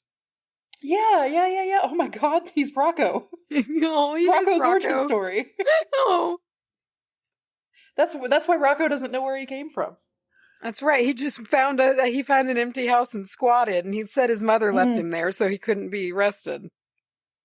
Yeah, maybe he came from. Yeah. Oh God. Okay. Listen, we got to stop because we'll make a whole story. Next time, join us for Spookysode Halloween Time 2022. I'm gonna go cleanse. Yeah, I'm gonna go put my feet in the dirt. I'm tired. Wow. Stay safe, everybody.